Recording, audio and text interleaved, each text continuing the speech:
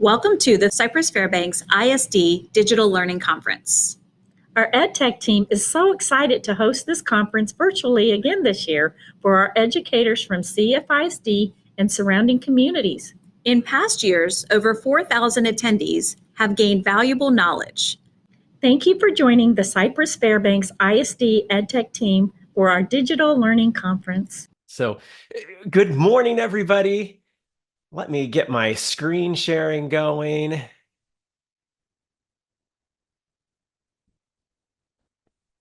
All right, awesome.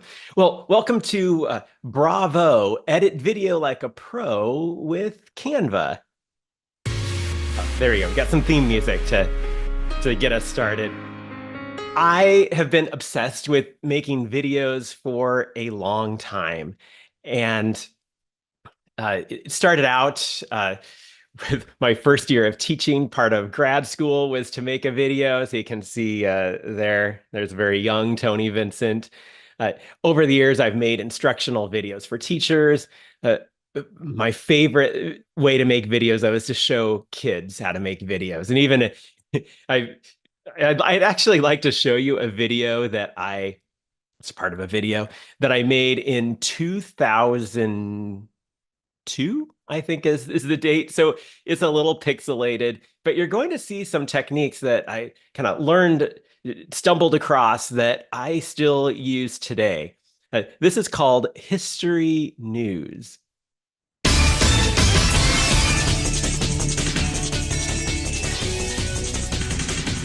Welcome to History News. I'm your host, Doug Larkin.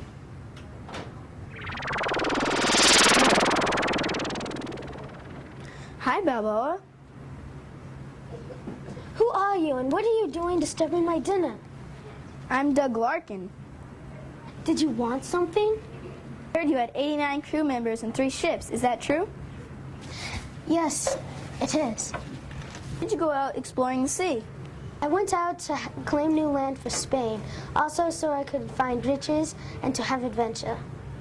Discovered the Pacific Ocean. Also, you proved Christopher Columbus wrong by finding ocean on the other side of North and South America. I didn't believe the world was flat, so I went off to prove it. Either that or... All right, I know you're dying to see the rest of that, but with History News, we did all the early explorers of America because it was part of our curriculum. But some things you might have noticed about that video, and back then we used like iMovie 1.0 or 2.0. It was pretty new, but we learned to pause the recording, change the position of the camera, continue recording. Students just had to say 1 or 2 lines at a time. These 5th graders, it stressed them out to have to memorize way too much. Or sometimes if there was too much for them to say, the person they're talking to just off camera held in front of their face the script, the words that they're supposed to say. So it streamlined making the video. It made it easier. And then it's visually interesting because those camera angles keep changing. We actually only had a single mic. And if you look real carefully, you'd see the mic jump from person to person. It'd be on one person, then it'd be on the other. But that worked in a classroom recording situation.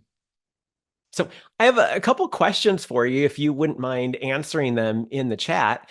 And one is, what's your favorite video editing app nowadays? I started with Canva. I've used lately a lot of CapCut. But of course, Canva has a video editor too, which we're here to talk about this morning. So that's one question you could ask or answer in the chat is, what's your favorite video editing app?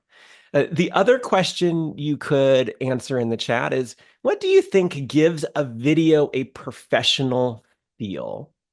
What just gives that video some polish to make it feel like somebody has really taken care to make a great video? So I see in the chat, Adobe Express definitely has that video component, iMovie, Canva, WeVideo, iMovie sometimes. Melissa doesn't even have one right now. So Melissa, maybe Canva will be it for you. Again, WeVideo, I've used WeVideo a lot in the past too, but I have to admit that Canva for me, has kind of replaced how I usually used WeVideo. And then what gives a professional feel? We're seeing some good audio. You've got to be able to hear the person talk. That, in fact, I think audio is more important than the visuals that you put on screen. An intro and an outro for professionalism. Yeah, good transitions. Yet seamlessly fluid from start to finish. Nicely put, Amanda.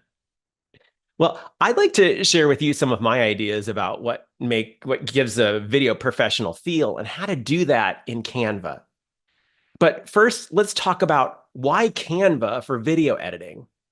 And just to leave you in suspense, I have placed black boxes over some of the words so I can reveal them. So first of all, Canva is free for teachers and students. Teachers and students can get the pro version, which they call Canva for Education, and that unlocks all the features. There are no limitations for teachers and students.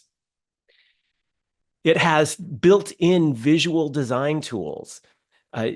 For other kinds of videos, including iMovie and WeVideo, I often had to make slides in Google Slides, save them as a PNG, and bring them into my video editor.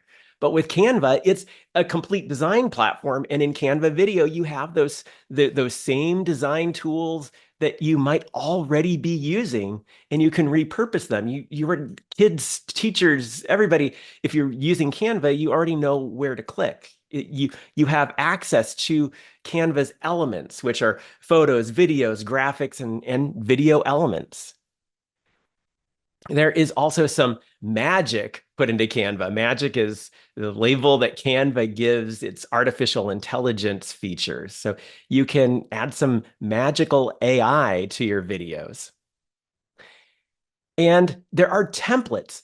You don't have to start from scratch. You can use templates that are available to everybody in the template library. And it's easy sharing and collaboration right inside of Canva. So we have a lot of good reasons to explore Canva as a video editor. I have a link to key slides and things that you might be interested in looking at afterwards. My website is learninginhand.com, but at learninginhand.com/Canva video, you can access the handout here. And you're also welcome to take screenshots of any of my slides as we go through. And you can see that link just got dropped in the chat. Thanks, Amy. Now, one kind of common video that I make is a video to document something that happened in class, to document it, to celebrate it. Most recently, I taught 5th grade during the 2018-19 school year. My class named ourselves the Pixel Paws because we loved animals and we love technology. But this is our class website, and you go to the video section, and there are different videos of some activities, some fun that we had. One of my favorite activities is turkey carving. We do with graham crackers the day before Thanksgiving break. And here's just a little video that I made.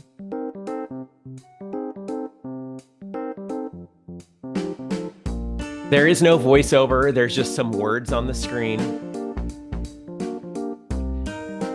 At the time I made this video, I didn't have access to Canva. I don't even remember what app I used for this, but this is the type of video that as a teacher, I found myself making quite a bit. And that is just putting together several clips, maybe some text on the screen. And now with Canva, if I was to go back and do that, I would use Canva Magic Design. Now remember, Magic is their keyword for their AI tool. With Magic Design, you can have up to 10 images or video clips, and Canva will put it together into a quick little documentary video like I did for turkey carving. Let's show you an activity here. I worked with 5th graders, and one of the getting to know you activities is building a tower out of marshmallows and spaghetti. So I start a new project, and I click the Magic Design in the side panel, and I click or upload 10 of my items here. So I had 10 video clips. And then I described to Magic Design that a video to show fifth graders building towers with marshmallows and spaghetti to practice teamwork. It actually generates this video quite quickly. So that's all I did is give it the videos. I gave a sentence to describe, and then this is what it comes up with. A complete Canva project that now is fully editable. I can make any changes, so I don't have to keep exactly what Magic Design gave me. But man, it will watch it in a moment, and we'll see what it came up with. But for those of you new to Canva video, I want to point out a few things here.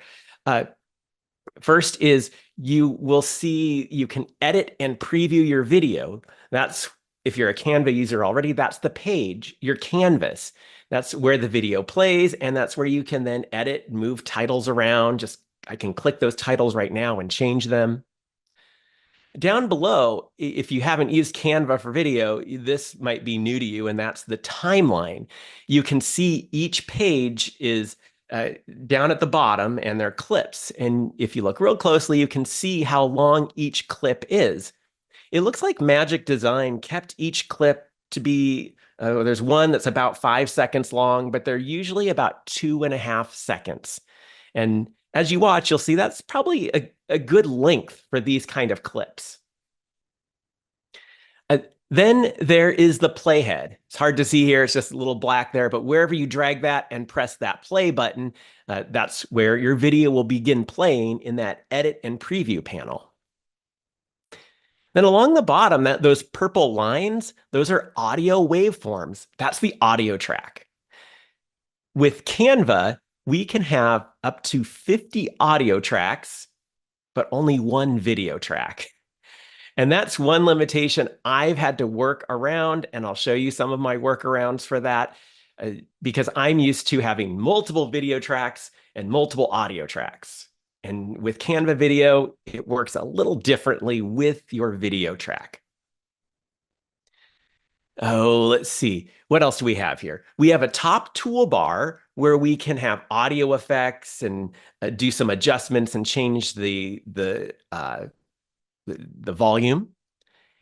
And then we have a side panel, which is the same side panel that you get no matter what kind of Canva project you're working on.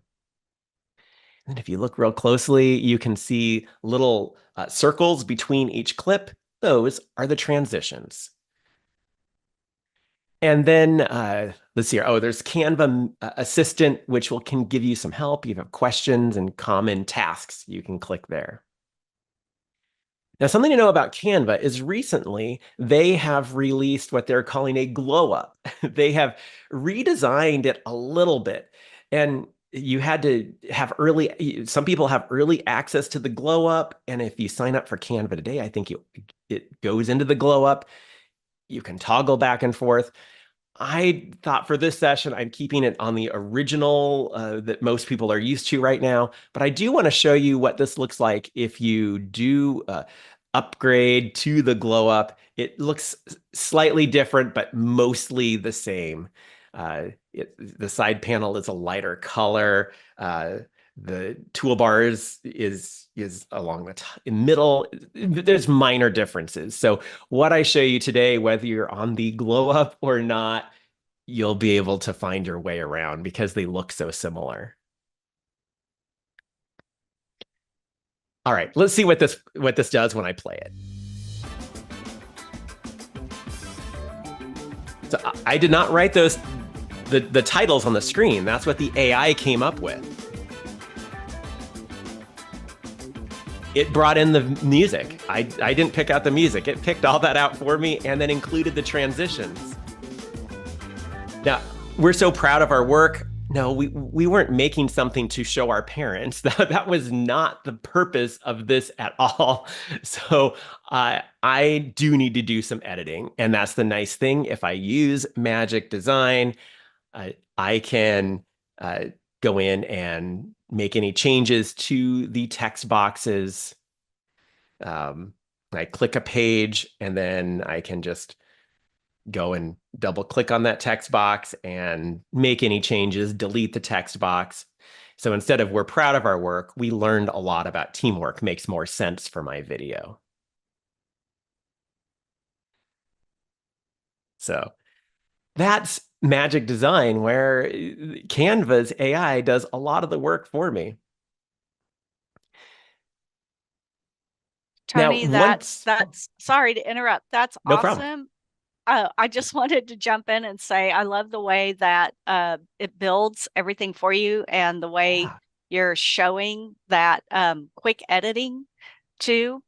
I wanted to point out to our audience, Sci-Fair ISD has Canva for Teachers in our single sign-on class link. So it's ready to roll for all of us. So this looks really, really awesome. That's so good to know that it's ready to roll. And Amy, have you used Canva to make video? I have not used Canva for video. I've used it for a lot of graphics, but not the video portion. So I'm going to be really excited to try that out. And I'd love to know, does it look intimidating to you? Like, since you already are familiar with Canva's tools? No, it doesn't. Actually, I've worked a little bit in a couple other video editors like Adobe Express and WeVideo. So it looks similar. Yeah. I think it looks pretty user-friendly. It is. And as you might guess, kids jump onto this real fast. They understand how it works, especially if they, like you, they've used Canva to do visual design work. Jumping into video is a natural fit for them. So yeah. Also, sorry, we had just two quick questions. A couple were, one was, can you change the music it chooses? And maybe you were getting ready to jump into that because you were showing us the editing. And then somebody asked how you even got in there to begin with on the magic. But I do want to remind everyone that this is being recorded and you will be able to go back and view this later. So, Tony, take it away. Yeah, for sure. So you can swap out the music. You can delete what's there and then go into elements and search for any other kind of genre of music. You can change anything about this. If you don't like the clips that you made, you could bring in more. Or swap them out. And then I just had this thought, like, what if you had more than 10 clips? You could maybe make a separate project and do the whole process again, and then just copy and paste one project into the other to double the length. But how I got in there, let's do this. Let's go to canva.com, and then there's all the different kinds of design types that you have here. And I choose video. There's different types of video. I usually just create blank. This is going to be widescreen.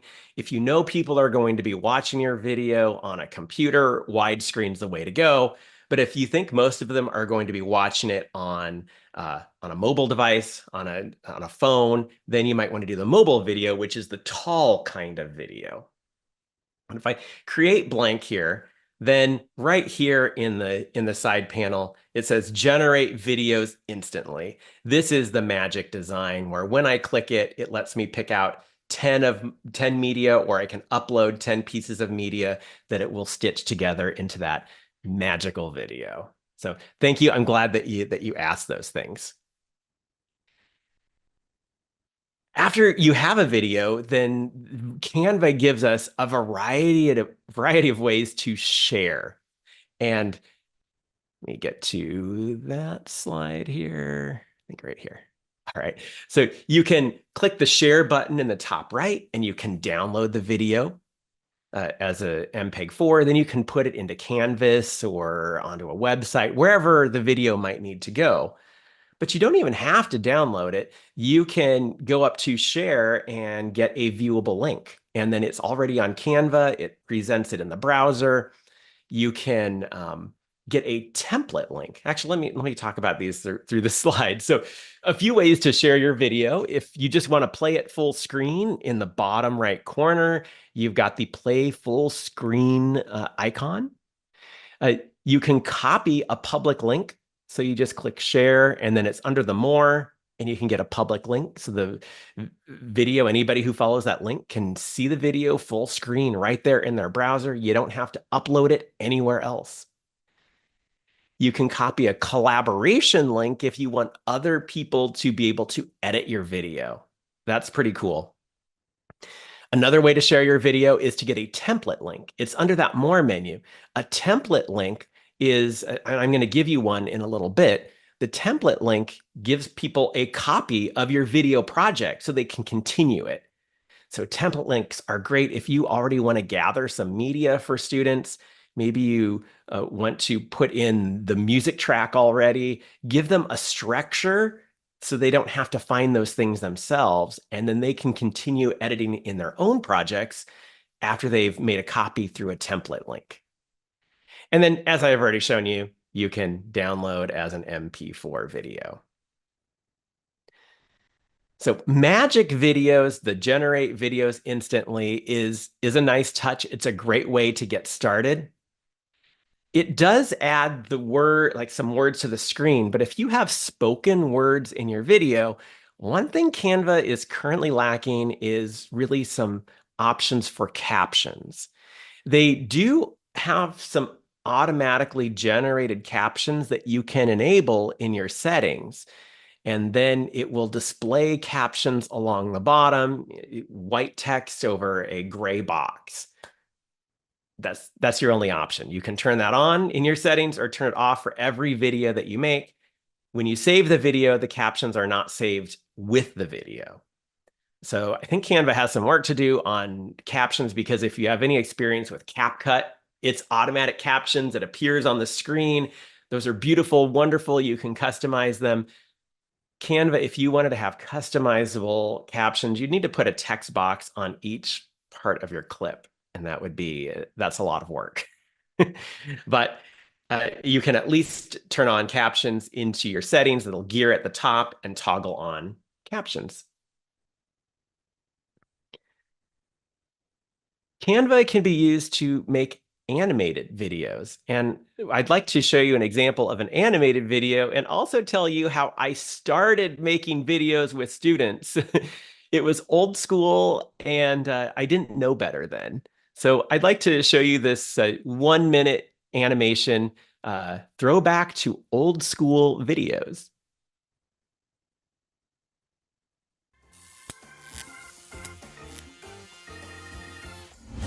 I used to film everything in one take.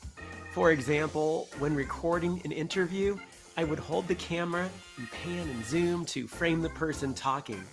The audience had to deal with a lot of shaky camera movement. There were no cuts, just one continuous video. If there was a flub, we'd start recording the whole interview over from the beginning. This caused a lot of frustration. How I approach video has changed a lot since back then.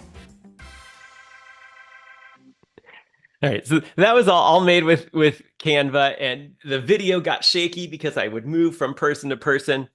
You know that I've changed my technique because I showed you the other video from the Explorer video, and we did cuts instead of moving the camera back and forth, making people seasick. But I wanted to show you this video to talk about that, and to also talk about animation in Canva. This is what the project looks like in the Canva editor. You can see there's the music that's blue. There's my voiceover that's green, and then I have some sound effects there that are yellow. And if we zoom in here, you can see the very first page says throwback to old school videos. I made that in Canva, of course, using a neon effect, and I think that it's probably from some template that I got. So that's pretty awesome to have there. And then you can see some captions, or not caption, transitions from each of those circles there. There's a transition here that is different than the others. This transition is an awesome one, and we'll talk about that in a moment. If we scroll over the timeline here to the end, you can then see a different kind of ending here. This is the slide over transition because the title came back over. And then I had the neon sizzling sign effect happening, and then the music, or I stop talking and the music ends, which is pretty fun. So that transition in between where things went back and forth, that transition is called match and move. Match and move, if you're familiar in Keynote, if you happen to be a Keynote user, it's called Magic Move. In PowerPoint, it's called Morph. But what it does is it creates an animation between one page and the other. When you put the transition between anything that's on both pages, it will smoothly transition it to its new location.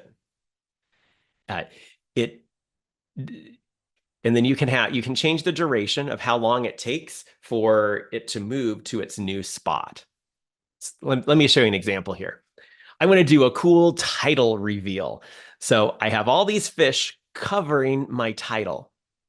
Now, when I use the transition, I then used match and move to move them all out of the way. Did you see that? So here in my project, the first slide, each of those fish, it's each just an element. I duplicated and moved and rotated for that first slide. And then that transition that I added between there is the match and move. Match and move will then, again, smoothly move the elements to their new locations on the second slide. So it's really, you want to duplicate one slide and then change it over. And that's this slide that I have up on the screen. That's on the online handout so that you can refer to that later about how to add the transition. So I hope it's a nice visual for you.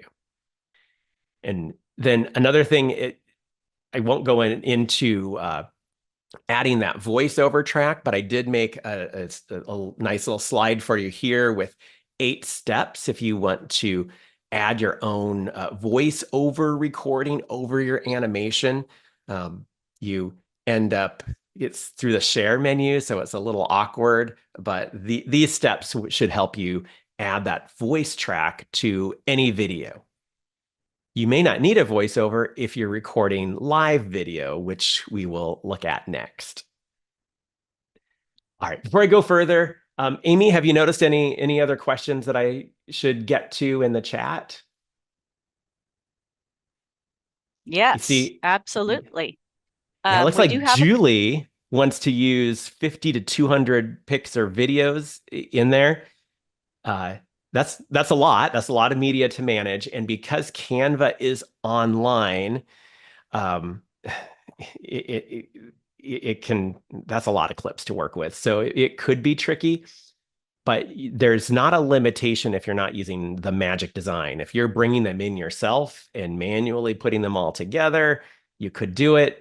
I would try it once to see if you like it. And if you don't, another tool. Was there anything else, Amy? Yes, we have. We've had 2 people ask, are you using the camera from your computer or cell phone when you're compiling those video clips? And then the other question is, what do students use to share their videos with you so that you can compile it into one Canva video? Do they share it through Google Drive or something else? Those are good questions. I'll start with the second one first. If you are making a classic is each student tells a joke or something, or they have a little piece of the puzzle and you want to bring them together. There are a few different ways to do that. They could download the clip, put it into Google Drive, and you bring it together. Or in Canva, they can go to share and add you as a collaborator. And then when you're a collaborator, you can just go to select all, copy their timeline in one tab in your browser, go to your main project and paste. So you can just copy and paste. I think it's also possible in the Elements tab under Uploads or Projects to bring them in another way too. But definitely you can do it all inside of Canva and you don't have to go through the Google Drive piece because you do have that ability to share as collaborators. All right. I forgot that first question.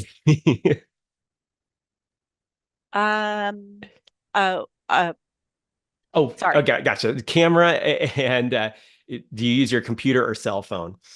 Cell phone videos look way better than webcam videos. So, and they're easier to position.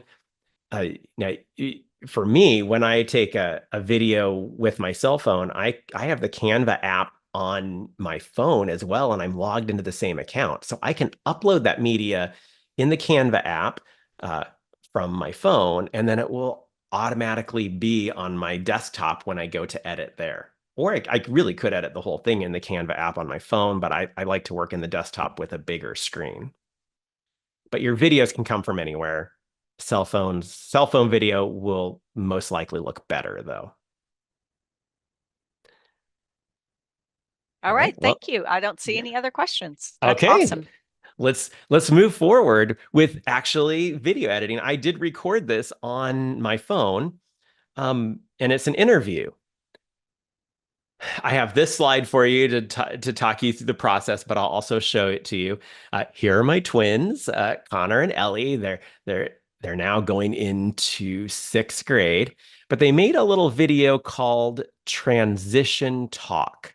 And I'd like to show it to you. It's just 1 minute long, and they talk about transitions, but I also want you to see how the clips and interviews were cut together.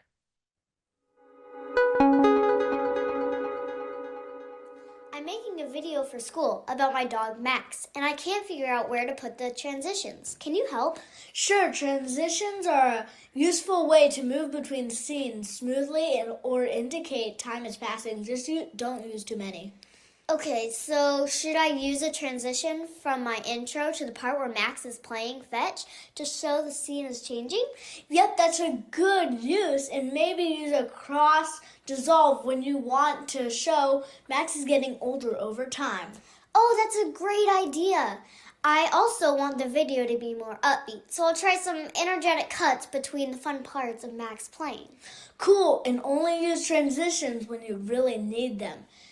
So it doesn't get too distracting. Consistent transitions will help it flow well. Just be creative. Awesome. Thanks for the tips. I think transitions will really take my video to the next level now. All right, and we just end there. But in the chat, I'm curious to know if you noticed some of the ways that I edited this together with our transition talk. We did this pretty hastily so that I could include it in a presentation. But this is what it looks like when it's in the Canva project after I've edited. And that is, I have the title here that you can see, and then a transition, and then everything else does not have transitions. It's just cuts. And you know this from watching any kind of video and television shows, is sometimes there's an establishing shot where you get to see the whole room, or in this case, both kids. And then as another kid talks, we kind of change the focus to them and then to the other. And then sometimes we do a reestablishing shot so you can then see widescreen what's happening. This is, well, let me get here. All right, that's the original. I think I have.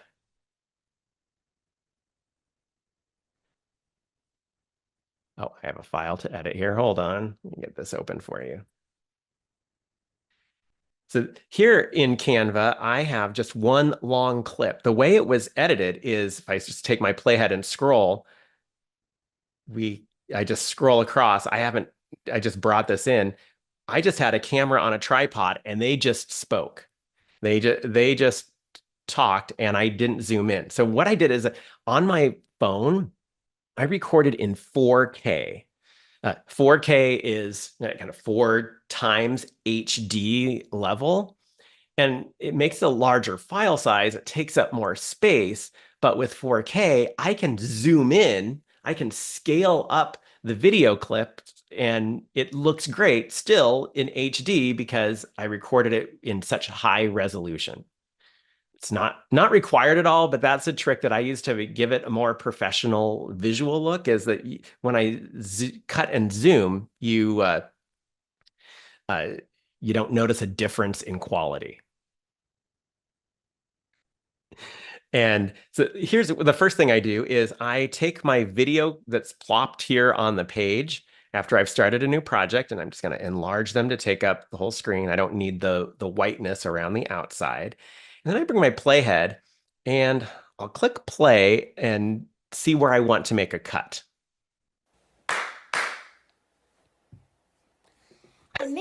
So at first you hear the clapping. That's kind of my signal for us to get started. They pause for a moment and then they start talking. So I need to, like, she touches her nose. I don't really want that part. So I'm dragging my mouse just ever so slightly. I can use the right arrow key to jump ahead a tiny, tiny bit. All right, I think it's going to have to be there. Now, if I hover my mouse, if you look at the bottom here, click the clip, hover my mouse, I have the right facing arrow. I just drag that to where the playhead is, and that just trims it up. Now let's see where it starts. Cool, about my dog, Max. That wasn't right. So let's pull it back out. Oh, right there. I'm making a video for school. And then we wanted I kind of skipped the transition here. When you hover between clips, you have the option to add a page.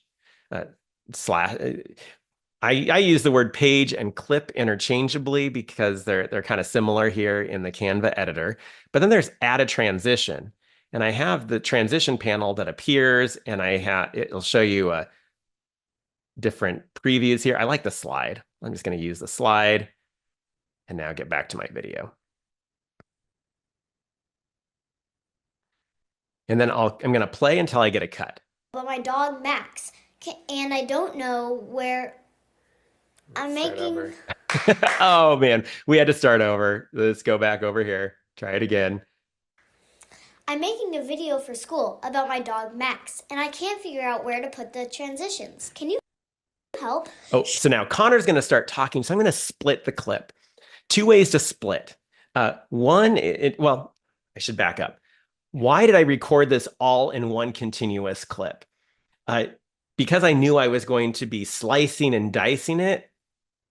It's easier for me to have one clip to slice and dice rather than, oh, you made a mistake, let's stop here and start and bring in multiple clips. For me, that workflow and trying to manage all those clips is a little too tricky. So I do one clip that I now can go through and split. If I want to split the clip, the easiest way is just to press S on the keyboard, or I can right click and split the page. And now that it's split, let's see what Connor's going to talk for a little while. So let's play it. Transitions are a useful way to move between scenes smoothly or indicate time is passing. Just don't use too many. And then since Ellie's going to talk, let's split it here with an S.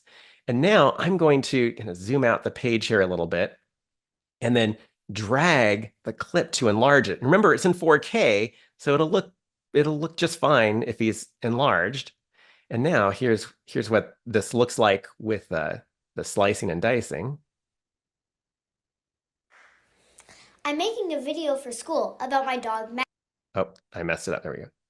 And I can't figure out where to put the transitions. Can you help?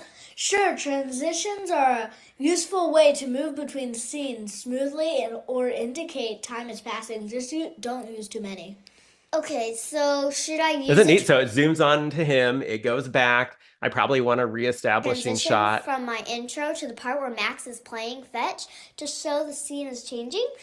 And then he starts talking, so I'll press S to split the clip. And I'll just eyeball it here we'll just say we'll split there. And then again, you saw how I can drag a corner of the video, and maybe I want it just a tighter shot on both of them here. I can just kind of mix and match. It almost gives the illusion that I have multiple cameras at different zoom levels here, but it's really just one that I'm slicing and dicing. I see Patricia asks if there's a maximum time per clip or the entire video. I have not encountered a maximum. There probably is one, but I think it's probably a lot longer than you'd ever have your clips anyway. So I'd have to do a little Google searching to see if there is truly a file size or a length limit. That's slicing and dicing. And remember, I have, if you want to try this yourself, I have this nice slide on our handout page about editing an interview like that. All right, the time you've all been waiting for. This is the code to record for this session. So while you get that written down, I'm going to look at some questions here.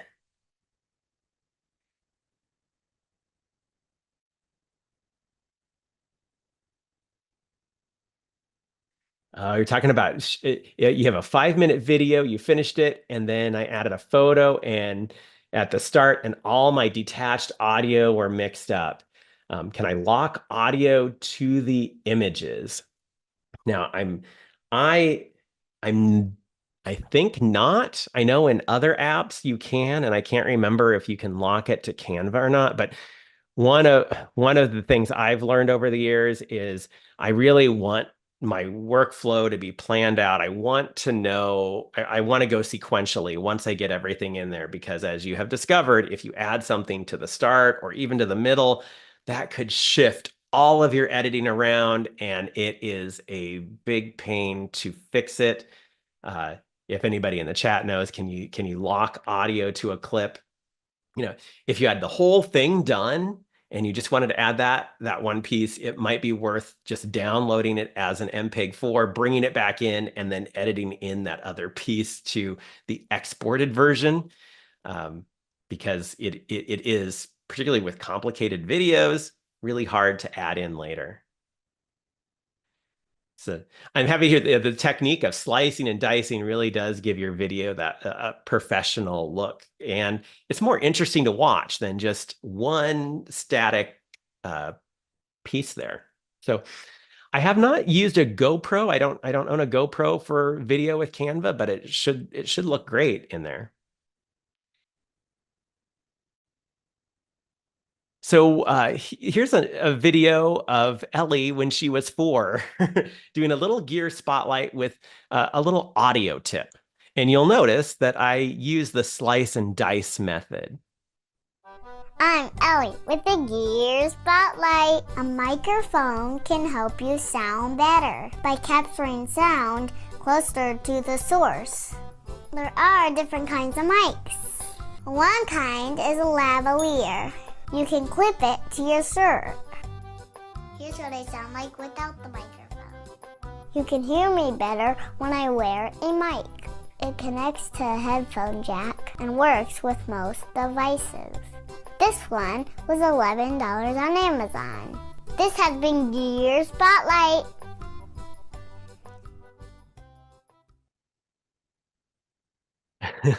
She such a cutie there. But the microphone, bringing the audio source closer, is key. I should say in Canva's Glow Up, in that new version, they have available an enhanced audio feature that uses AI to remove some background noise and pump up the volume. So that's a really nice, important feature. But as far as I know, that's only available in the Glow Up. So unfortunately, the time goes by so fast. I'm actually working on a whole online course about using Canva for video. So because I have so much to share. So if you're ever on my website, sign up for my newsletter to get on my email list, and you can find out stuff about that. But I do want to just talk about what else is on that handout page. A common technique is cutting to B-roll. As you're talking, you cut to another clip. And it's a little tricky to do in Canva because we don't have those multiple video tracks. So I made this slide after I found a technique to use to bring in B-roll over a clip of you talking. It's kind of weird because Canva will extend the clip to whatever you use the B-roll. So you've got to trim the B-roll back down, and that's what this slide shows. There's also another one about picture-in-picture. You can bring in video and have it play over your shoulder, but you can right-click and show timing so it comes in over your shoulder at just the right moment. Those two techniques can help out a lot. And if you want to try out some of these techniques, I have a template that's on that handout page. There's a button at the top, or you can go to tonyv.me/video try, and it has opportunities to try some of these things and a few things I didn't get a chance to talk about this morning. But it's all these animal jokes, and I'm there telling jokes, and you can practice adding some transitions and doing the slicing and dicing. And if you want to be brave and try adding some of that B-roll or picture-in-picture, you can try it. And on that handout page, you can see a finished version of after I've edited it to give it a try. And if you wanted these animal jokes and you wanted to use it with students, you can give them my template link and they can get practice editing too. So the nice thing is, after we've created, we have different ways to share our video. I don't want to end on a bummer, but there are some reasons why you might not want to use Canva and you want to use a different editor for videos. And that is if you're doing green screen videos. Canva has a background remover, but it's limited to 90 seconds of video. So you might want to consider that. If you need to do some advanced timings, you need things to come in all at the exact right time, that gets tricky in Canva, but easier with multi-track editors. If you really want you can see some other things there, but waveforms in your clips, if anybody from Canva is watching, I would love to see waveforms of my video clips to help me edit. We don't get those in Canva. If you want to adjust the volume within a clip, like up and down like we can with iMovie, that's tricky in Canva. And then if your internet is slow, since this is all web-based, you might want to consider other things. But we have so many reasons why Canva is awesome. We can apply our editing techniques, things that have been proven for decades that are great, that professional video editors use, with changing that timing, keeping a peppy pace, zooming in, framing different ways. You can really edit a video like a professional, all with Canva's tools. Thank you, everybody, for watching today, and you can stick around. Amy and I are here for another 2 hours, right? Amy, what do we have next? Absolutely. At 9 o'clock, Tony's coming back, and he is going to share animate video with Google Slides. Digital stop motion is what we'll focus on there, and it's in Google Slides, something, again, like Canva, you might already be familiar with. Awesome. Digital stop motion. Well, I loved all of the tools and tricks and tips you just shared for Canva. So I'm going to want to jump in and try that out. And I'm sure all of you are too. Tony is going to get to take a break. So Tony, we'll see you at 9. And Tony, we'll see you in just a few minutes. All right. Sounds good. Thanks, Amy. And thanks, everybody.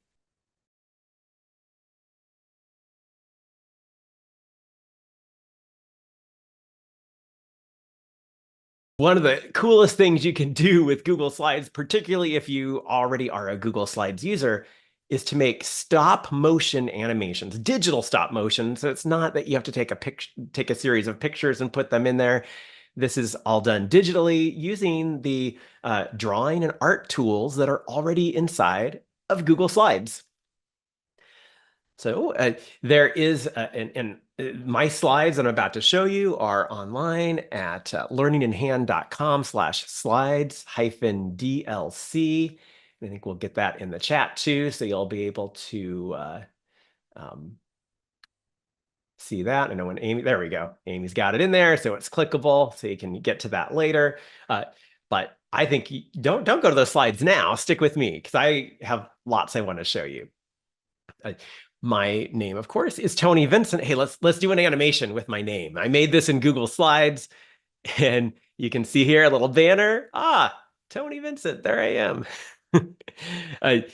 You can probably imagine how this is maybe put together. Each time there's a change on the screen, that's a new slide, and they're played in succession. I think animation is just such a fun and exciting way for me as an educator to communicate to others, but it's really fun for kids to be creative, and it could be a way for them to show their learning. You should also know I like to tell dad jokes.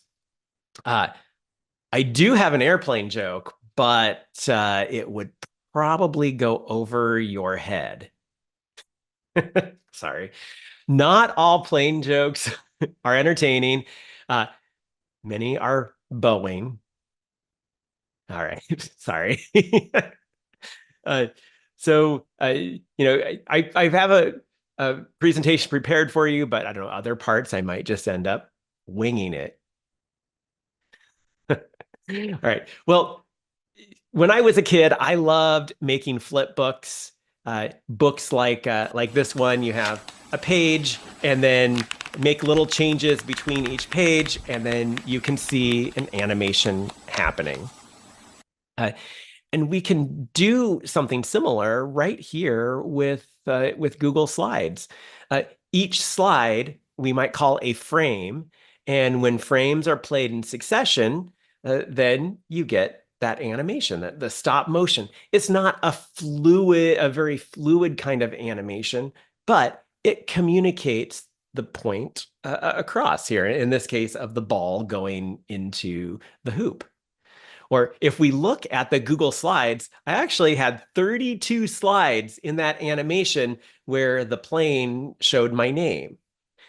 If I doubled the number of slides, then the animation could be maybe a little smoother, but it would have taken me longer to create. So let's talk about why would you do animation? Well, as a teacher, I love it to grab attention, but also to create it takes some thinking and problem solving. Animations, along with grabbing attention, could increase engagement. If you have students make them, it can invite creativity. As they create, it's all about communication. Maybe you can weave in some collaboration there. Since it's in Google Slides, they could collaborate easily.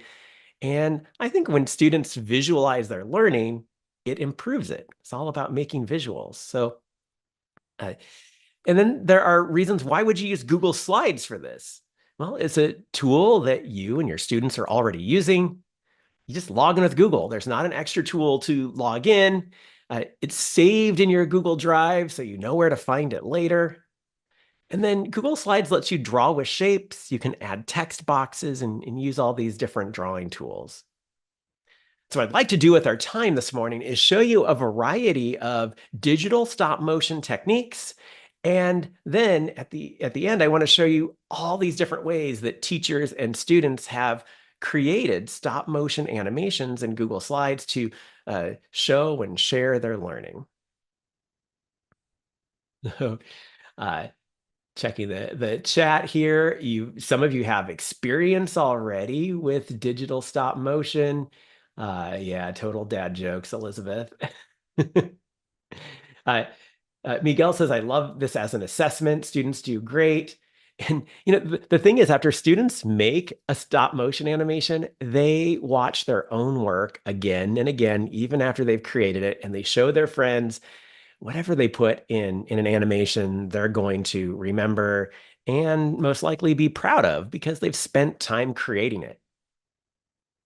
Well, let's look at maybe the most simple kind of stop motion we can make, and that is to make something that blinks, blinking. So I have some clouds here that I have drawn with shapes, but I could bring in a cloud PNG. I'm going to hop over here. This is a new blank Google Slides presentation, and through the power of copying and pasting, here are my clouds. These clouds are just made with some circles, or you could bring in your own cloud. You can go to Insert and Images and find one that has a transparent background. I have these clouds, kind of a stormy day. this is the key to making stop motion in Google Slides is you're going to duplicate the slide lots of times. You can go to, I use the keyboard shortcut usually, but you can go to Edit and Duplicate, or you can do Control, or like I'm on a Mac, so it's Command and D, Control or Command and D, with the slide selected in the film strip here. So now I have two identical slides. That means I can make some changes on the second one. In this case, I want to add a lightning. There happens to be a lightning bolt shape that I can just add. Let's go in here. You're probably familiar with changing a fill color. And I will just give it a transparent background. And then I want to move it back to be behind these clouds. So I can go to Arrange and Order and send to the back.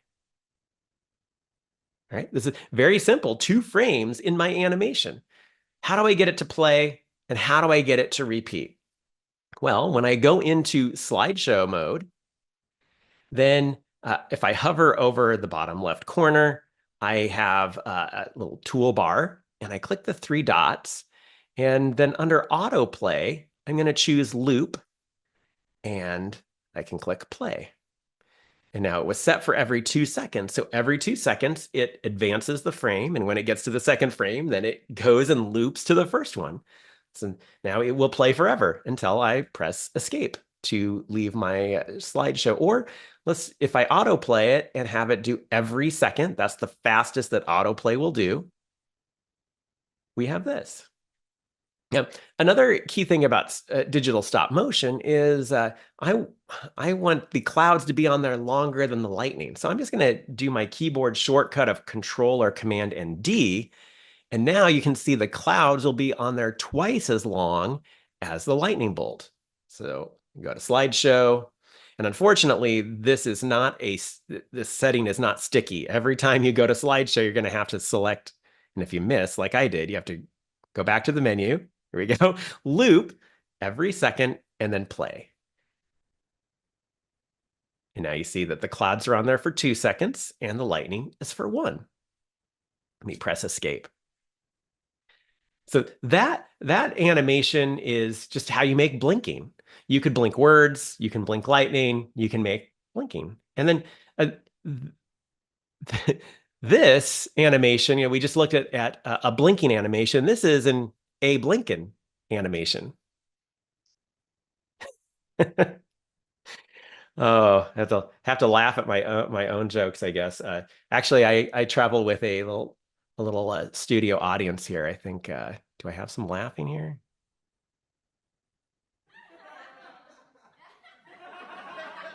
There we go. Okay, so Abe Lincoln animation, of course, and I made this animation here. More than just blinking, there's some advanced animation techniques there. I'm going to show you more of them, but here is what that looks like. It's actually made out of 10 slides, and I kind of changed the shape of his eyeball each time until I changed it to a moon shape. I also had the tongue extend out, so that's pretty fun. Now, that's what I found is that since I drew Abe Lincoln myself with shapes, or I could just replace, if I found a picture, I could cover up his eyes and add my own eyeballs to make this kind of animation. I do want to tell you about a great way to get students to learn how to draw, and that's through a series of lessons that I host called Shapegrams. And there are these 4 lessons that I teach your students how to draw a house, a face, an ice cream cone, and a lion. You can get to these totally for free at shapegrams.com/free. And there, then the lessons are set up in Google Slides or Google Drawings, where they have a picture, and then next to it, they have a space to recreate it. And with each of these lessons, they get a little more difficult. Now, they include a video, and in the video, I show what shapes I put together and how to draw them, and really assume that they don't know much about Google Slides at all. And then toward the end of the lessons, now that I know they know some things, we build upon that learning. And I did this teaching 5th grade during the 2018-2019 school year. We had a shapegram every week that I made for them to recreate. And by the end of the school year, man, they could draw anything with shapes. And then because they drew it with shapes, they could animate it and make any kind of changes that they wanted. Here we talked about my twins. When they were in 1st grade, they started doing shapegrams, though they're kind of best for 3rd grade and up. But being able to manipulate these shapes is such a great tech skill. And right side of the document that students make a copy of, there's a place for them to click to watch the video. They can watch it on YouTube, or they can watch the video from shapegrams.com. And then there's some little drawing tips. And then I usually have like a side activity for kids who get done early. But it's been the most fun I've ever had putting together lessons, is making these shapegrams lessons, and to see the joy on kids' faces when they've recreated the picture and then maybe put their personal spin on that picture. So here's Connor in 1st grade, and then here he is in 2nd grade. He advanced to doing all these other emojis. It's been a lot of fun. So, and then with shapegrams, I have those 4 free ones, that'll get students jump started. If they really like it, I have a membership where you can have 64 lessons and 30 some other challenges of getting some pretty advanced drawing going. And then I do have a lesson in there too about digital stop motion, where it shows them how these animation techniques that I'm about to show you. All right, so knowing that we draw with shapes can be super helpful. And we don't even have to draw with shapes. We can just do something with text. I'd like to show you how to make something appear letter by letter. And let's have that something be my name. So let's, I'll just go to, do you know this trick in your browser? Just go to, not slide.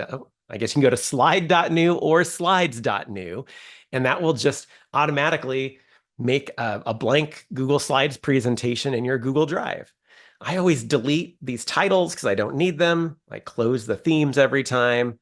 I like to get rid of the speaker notes by double-clicking this bar, and now it gives me a little bit more workspace. So as I see a lot of emojis out of the corner of my eye here in the chat, so I'll check in before I start this appearing animation. Oh, Christine, you love shapegrams. I love that you love them. They are so fun. And Mrs. B. Davis Howell, yeah, try them. Your students will be frustrated, but in a good way, because they are hard, but it's an opportunity to practice a growth mindset. All right, so my name here, I'm going to add a text box, and my name is Tony. While I style this, I will say, I ask you not to say my name backwards, please. Don't say my name backwards. I know what you're thinking. Why not? I'll let you figure out if that is funny or not while I, gosh, I gotta get huge for my name here.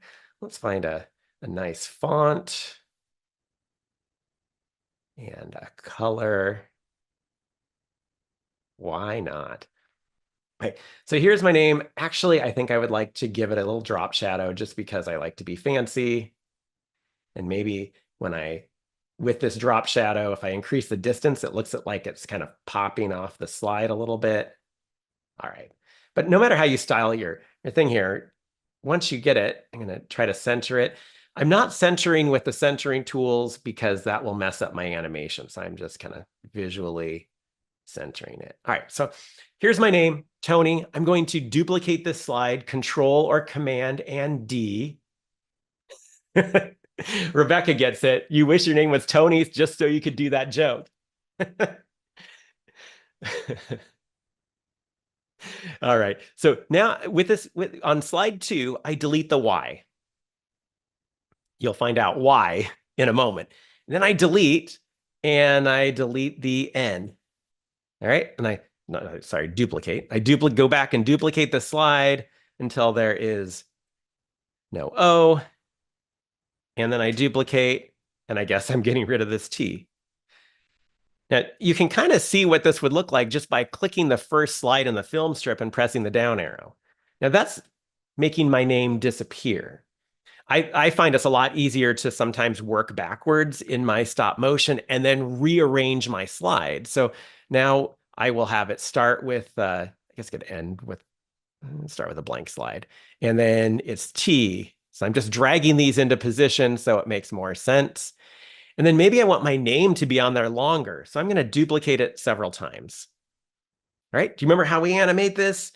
We go to slideshow, click the 3 dots, autoplay, and let's loop every second. Right. And now constantly it's going to spell out Tony. And then it will restart. There we go. And what if we added some, let's add some blinking in here. The way to make it blink would be to just add a blank slide. Now, I love keyboard shortcuts, and I didn't learn about this keyboard shortcut until about the last year.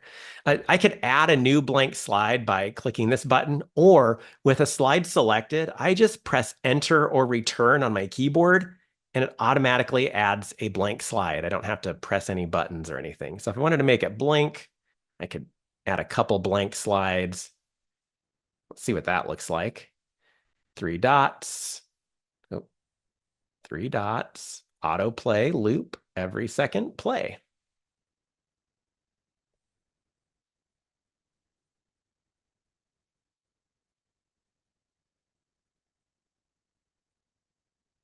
Oh, adding that blink is kind of fun too.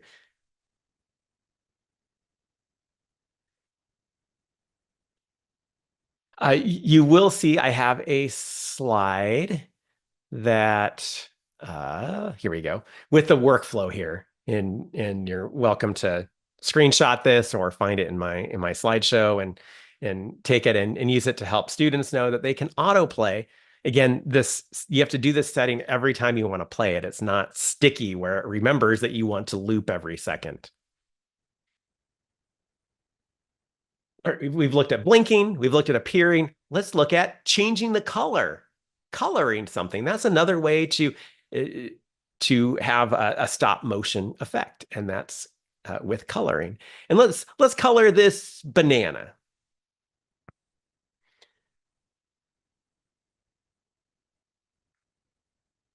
All right, so I'm going to go to, remember my trick, slides.new, get a new slideshow, delete this. Here we go. And I have drawn a banana with shapes. Here, it's just 3 shapes to draw this banana, 2 moon shapes and a trapezoid to draw this banana. And since I drew it myself, I'm able to change the color. So we have this nice ripe banana. It gets a little too ripe. Let's have it start to turn a little bit brown. So I can change the 2 colors there. Duplicate this banana. Oh, I don't know. Some of you might like your bananas a little extra ripe there. I don't know. But now it's going to go to banana bread mode by being kind of a black color. I used a little shading there, which makes it kind of fun. Then I can duplicate this first one. And before it is this color, it's more of a green color. So let's make it a green banana. And then when you can imagine when played in succession, then it would just go through its cycle. I'd probably have a blank slide at the end. So coloring is another animation technique. Miguel is asking, can you download or export it as an MPEG-4?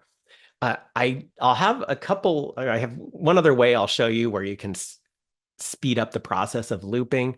There's not a I really wish there was a file and download as an MPEG. What you would need to do is screencast. And so if you use something like Screencastify, or in the Chromebooks, the built-in screen recorder, you just play it in full screen while recording, and then probably trim the beginning and end off to get it as an MPEG-4. So unfortunately, that's not built into Google Slides, but screen recording is a workaround for that. So my son made this one.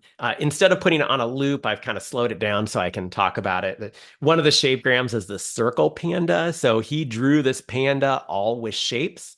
Actually, the circle panda is made only with shapes. The panda only consists of circles. It's kind of fun. I had fun developing that one. But here he says, "Hi, my name is Panda Bear. And I am going to be telling you dad jokes." So this is from my son, Connor. First, what is black and white and red all over? A sunburned panda. So he was able to change the color of the circles that he used to make that panda. And then I think he has some others. What does a panda cook with? A pan, duh.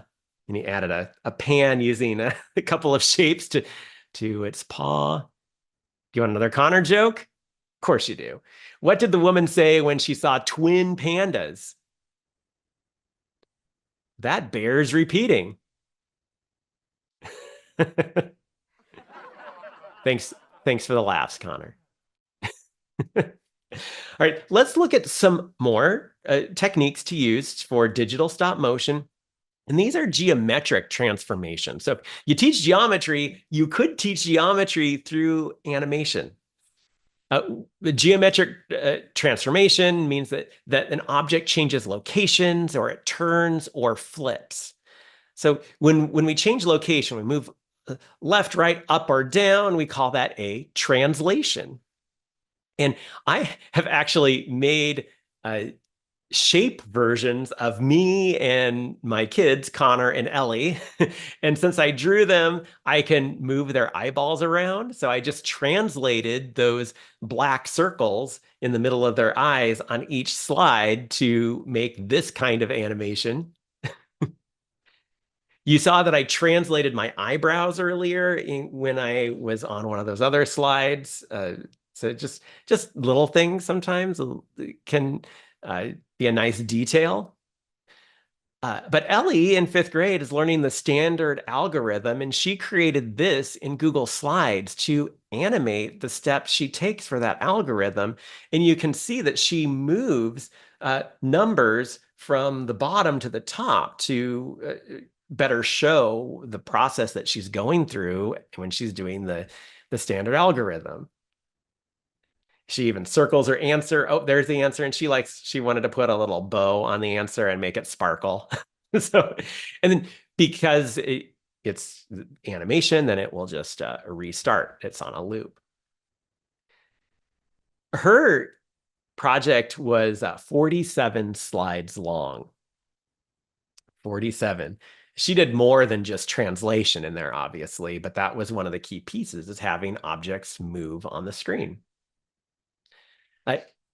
One time I had my 5th graders make a homograph animations, and here's mine. The 5th graders row past a row of trees.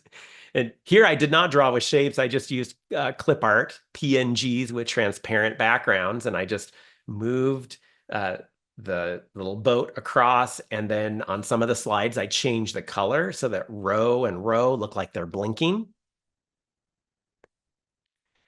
A key piece to movement is you can move with your mouse, but you might end up moving things up and down. So I like to move objects that I'm animating between slides with arrow keys.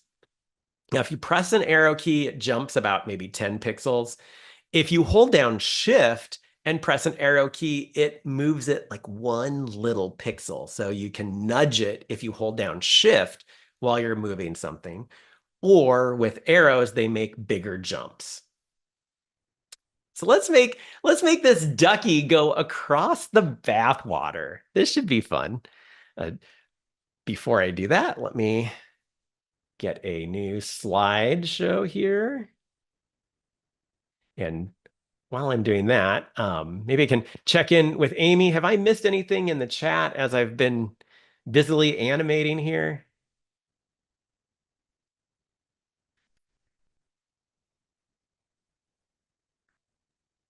Hello. Okay, I'm on. Yes, someone asked about adding music. Can you add music to some of those animations? Adding music. Now, that would be, again, the solution to that would be to screencast it, and either screencast it while you have, I guess, music playing, or screencast it, save it as an MPEG-4, and then bring it into Canva or WeVideo to add the music there. It's not a built-in way to do it in Google Slides, unfortunately. Anything else? That's it for now. That's You're doing a fabulous job. I love those little arrow tricks too. Oh, the arrow tricks. And let's put those arrows to use right now. So I have my ducky. I have the background. I actually made this background out of squares. And then this is the wave shape along the bottom to be the bath water. It's nice to get your whole background the way you want it before you get started, because once you start duplicating, if you decide, oh, I want the tiles to be a different color or something, then you have to change it on every slide. It's a pain. So get everything the way you want it. This duck, you could get a PNG online, or with me, I made it out of a series of shapes, but because I love to draw. All right, so this is the first slide. Let's duplicate it, and let's move him over with the left arrow key.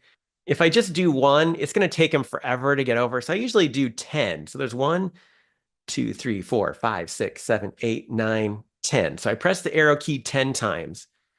Then I duplicate the slide, select the duck, and I move him 10 times with the arrow again. That way, when played, the arrow or the duck will translate the same distance every time, making it look a little smoother. Oh, I duplicated the duck instead here. Duplicate the slide.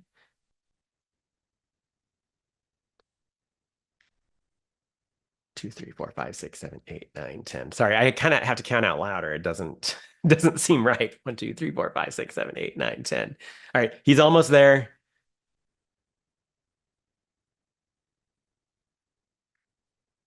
One, 2, 3, 4, 5, 6, 7, 8, 9, 10. Should we do one more? Let's do one more. 1, 2, 3, 4, 5, 6, 7, 8, 9, 10. All right. Now you can see, I'll just do the kind of the preview here. As I scroll through my slides, this is what we get. It takes him 9 slides. Now, if I do this the regular animation way, it's going to take him 9 seconds to get across. So I'd like to show you a way to speed up an animation, because while 1 second sounds fast, 9 seconds to traverse the bathtub, that's too long of an animation. So how do we get Google Slides to speed it up? It's a little bit of a hack, a little bit of a workaround, but we can do it. What I'm about to show you, I want you to let you know I have a slide that you can use that shows you the process here, because it's a little goofy, and if you don't do it often, you might forget, but this slide can help you. And that is where we actually have to share it and publish our slideshow to the web, and then that allows us to fine-tune the delay between slides. Here's what I mean. So I'll just call this duck. And now under File, I go to Share, and I'm going to publish to the web. Then I can auto advance. It still says like every second. 3 seconds is the default. It doesn't actually matter here because we're going to change it elsewhere. I can start the slideshow as soon as the player loads, and then restart the slideshow after the last slide will loop it. After clicking publish, then I get this link. All right, here's the link. I'm going to just open up a new Google Docs here and paste that link in there, and I'll make it bigger so you can really see it. This URL looks pretty messy, right? This is what all Google Workspace document URLs look like. There's a lot of gobbledygook code and randomness in there. But what's not random is the very end. You see that says delay 3000? That's a delay of 3 seconds. So we're talking milliseconds here. 3000 milliseconds is 3 seconds. So if I wanted the delay to be 1 second, it would be 1000 milliseconds. But now this allows us to change the delay to be half a second, which would be 500 milliseconds. Now I'm going to copy this link, and then let's open up a new tab and paste. And here's what we get. It automatically opens the animation in full screen mode. It plays it automatically on a loop, and it automatically advances every half second. Pretty handy, huh? So if I go back to the URL and we want it to be really fast, should we try 100? 1/10 of a second? This duck is going to be zooming. So let me copy this URL, paste it, and there he goes, real fast. Ah. So that is the trick, is publishing to the web and changing the end of that URL. Then when you give other people that link, it just plays automatically with that timing. And you can imagine you can do, this could be a math lesson of milliseconds to seconds, right?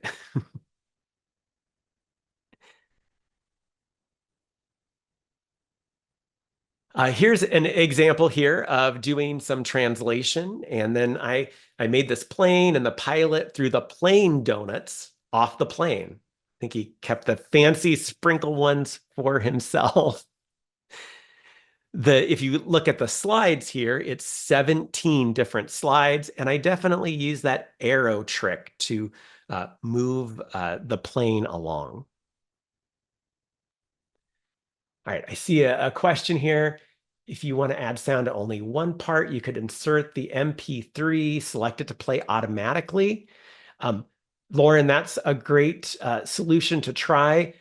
I'm thinking that that will work if you play the slideshow, but if you do the publish link, as I had just shown with the duck, it might not play the sound, but it's worth investigating for sure. Right. Another animation technique is reflection. Reflection is another geometric transformation that flips an image along a line. You can think of reflection like a mirror. So if we go back to our duck animation, where are you? Here you are, duck. With a duck animation, maybe once he gets to the other side, I want him to flip. So let's duplicate this last slide. I click the duck, and under Arrange and Rotate, there is Flip. I'm going to flip him horizontally. And now I can continue the animation of duplicating, and then 1, 2, 3, 4, 5, 6, 7, 8, 9, 10. Duplicating, 1, 2, 3, 4, 5, 6, 7, 8, 9, 10. All right, you're going to get to hear me count lots of time. I think that was 10. I don't know if I don't count out loud. I just don't think I get it right. 1, 2, 3, 4, 5, 6, 7, 8, 9, 10. We're almost there.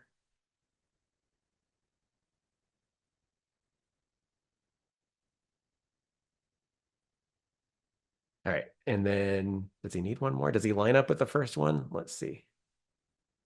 And then he turns. So I think that could be it. Let's try it. I have that URL already copied. I don't want him to be 100. I think 250, so that milliseconds is 4 frames per second. That could be a nice animation. Let's see how this turns out. So he goes, he flips, and he comes back. He flips, and he comes back. These are the kind of animations I really like, is when they naturally loop, so that you can't tell the beginning or end. It all ties together. So I used the flip rotation for that. Or not flip, flip reflection for that. And then I said rotation because rotation is what we talk about next. It's another translation. It's turned in one direction. And you can rotate in a variety of ways. You can drag that rotation handle. It's that circle at the top of a shape. And if you hold down Shift while you do it, it will move in 15-degree increments. Or there is a keyboard shortcut of Alt and the arrow key, or if you're on Mac, it's Option and the arrow key, and it will rotate 15 degrees that way. Again, I like to do it 15 degrees at a time to keep it consistent. So here's an origami dog I drew with shapes. He's pretty cute, right? Let me copy him, and let's just give him a little rotation. So slides.new, a new project. Let's delete that and get rid of view. And oh, let's try this again. I think I have this dog I can copy and paste. All right, it's not doing it the way I want, so I'll do it this way. All right, and I've grouped the shapes of this dog in such a way that his head is separate from his origami body. That means I can duplicate, and I'm going to take the head. I'm going to hold down Shift as I drag the rotation handle right here, and he can move 15 degrees. I can duplicate, hold down Shift, and another 15. See, oh, his head is really, oh. And then I can duplicate, and I can move it back.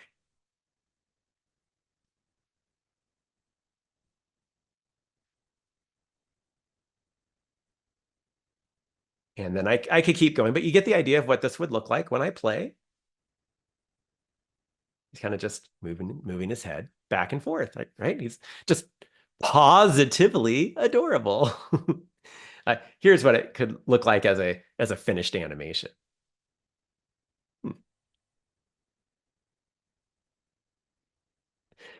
Then another geometric transformation we can make is dilation. You might call it resizing or scaling. Susan Groff is an educator, and she made this with her Bitmoji. She does some translation and dilation. As her Bitmoji gets closer to the camera, she's enlarged it. So on each frame, she gets a little bigger until she's off the frame. That's pretty fun. She used a photo as the background, as you can see there.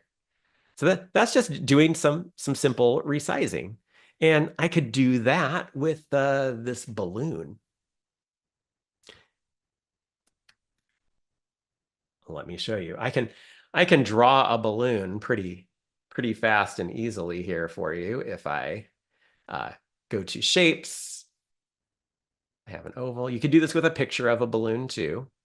And let's add a triangle at the bottom. Oh, a little bigger. All right, and then this balloon, let's make it purple. No outline. All right, and then I'm going to just drag it and center it, and I'm going to shrink it. I want it to be small. Now, here's something this is going to be life-changing if you don't know about it, particularly doing stop motion, and that is when you drag a corner, hold down Shift so it doesn't get stretched or smushed. So I always hold down Shift when I drag a corner if it's something I've drawn with shapes. But notice how now I have to recenter it. And I can tell it's centered from these guides. I'm like, oh, I still want it smaller. Then I drag, and then I have to recenter it again. It's such a pain. So here is what you need to know, is you can resize from the center. Now, as you drag, you can still hold down Shift, but also hold down Control, or if you're on a Mac like me, Option and drag. So it's Shift and Control, or Shift and Option and drag, and it will resize from the center. Here's what I mean, is I have this, let's say I want to make it bigger, Shift and Control or Option, and now look, it's resizing. Oh, I didn't select both things. I'm going to group these together so I don't make that mistake again.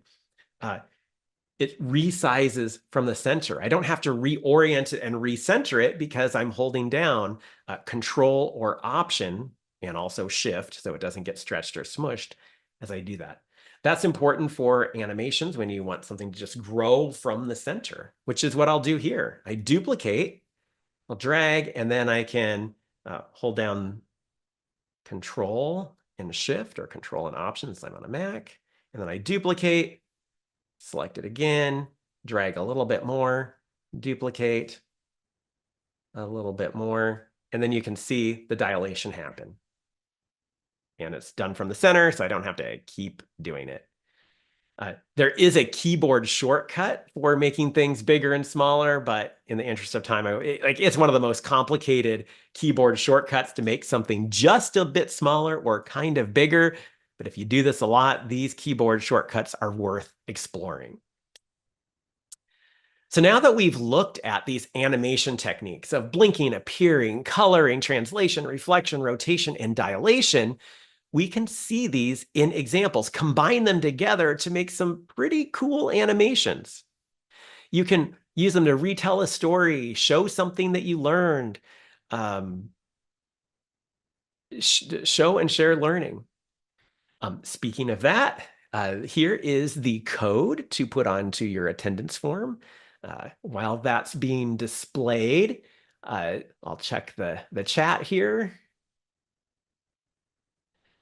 I see students can't publish to the web, but teachers can. So if the student sends it to the teacher, then if they wanted to get that kind of link, that could happen. Connie, you did not miss the class code. Here you go.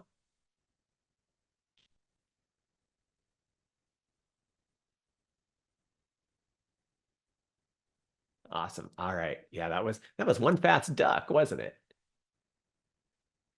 All right. So as we go through it, as we wrap up here, now that you've seen the animation techniques, what can be done? You'll probably notice this is one I've made. It's on a duration of 250 milliseconds, demonstrating the area of a triangle and how if you duplicate it, it's actually a parallelogram, and then you can find the area of the parallelogram and divide it in half. I've combined several techniques into one animation. And that animation happened to be 75 slides. I probably overdid it a little bit. Or I had this one, I substitute teach occasionally, and I substitute taught in Connor and Ellie's class in 5th grade last year. And I gave them this template that they got to duplicate. And it's of the Earth, but I layered it so that they could just take it apart and animate and not focus on having to draw the Earth.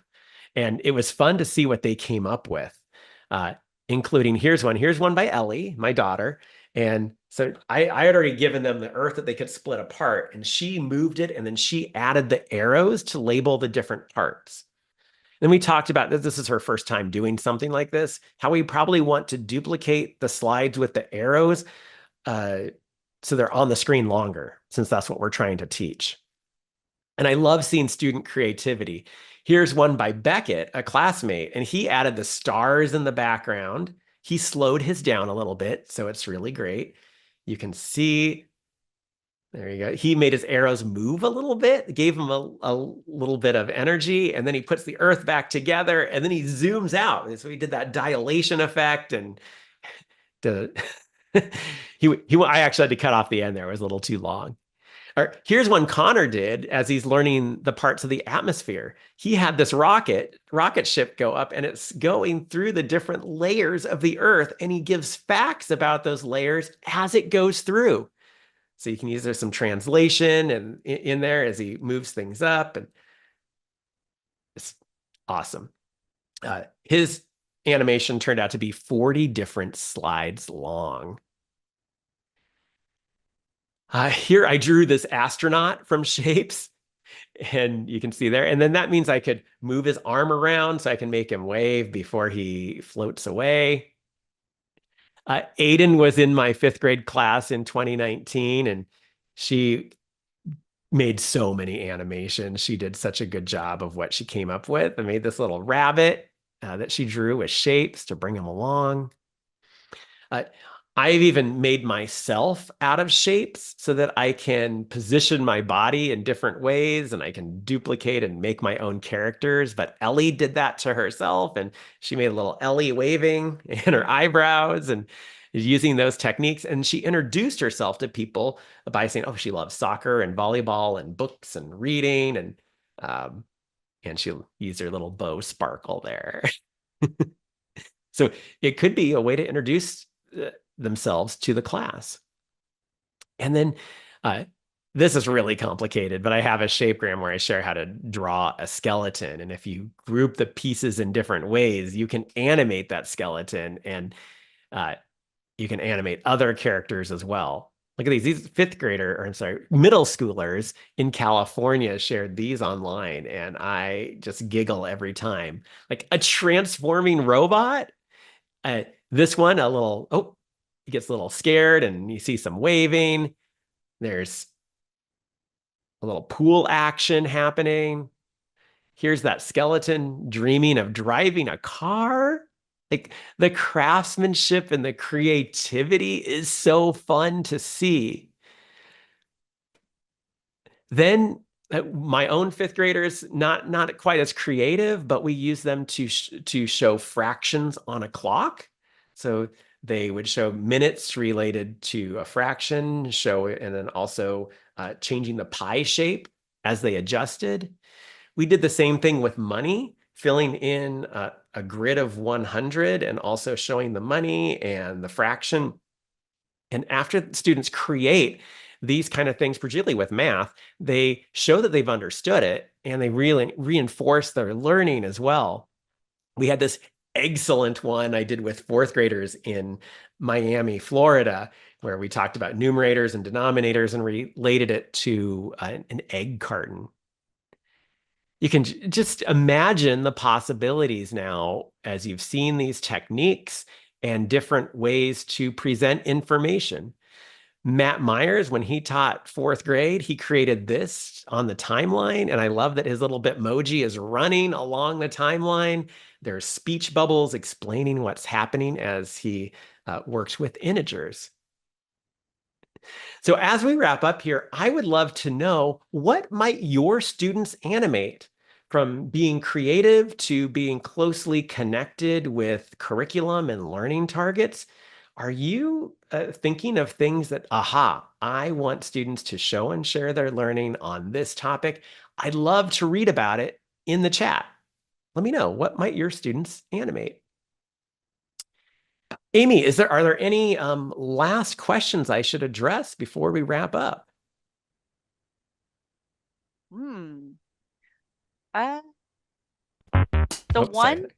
That's okay. Just the one item we did want to clarify. Somebody asked about if students in CFISD could publish to the web. And initially, we checked into that and it was a no, but good news, because we actually went in to verify and students can publish to the web. They so can. That's good news. Oh, yes. That'll save a lot of steps. That's good news. That is nice. All right. So they can publish to the web and use that technique of speeding up and sharing their animations. Awesome. I love that. I love all of these tips and tricks that you shared with the digital animation. I know a lot of us maybe are familiar with the old-fashioned stop motion where we had to take those little pictures. This makes it so much faster and the kids love it. They do. They get into it, and the middle school teacher that I shared some examples from, I mean, she has dozens and dozens, and every one of them, like my face hurts from looking at them because I just am smiling so hard at their creativity. Absolutely. And then of course there's that geometry tie as well.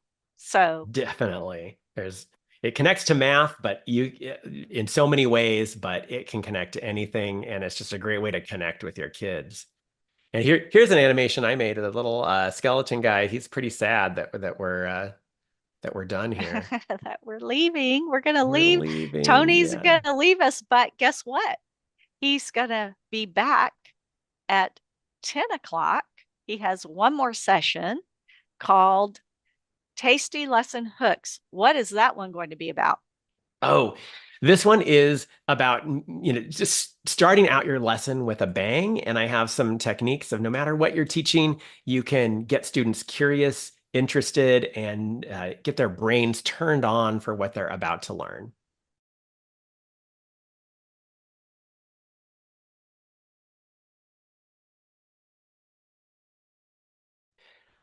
All right. Well, I always have a little intro music. So here, tempting or tasty, either way, let's look at ways that we can get our lessons started. I actually like to start my lessons with some emojis. I do enjoy a good emoji, and here I'll kind of read, and usually I would have you work with pairs and try to decode what I'm trying to say with these emojis, but I'll just read it for you and with the emoji already decoded. But the recipe for an appetizing lesson includes hooking students right from the start. You're going to discover a variety of ways to make any lesson extra special by focusing on a well-crafted hook. Now, great hooks connect background knowledge to the topic. They build anticipation and ignite curiosity.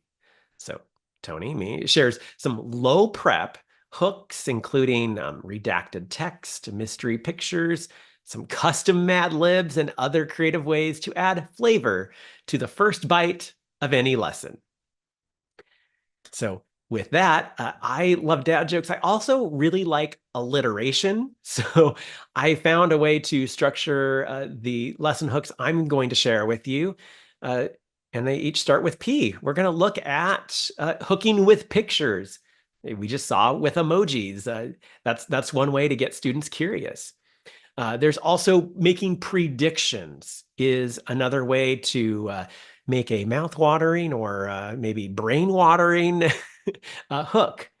And also previews, seeing what's coming up, or even reviews with that too. Give them a taste of what they'll be learning. And let's get started. We've already seen a little bit of using pictures or pictograms or symbolism, visuals to draw students in. And a site that I like to use and that I use to create the emoji description that I just read to you is emojitranslate.com. At emojitranslate.com, you enter text into the top, and then at the bottom, it replaces words that it knows it can replace with an emoji for you. So it's a quick way to emojify. And then, of course, you can copy this and paste it anywhere. You can trade out those emojis by typing that. So it's a quick way to add some visuals and just spice up anything, like maybe your learning objectives, learning targets, things you want students to pay attention to, replace with emojis, because instantly they're wondering, oh, maybe can I decode this? And then if you're on a computer, sometimes I know we think emojis only live on our phones, but you can call up an emoji picker depending on the computer that you're on. I'm on a Mac and I have a complicated emoji thing here, but students on Chromebooks, they can press that search button, shift and space. So maybe make this as a poster, but I have muscle memory for this. And that brings up an emoji picker built into the operating system. Now on Windows, it's just the Windows key and period. So anywhere you have a blinking cursor in a box that you can type, you most likely can enter an emoji and use these keyboard shortcuts to call up an emoji picker. And we see Amy just dropped into the chat, learninginhand.com/tempting, where this slide is there along with other key slides. Also, learninginhand.com is my website. You can contact me with questions and all that. There's a button to subscribe to my brand new newsletter, which is full of tips like this. And you're also welcome to screenshot anything that you see as we go through today. But once you do these, the keyboard shortcut, depending on the operating system, you're going to then see these series of emojis that you can choose from to insert into whatever text box you happen to be working with. So that means you can instantly add emojis. And this can be frustrating with emojis, but it can also be kind of awesome. Is there's a potential for some miscommunication or multiple meanings of what you're trying to convey with that picture. And there's not a picture for everything. So sometimes it has to be very conceptual or symbolic of what you're trying to communicate with a picture. You could review or preview vocabulary at the start of your lesson. See if you can guess each word. Now, unfortunately, in the chat, there is a 30-second delay from when I am actually speaking. So I won't ask you to guess these, because by the time I'll be past it. But you can guess mentally here. What word might this be? You can see I've represented it with 3 emojis. I've also given some clues. These are SAT vocabulary words. There's fortify, This one has some 3-leaf clovers, and one of them is a 4-leaf clover. That's representing anomaly. Here, the word is cultivate. Kind of get an idea of these. Here's a transparent. That was probably my hardest one to represent. And then here's this one's called, this one is malicious. Hitting with a hammer, yikes. So you got fortify, good job. So there are times at the beginning of our lesson we have to present some information, and I would like to give you a quick tip. Tips are more fun when they have some theme music. So here's my quick tip. You can use maybe emojis in the way that you would use bullet points. So instead of doing a bullet point list, enter an emoji before each item. Look at how this list can be instantly made over. Zoom. It's now colorful, and pictures represent each item on the list. It grabs attention. It's more interesting. So if you have opportunities to make something more visual, you could take it. And one way to do that is with emoji bullets. That has been your morning quick tip.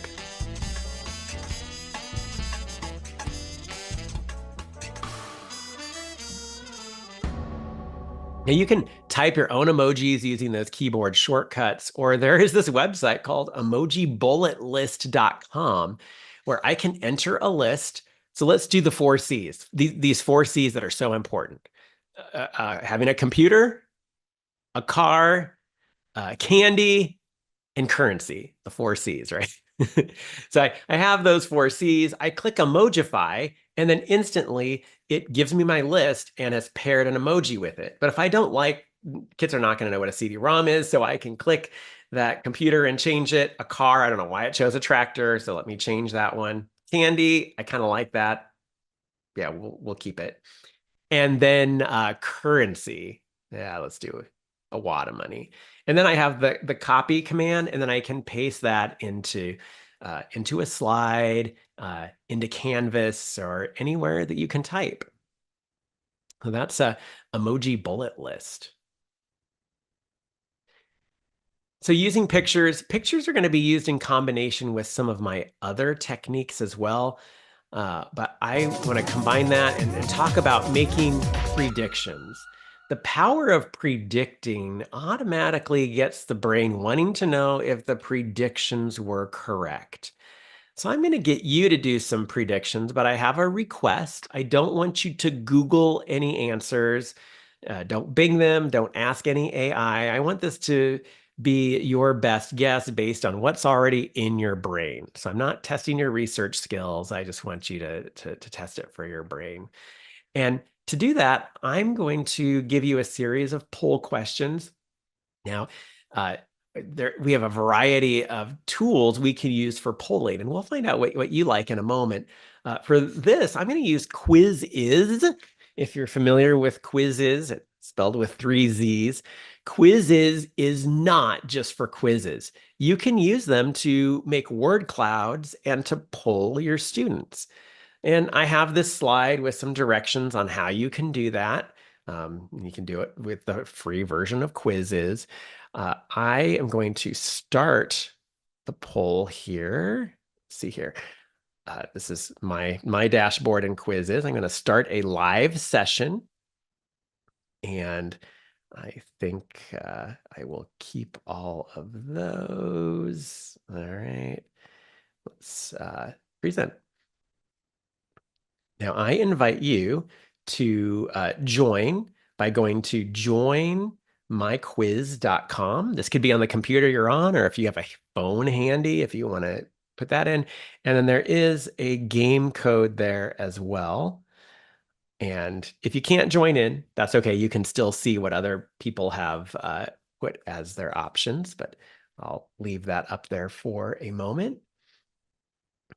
And while I wait for people to join, I'll check the chat. A lot of good mornings. Aha, the quiziz.com/join is in the chat. Thank you for that, Amy. She's also put the game code in there. All right, we've got our first 2. Now more people will be coming in. You see, Jonathan asked, how did I add music? I assume that's to my slides. I just found some music on YouTube's audio library and added that into my slideshow. And so it's fun to teach with music. All right. Ooh, now look at they're coming in. You'll probably notice that Quizzes gives you a randomized name. Gives you 95. Give you a little bit more time here. Christine, I'm glad you love the emoji tips. I love using emojis. Tony, you do have 633 people watching now, so I'm just going to warn you.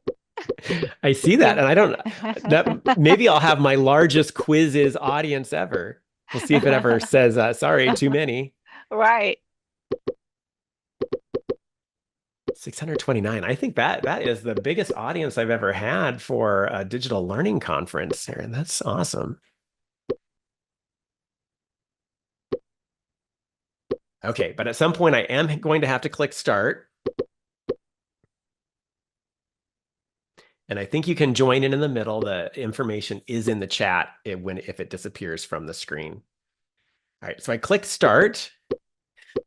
It's hard to click start when I know people are still joining, but I want to get going.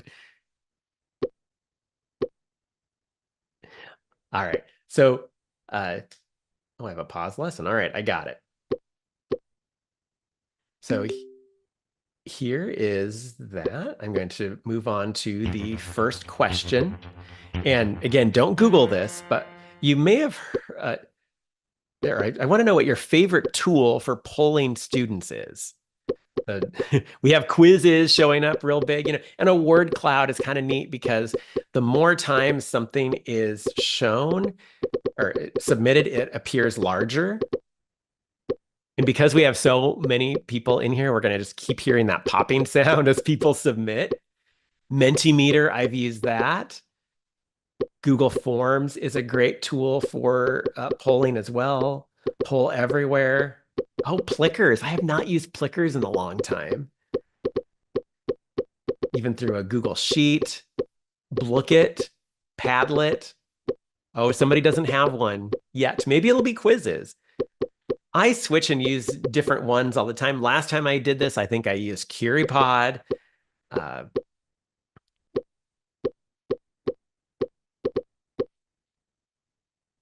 You can see the variety that people have submitted. So I'm gonna end this question so that we can proceed. Do you want to proceed? Yes, I do.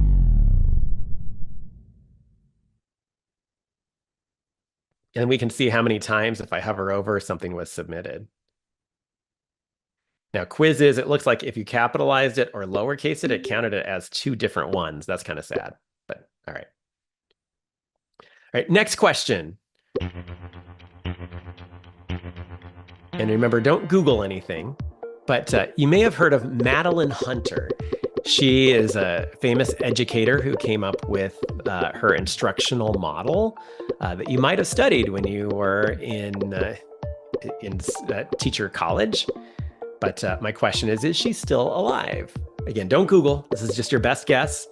And it looks like the yeses and the no are almost even, neck and neck.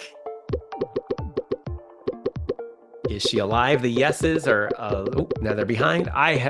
Wow, I've never seen it this even before. It's exciting.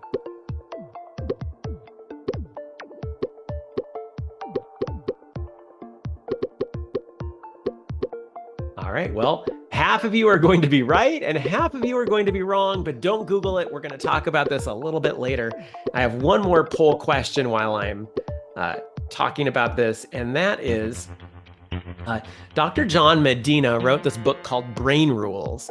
And from his research, he says one sense surpasses all the other senses when it comes to memory and experience. Is that sense smell, hearing, touch, or vision?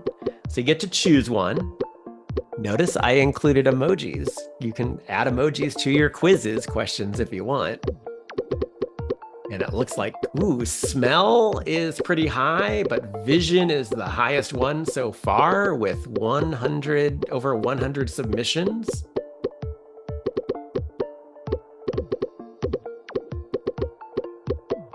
Smell and vision are the top leaders. Hearing is quite low.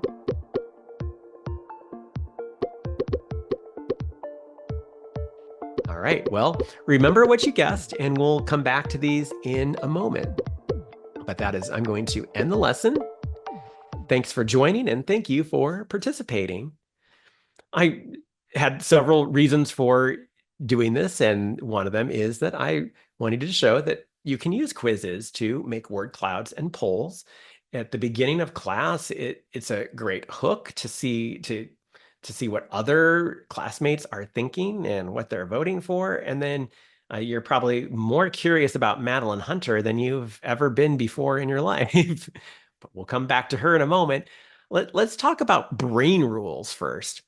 According to the book, it's full of these rules. Rule number 9 is that you can stimulate more of the senses at the same time. So really, we absorb information and events through a combination of senses.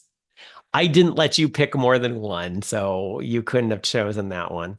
But there is one actually that surpasses them all. According to Dr. John Medina, rule number 10 is that vision trumps all other senses. It is by far our most dominant sense, taking up half of our brain's resources. And that's why it's so important to include visuals as we're teaching. So you saw that, and our other question then is Madeline Hunter.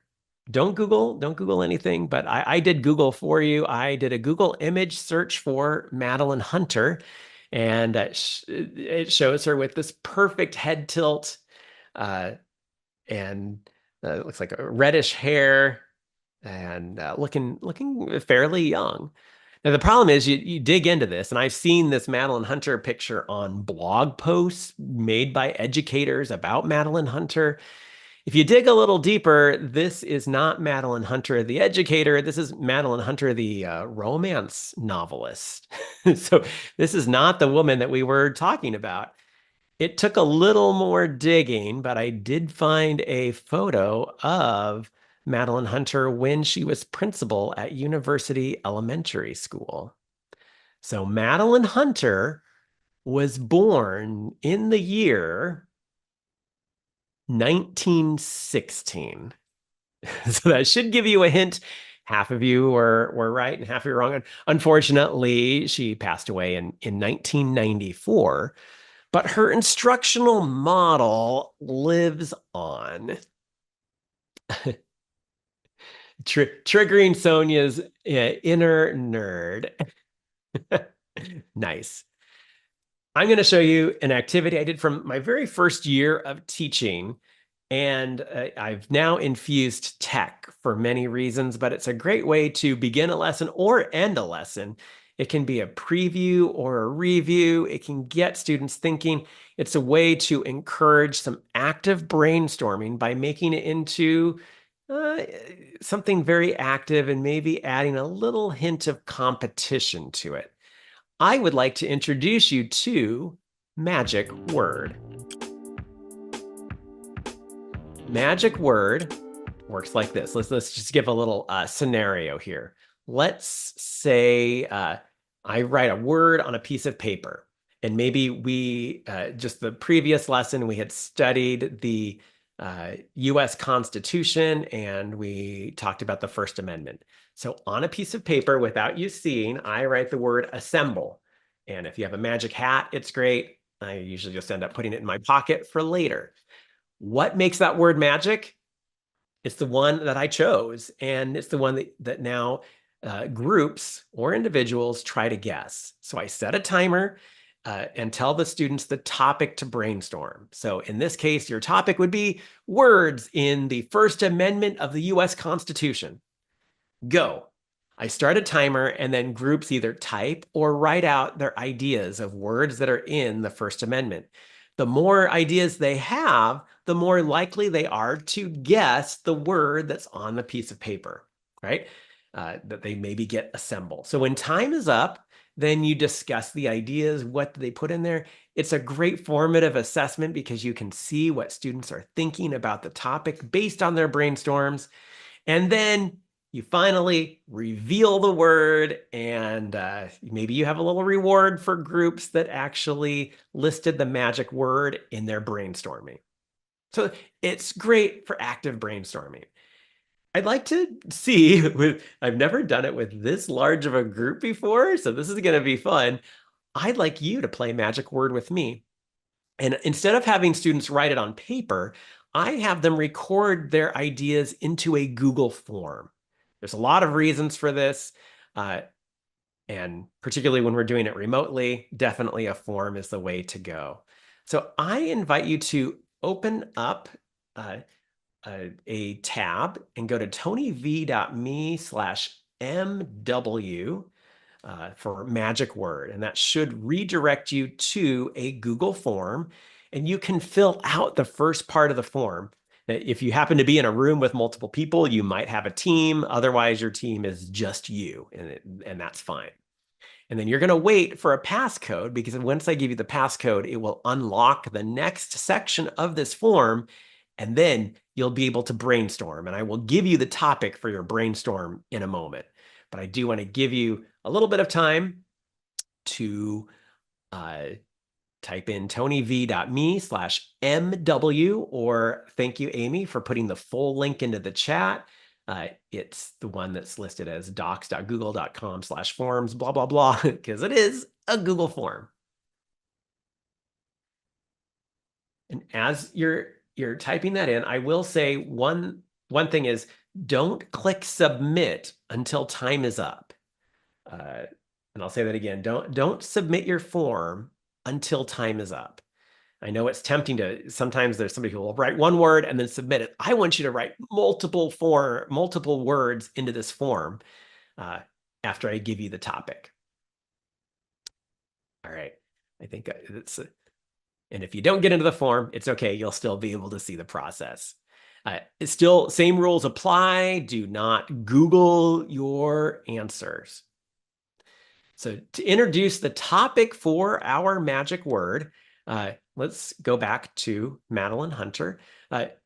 She is famous for her instructional theory into practice model. But there are other instructional models like the 5E model.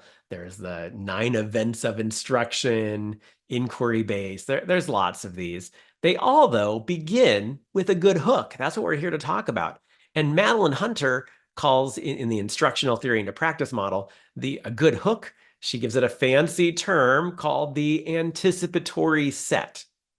That's the hook, getting students to anticipate, getting them ready to go. So for magic word, my question for you is, anticipatory set is the first part of her instructional model. What are the other components? And so I am writing down a component right now, and sometimes I draw things in that, so you can't quite tell how long it is, but I have written down one of the components, and your job is to guess it, because this, on the other side of this paper, is the magic word. So to get started now, to brainstorm, I'm going to give you the passcode, and that will unlock the next section of your form. And then you'll have just one big text box. You can type, you can hit return after each one, or you can separate them with spaces or commas. Just don't submit until time is up. I'm going to put 1 minute, 20 seconds on the clock. And the passcode is 1916 for this form. 1916 is the passcode. And I'm not giving you a whole lot of time because we're doing this remotely. If we did it with groups, I'd usually give 3 or 4 minutes. Brainstorm as many possible components of Madeline Hunter's model as possible without Googling. Look at the results in about 50 seconds.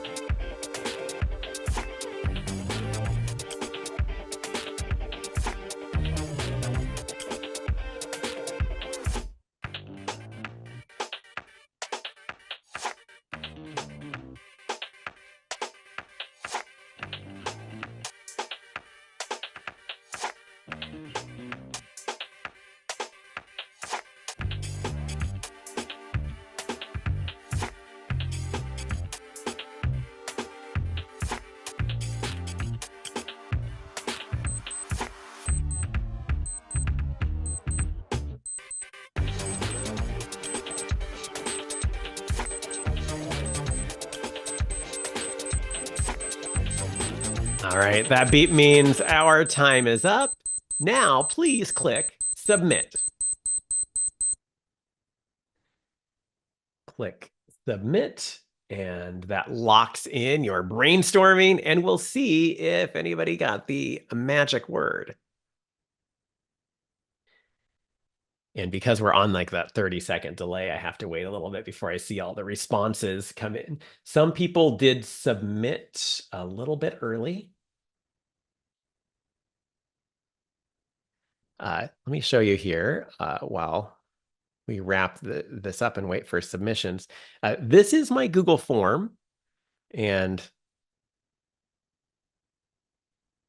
oh, I said RS. Oh gosh, that should have said Madeline Hunter's instructional model. I hope that didn't goof you up too much. All right, so we have responses. I see the names and all that, but really what I want to see is this in Google Sheets. So I click link to Sheets in my Google form, and that dumps everything into a spreadsheet, and then I can really focus on the components of the model. And so some people had no idea. Some people listed some things of what might be in her model. So as a nice thing about doing this as a form is I can look at the timestamp, or I can even shut off the form, because I've had students in the past, they want to win magic words so badly that they will write it, sneakily write it on paper and say, Mr. Vincent, I had it. You can't do that with a Google form. But something I can do with the Google form is I can copy this column, and I'm going to go to this website called wordsift.org. This takes whatever you paste into it and makes it into a word cloud. Now, the data could be cleaned up here, but this will just give us a rough idea.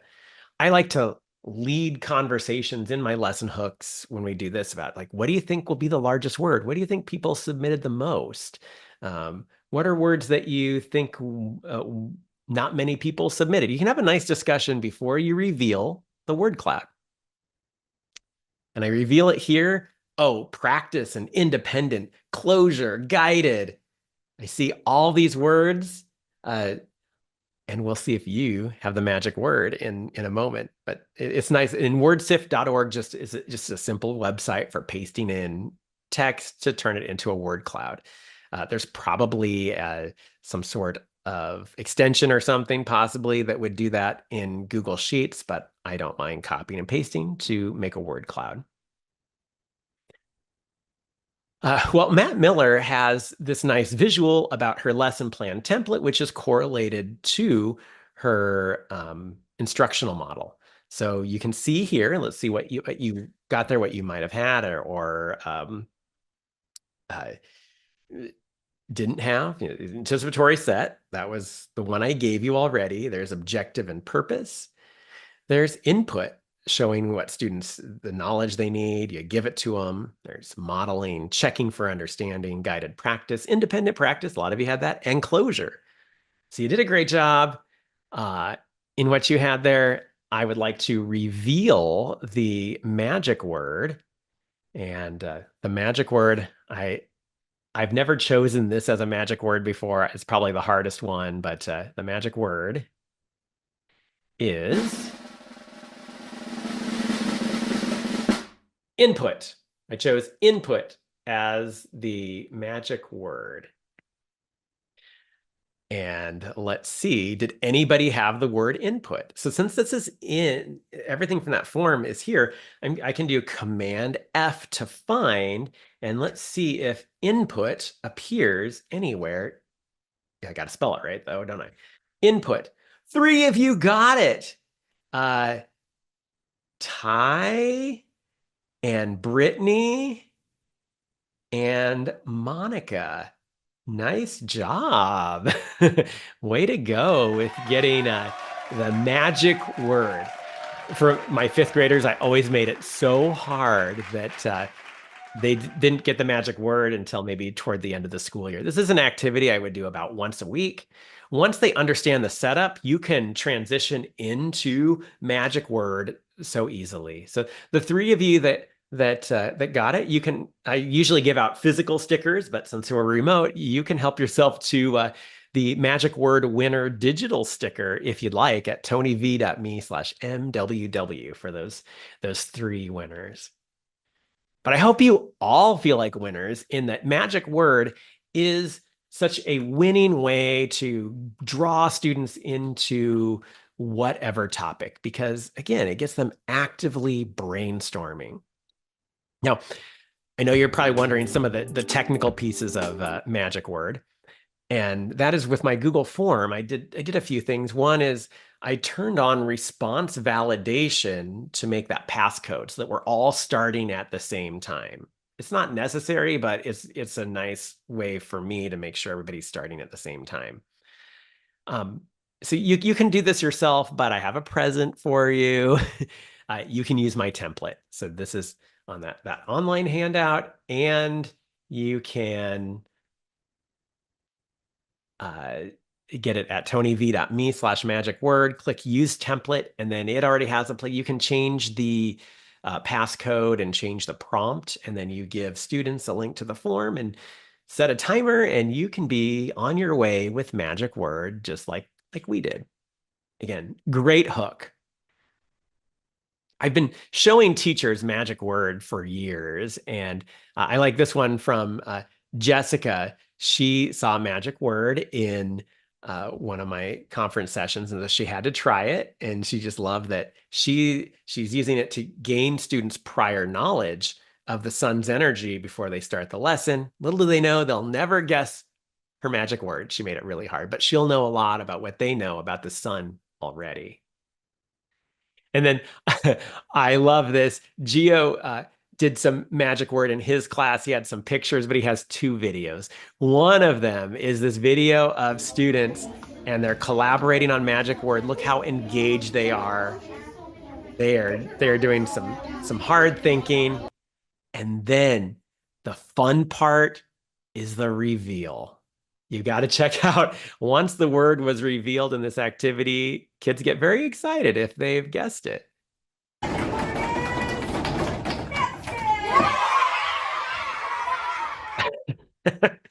We got to watch that again. Cowboy hat. He must have got, many of them got it. You can just tell from their body language if they got that magic word or not. All right, as we digest magic word, let's get the code for this session. You're in room 7, 10 a.m. session, and the code is up there on the screen.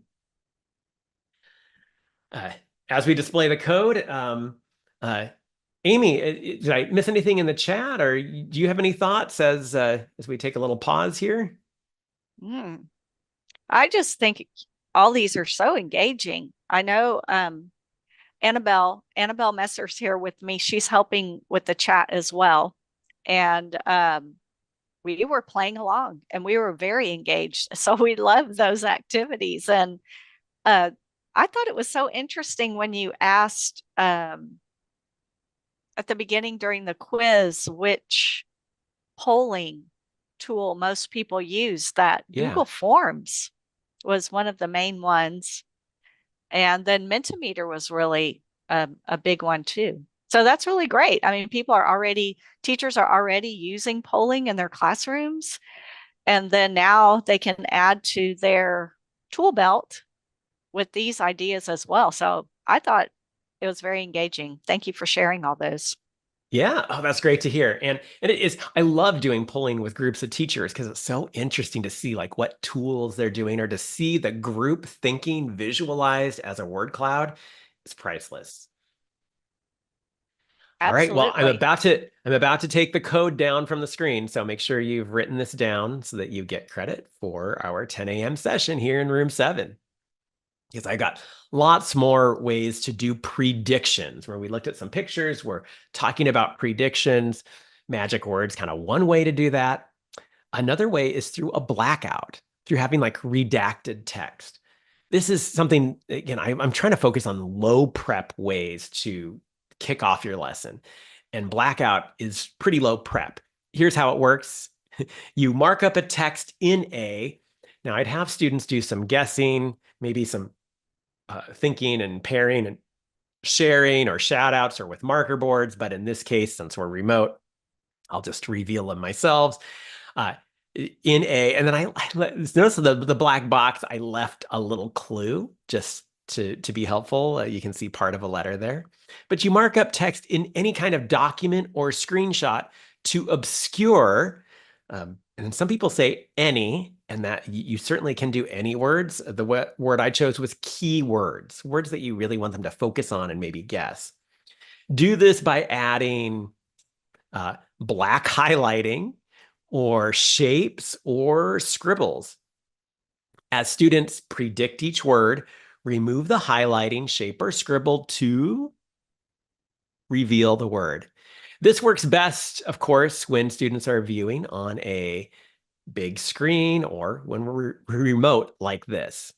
So you're just covering part of the words, leaving or some of the words, just having a guessing game. Here I am when I was teaching 5th grade. I taught with an iPad so I could wirelessly mirror, but often I had PDFs of all of my student books and teacher manuals all right there on my device so that I could call them up at any time, and then I could easily scribble out or cross out or take a screenshot and cover up certain pieces of that material and present it on the screen.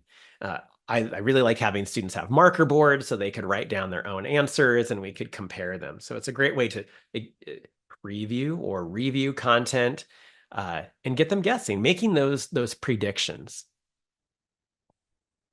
In fact, I came across this quote on social media posted by Edutopia.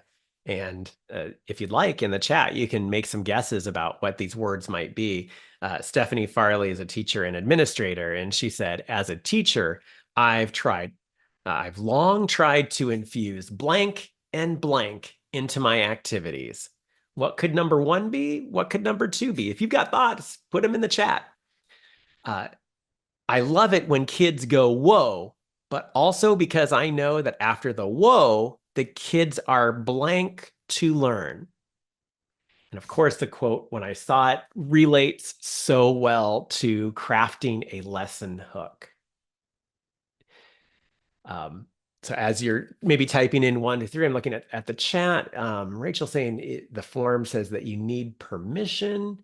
It should not say that. Go to learninginhand.com and email me, Rachel, and I can send you a direct link and see what's going on with that.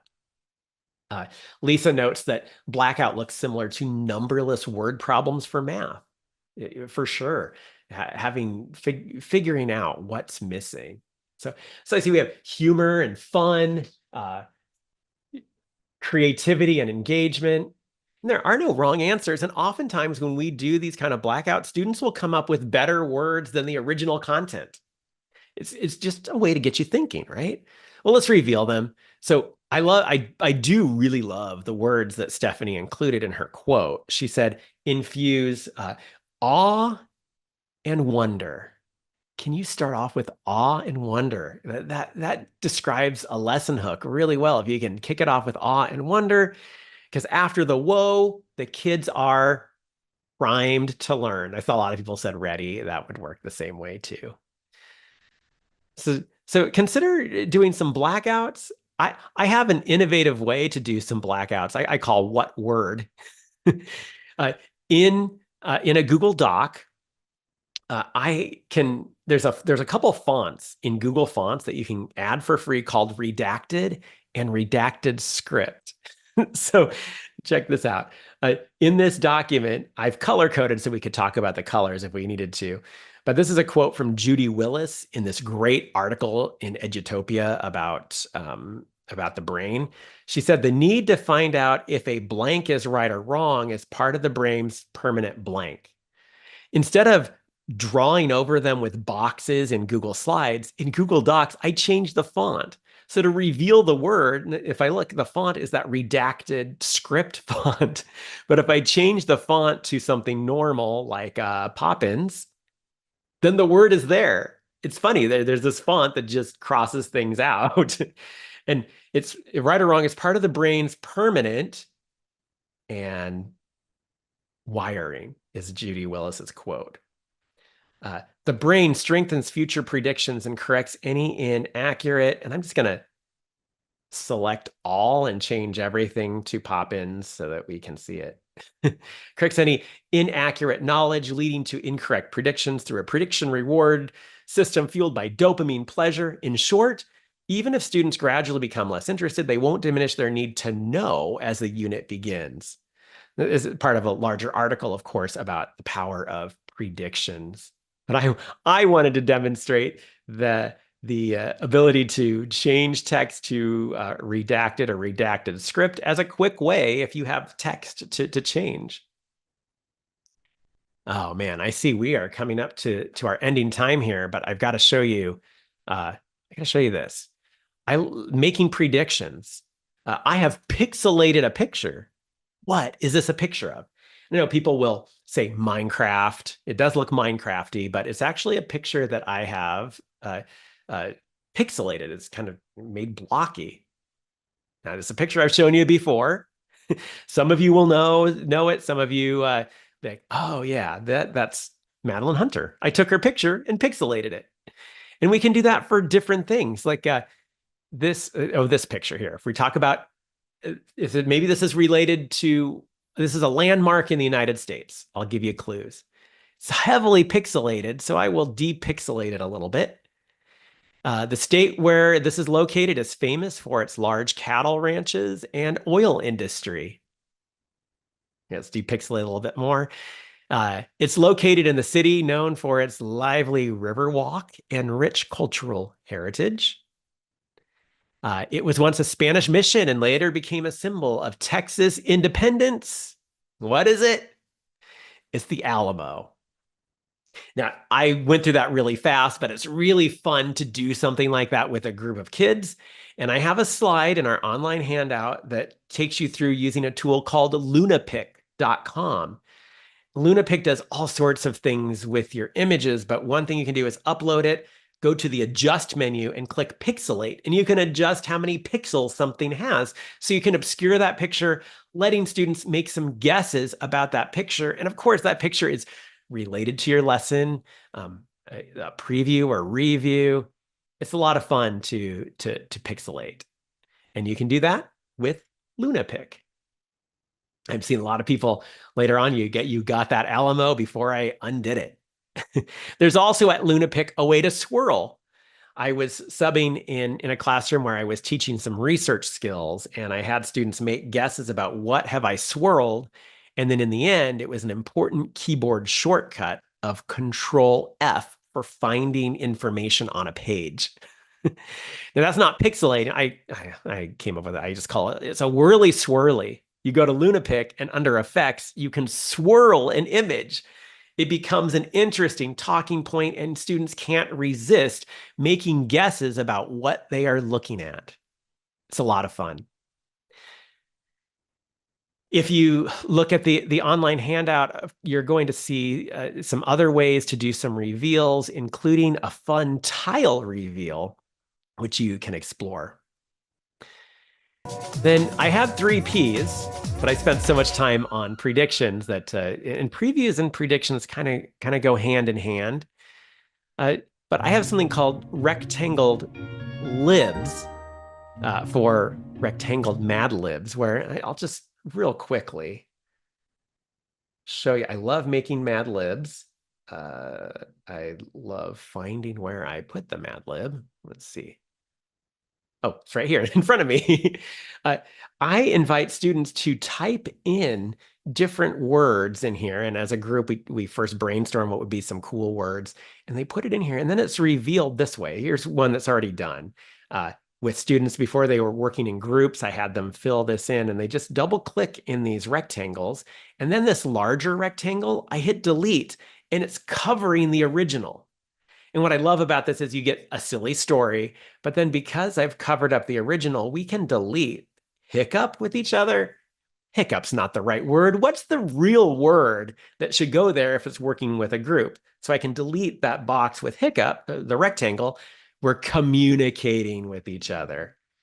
And the way I make this is, and if I back up here, you can see, there's the original work. I cover it with rectangles that I double click inside of in Google Slides to in this case, type the part of speech, and then I replace the pronoun. It could be dogs instead.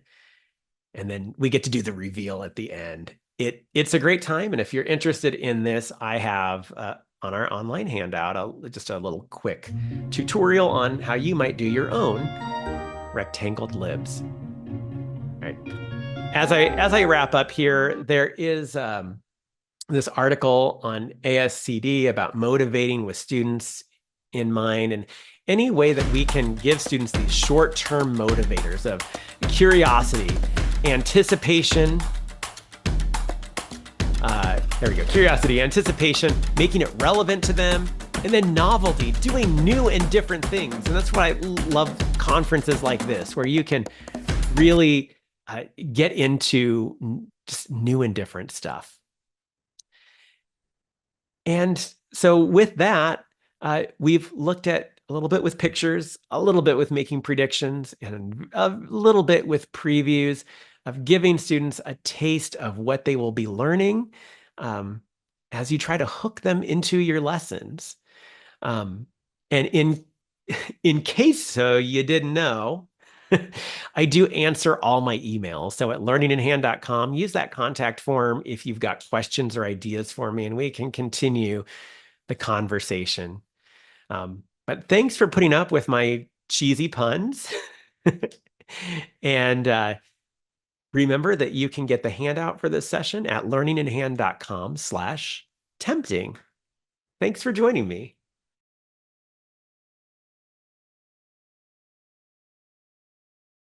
Okay, and so as Amy said, the session that you're attending right now is 1, 2, 3. I can think logically. And I'm thinking of our students thinking logically, because sometimes, like today, my thinking is all over the place with all of the great learning that I've already experienced this morning, and I'm hoping to experience after I leave this session. So if you would like this presentation, you can use the bit.ly that's down here in the lower left corner, bit.ly/123logic, or you can scan the QR code, or I believe Amy's also going to drop the presentation link into the chat. And I hope you do access the presentation, because I may not get to everything during this session. I also tried to link a lot of things that might be helpful for you. So this session is about computational thinking, and let's get started. A little bit about me is I have been a Feast Bear for 17 years now. Actually, this will be my 17th year teaching at Feast Elementary. The majority of that time was spent with the littles. Currently, I'm teaching 4th grade math and science, and I will be doing the same thing this next school year. But I'm going to be drawing on a lot of my experiences during the time period that I was teaching the littles. I am a learner that loves learning new things and reading as well. One new tip from this summer was the Stickity extension for Google Slides, which teachers in Sci-Fair have access to. And so that's some of the examples that you see on this slide and throughout the presentation. Also, I snipped in my very first coding book from the late 70s that I still have. And if you wanted to see some of the early programming books, actually like one of the first programming books with computer games, I've linked that for you as well. Coding and robotics is not a new interest for me. It's not a new thing in our world either. And there are lots of ways you can integrate this into your content in your classrooms with your littles. So one example is with the robot here. If you were to click on that, it would take you to a site where the students could design and build their own robots digitally. So as I mentioned earlier, there's going to be some hidden Easter eggs like you might find in the movie theater throughout the presentation. So I hope you have access to the presentation. If you don't have time to click around during this session, I hope you have time to discover some things later. My goal is that you find something of value to you, one gold nugget that you can take right back to your classroom and use with your students. So, welcome. All right. Again, this presentation is going to share some ideas on helping our students think logically, step by step. And the story in this book that's shown in the left-hand corner is one that I hope you will also use to inspire yourself to welcome some new ideas, give them some space to grow, and then see what happens next. For most of the presentation, I'm trying to consider using concrete to pictorial to abstract, thinking about using physical before digital with our students, and incorporating these ideas into everyday activities. I know that we don't need one more thing to add on. So think of how you can take things you're already doing and integrate these ideas about thinking logically. All right, so computational thinking. As I already mentioned, it's not something new, but we do have new technology TEKs for the 2024-2025 school year. We've had technology TEKs in the past, but we're getting an updated version of our technology TEKs this year. And computational thinking is just one of the 5 strands. Basically, for our littles, you're going to be helping your students explore and apply the concepts of computational thinking. And if you wanted to know more about those specific TEKs, I believe I have them linked here. And if you look through them, you're going to say, oh, I'm already doing that in a variety of ways in the classroom. So let's see how we can dig into that a little bit deeper. I'm just checking on my second device here. All right. Computational thinking is going to be your problem-solving framework, or another one of your problem-solving frameworks. Think of it as we want our students to be able to identify the problem that they're trying to solve, regardless of the content area that you happen to be teaching. We also want them to decompose that problem into smaller, more manageable parts. We're trying to identify patterns, pattern recognition. Perhaps they're linking it to existing schema or things that they're already familiar with, or maybe they're discovering a pattern as they try to solve the problem. And then in this problem-solving framework, we're asking them to think through step by step and develop a series of steps for solving the problem. In the computer world, they would call it an algorithm. And then abstraction is where you take it apart, put it back together. As you're taking it apart, what pieces are not needed that you can ignore? What pieces do you need to zoom in and focus on as you're problem solving? And that's computational thinking. So your big idea is to integrate these concepts into your elementary content areas. And as an educator, you're going to play a crucial role in providing your students with these opportunities to solve problems by decomposing, identifying patterns, and considering those necessary steps for creation and abstraction. And if you wanted to read a longer article about that, I've got that link down here at the bottom. And I'm going to just keep moving forward. And I'm not seeing the chat on my secondary device. So Amy, jump in anytime there are questions that I need to pause and answer. Okay, thank you. All right, so what are some things you could do in the primary classrooms that perhaps you're already doing that will help our students develop computational thinking? One idea is jigsaw puzzles. When I taught pre-K, kinder, and first, puzzles were a part of our daily routines and activities in the classroom, maybe as a workstation or a center, depending on the grade level or the age that you teach. Working puzzles, the physical puzzles, is a great way for our students to develop those computational thinking practices. Our students are having to think through, how am I going to solve this puzzle? Okay, the pieces have to be right side up. I bet if you consider your own puzzle solving processes, perhaps you're a person that likes to start with the borders and do the whole border of the puzzle, especially if it were maybe a 500-piece puzzle.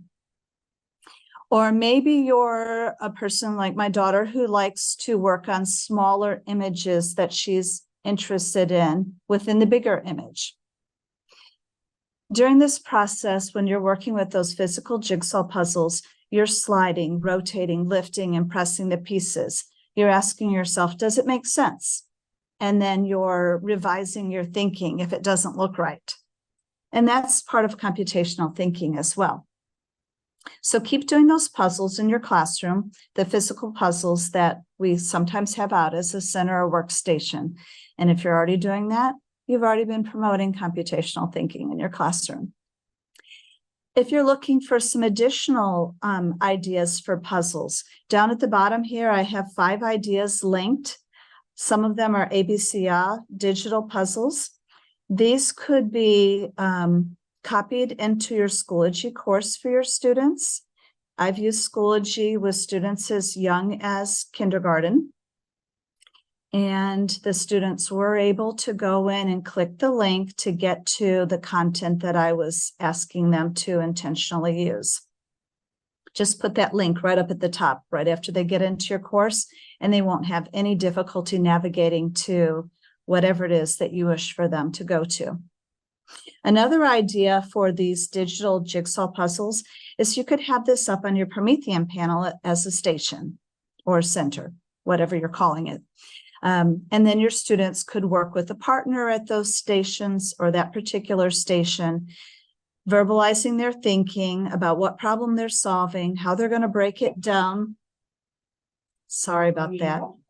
Can you tell I'm in my school right now? So if you hear any noises in the background, I'm actually in the classroom, just like when you're teaching in the classroom. All right, so add those links into your Schoology course, use them on your Promethean panel, and that's another way to promote computational thinking in your classrooms. Another idea that's typical in our primary classrooms is the use of pattern blocks. And these are going to provide your students with ways to decompose, identify patterns, consider the necessary steps for creation and abstracting. If you are using these read-alouds, such as pattern bugs and pattern fish, those read-alouds are going to help your students understand how to identify, label, and describe patterns. Encourage your students to turn and talk and describe what they're doing. Oh, this boy here was from my kindergarten classroom, and he was talking about how he has to sort and slide the pattern block pieces, flip them over from time to time, and describe what he's doing. I think I linked the particular set that's pictured there, but there are more than 500 different free pattern block activities in TPT. You probably already have some puzzle mats that you use with pattern blocks where the students are having to come up with ways of solving the puzzle when they just have an outline and they have to figure out how the smaller pieces fit into the larger design. And then once your students have spent time on the physical activity, you could go to the digital activity. And this one that's linked here down at the bottom is from Math Learning Center. I adore Math Learning Center because once our students learn the tools that are within Math Learning Center in one type of app, they're able to more easily apply them in additional Math Learning Center apps. And just like I suggested with the jigsaw puzzles, the digital ones, You can take this link, pop it right into your Schoology course for your students to try digitally once they're comfortable with the physical pattern blocks, or they could use it on your Promethean panel as a station. And let's think about how you might develop computational thinking with robots. And there's lots of different types of robots. We're going to look at just a few during this session. I might start with the physical as well. So a physical way that I might start is a game that I call Be the Bot. So you might ask your students to listen and follow your directions, and they're going to be the bot. Maybe you're going to say, stand up,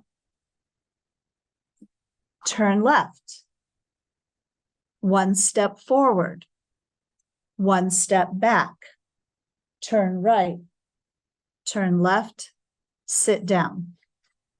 When you ask your students to practice that computational thinking of Be the Bot, you're asking them to really listen to the steps, think about what each step is asking them to do, and then follow through correctly.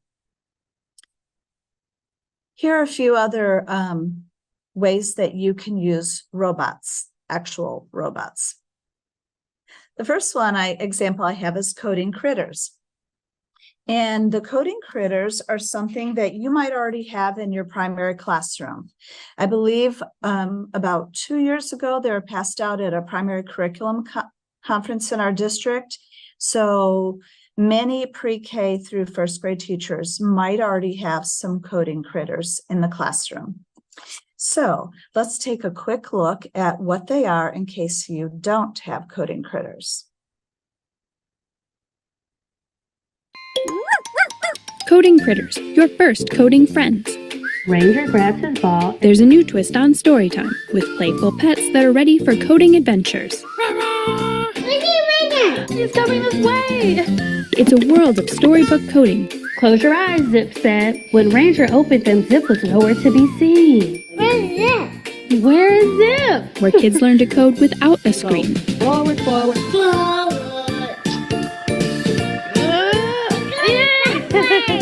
And play with their new friends just like a real pet. I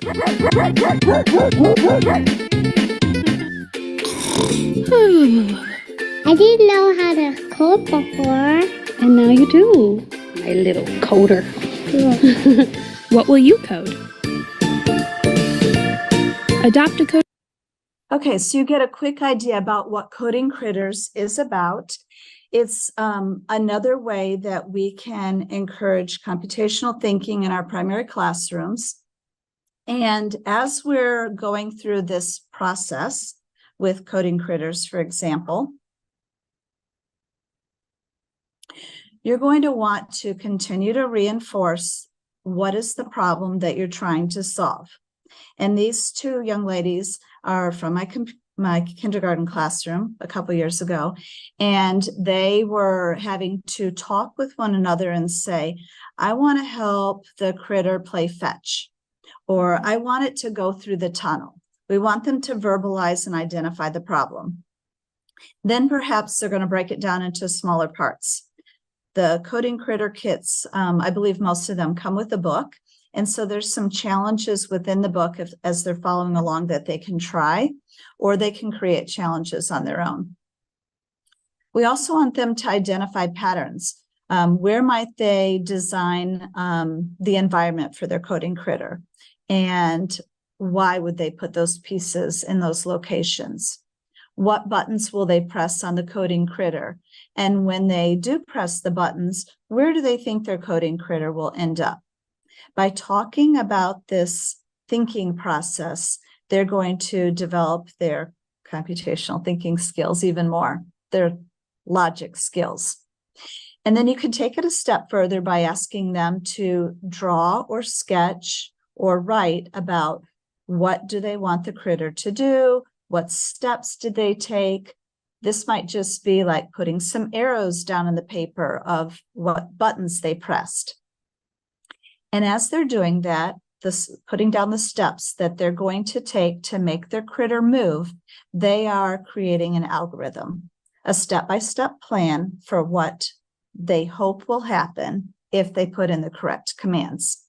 And if not, they get to experience debugging, which is also a part of computational thinking and thinking logically. The next robot I have in here is the Bee-Bot. And I know that all of our CFISD pre-K classrooms have either Bee-Bots or perhaps the Ladybug robots. So if you don't have access to the Bee-Bot in your classroom, perhaps you can borrow from another classroom within your school. Also, I believe our instructional technology department has some, our science resource center has some, and I think there's a process that teachers can go through to be science robot trained, and then they can check these out to borrow for their classroom. So keep that in mind. Even if you don't have a Bee-Bot, there's some ways that you can acquire these to use within your classroom. These kids in the top left-hand corner are using Bee-Bots on a mat from KH the Interventionist, and I've linked her site. She's local, and they're discussing where they want the Bee-Bot to go. And that particular mat goes along with the Bug Dance book from Stuart Murphy, and they all kind of go really well together with Bee-Bot. I think I mentioned earlier how much I love reading, and I am always trying to link books to whatever I'm trying to teach because it's a way to help our students understand the content even better. So Bee-Bot is a floor robot. I try to emphasize that even though those kids are on the kindergarten tables there, getting it down on the floor is even better. That way you don't have the risk of Bee-Bot falling off the table and dropping and breaking. It has 7 commands: forward, back, right, left, clear, pause, and go. And the kids are going to be working with Bee-Bot in 15-centimeter increments for moving forwards and backwards. And then each turn command causes Bee-Bot to rotate 90 degrees. So be thinking or encouraging your students to think about what steps or algorithm they would take to meet their goal. So this is a diagram I created with Google Drawings and Google Slides, and you're welcome to this one as well. And this is a diagram of the Bee-Bots that we typically have in our Sci-Fair classrooms. There is a new Bee-Bot that's available, and that new Bee-Bot that's available, the newer version, has one additional button underneath, and that allows students or teachers to record audio to play back when each button is pressed. So I'm imagining that if you had the newer version of Bee-Bot, you might be able to meet the language needs of your students. Maybe you could record forward in English, Spanish, or Vietnamese when they press that button, or back when they press that button, for example. Or one button that's really important that I didn't mention is that clear memory button. We want to make sure our students know that before they start a new program, they want to clear the memory of their current device, their current robot, so that the steps can be followed in a fresh way without old steps or commands in the robot's memory. Okay, so what about mats? So if you're using Bee-Bot, you want to have some mats, or you want to design some mats that Bee-Bot can follow. You could just use masking tape and put it down on the floor and measure out little squares that are 15 centimeters by 15 centimeters, or have your students do that. You could provide them with a template of a 15 by 15 centimeter square. And then we have some examples of mats in the chart down below on this. Teacher-made is one example. This particular teacher-made one, I think I made on bulletin board paper probably like 7 years ago. Laminated it, and I've been using it for years during the favorite characters unit. Student created. We love when our students create their own mats, because that means they're in charge of the thinking process and they're having to plan what they want. This is my grandson's mat here. He had not used BBOTs before, and I said, a few weeks back, I said, Mason, I need a mat that a student has created, and the squares just have to be 15 centimeters by 15 centimeters. And you can put them in any order you want. And then you're going to write the code for the BBOT to follow that path that you design. So he's modeling the code down here at the bottom. He's drawn some little arrows on his paper of what he wants BBOT to do: forward, right, left, back, and so on. And then he's physically picking up BBOT and he's moving it around on the paper. He hasn't pressed any buttons yet, but he's physically moving it. I want it to go forward, and then I'm going to turn it, and then it's going to move this way. When students are in charge of the creation process, they're doing some deeper thinking. So keep that in mind, that it's okay to have squares that are maybe not quite straight. They don't need to get rulers out. They can just start the process and see what happens. And then the last example I have over here is the ready-made ones. If you want to intentionally link the use of your BBOTs to your content, think about what concepts you're covering in that content, and then how might that be a station or center in your classroom. Maybe you're going to have that center every single day, all year long, and just switch up the mats. And again, those mats could be teacher created, student created, or ready-made that you've gotten. And this video here is an example of a ready-made mat for reviewing coins. Make BBOT go to a coin with a value of 25 cents.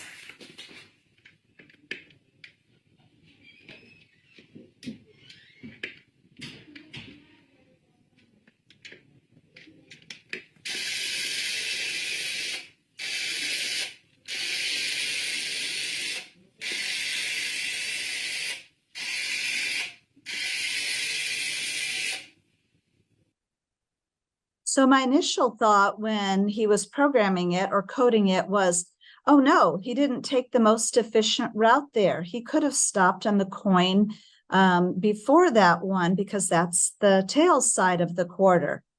You can intentionally design your mats to show multiple ways of being successful.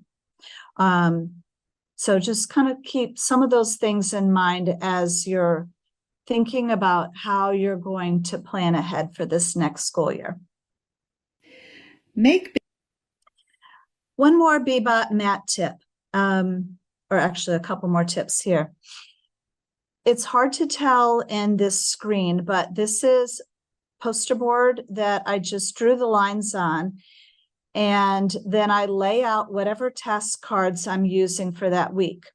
Or maybe they're task cards that I used last week in a different center, and I'm going to repurpose them with the BBOT this week.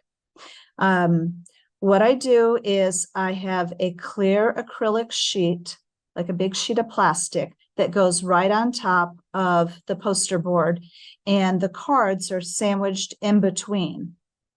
So within seconds, I can take out these cards and I can put in a different set of cards between the clear acrylic sheet and the poster board. And I've been using the same poster board and clear acrylic sheet for probably 7 years. If you wanted a larger mat for the BBOT for your students, you could use butcher paper. You could use the better than paper that we like for our bulletin boards is sturdier than the butcher type paper, and it doesn't get wrinkled or creased. I know some people have put a clear plastic shower curtain on top of the poster board, but that tends to get wrinkled, and then the Bebop gets stuck when it's rolling along, and then it doesn't move over that area to go to the next area. So just another tip or idea. And then right here, I've linked something that you can make a copy of. I've got the cards that you could use that explain about Bebop's actions. But more importantly, if you want your students to be accountable for their thinking, you could put this in a sleeve and then just use it over and over again. Have your students identify the problem or the goal. They want it to go from start to the quarter. And they're going to follow these commands here. What steps are they going to follow to get to the end result? Okay, so back there. Right. The Bebop emulator. If you don't have Bebots in your classroom, or you want all of your students to have an opportunity to use the Bebop to develop their computational thinking, there's a Bebop emulator. I have it linked. If you just click on any of these pictures, it'll take you right to the site. I think Amy was also going to put the link into the chat, so you could click it out and try it. There are a variety of mats for the students to practice with. There's a place within the Bebop emulator web program where the students' code shows up. So as they're pressing the buttons, it's showing up in the orange area down below. That way, after they press go, if the Bebop doesn't go where they want it to go, they can go back and decode their program down here and fix it up, make it better so that they get the desired result. And that's part of the computational thinking process as well. So if you wanted to use the Bebop emulator, I know I keep mentioning Schoology and your Promethean panel, but your Schoology course is one place that you could copy the link for the Bebop emulator and put it into your Schoology course. That way your whole class could practice at once. Or you could put it up on your Promethean panel and have students try it there. Maybe like, maybe when you're teaching it the first time, you could show it on the panel, and then it could be a station where students work it as partners. And then maybe eventually, depending on the age of your students, you might put it into your Schoology course where they could work on it individually. So those are just some additional ideas if you don't have the actual Bebop and you're not able to borrow it from someone in your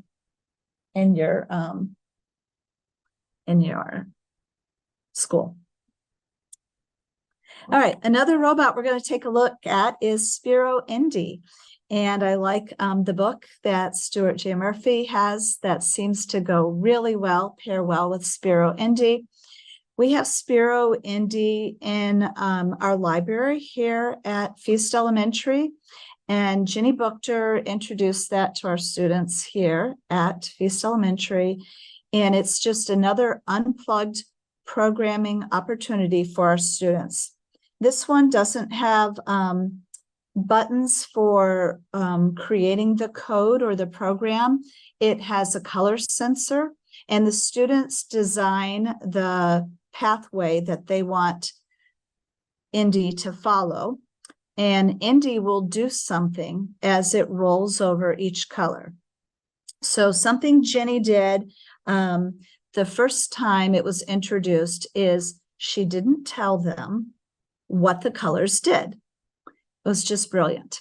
And the students had to work with their partner and figure it out.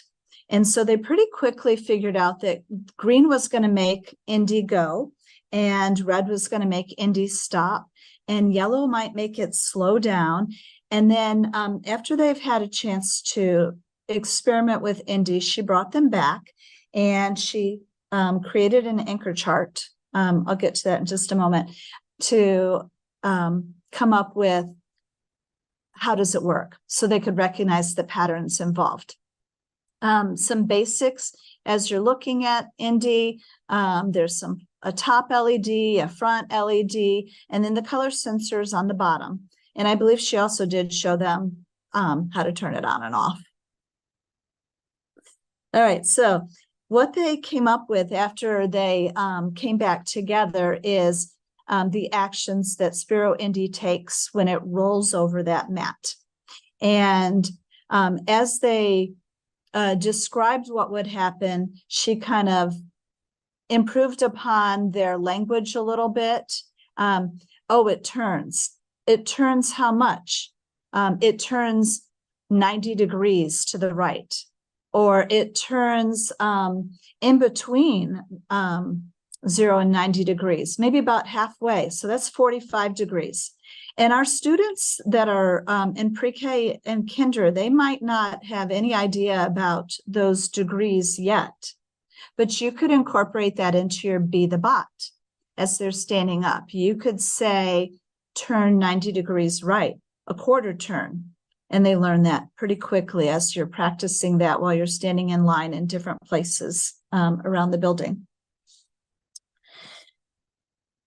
So again, invite students to determine what action Indy will perform with the different colors. Don't just tell them everything, have them figure it out. Okay, one more robot is the VEX 123. We do not currently have this in our Cy-Fair school district in instructional technology or elementary science, but it's similar to the Bebot, and I'll just give you a quick snippet of what it can do.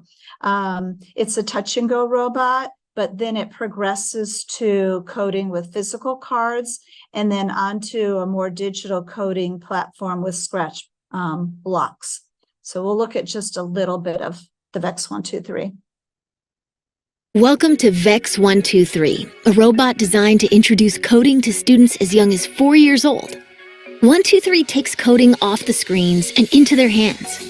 Start by pushing the robot to wake it up. Then simply enter a sequence of directions and push the VEX button to go. The robot will confirm with a sound effect and follow your code perfectly. To try a new sequence, simply shake the robot to erase the previous one, enter a new sequence, and push VEX to go. It's simple, fun, and approachable for young minds.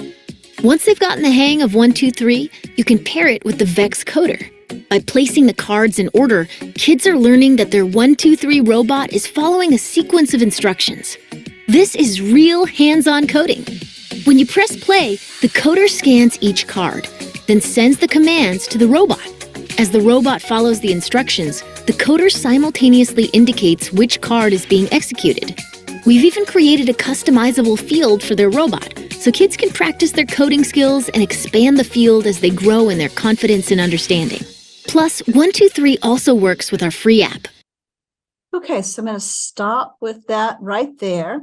And I believe this is the time where Amy's going to project the attendance code. And then we're going to go into how you can integrate this into your content areas and your classroom routines and procedures.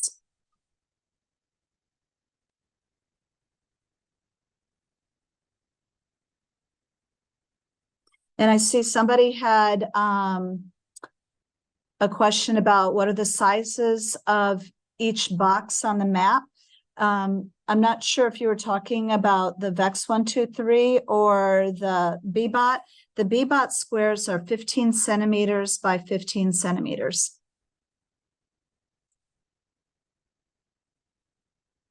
Amy, do I have other questions that I need to answer? I think that's yeah, I think you're good. Okay.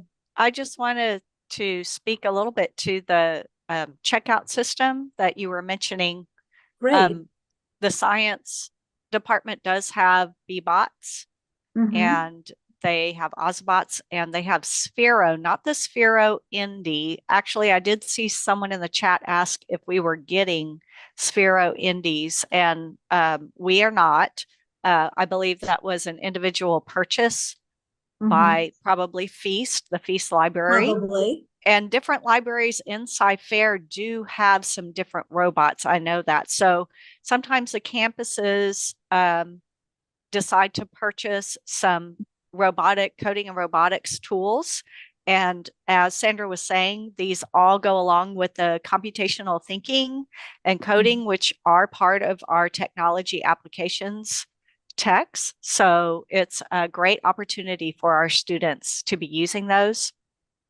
So you may have some different robots that apply to, all of that will apply to computational thinking. And Sandra, I love the way you're explaining all of that, letting the students create, letting the students work together collaboratively and figure it out. And then being able to use your Promethean panel as a station or center is also a great idea for those small group times. So fabulous ideas. Thank you for sharing all of that. And on the on the checkout, I know the science department does require training. And then once you're on the training list, then you would be able to check them out from the SRC.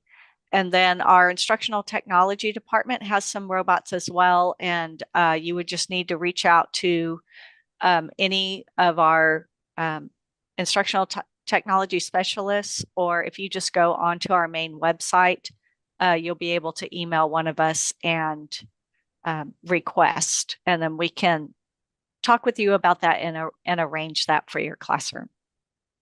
So yes, thank you. And so if you, we've been on for, I believe, about a minute or so, and we have the code posted. And I saw a few people asking about the code. So please be sure that you've written this down, recorded it in your planning sheet, and remember that you have until midnight tonight to submit your codes for today. And you can get up to 8 codes. So that would be up to 8 hours of PD, of professional development for today, and just submit them by midnight. So I am going to turn off the code, and I'm going to let Sandra take right back over. Thank you.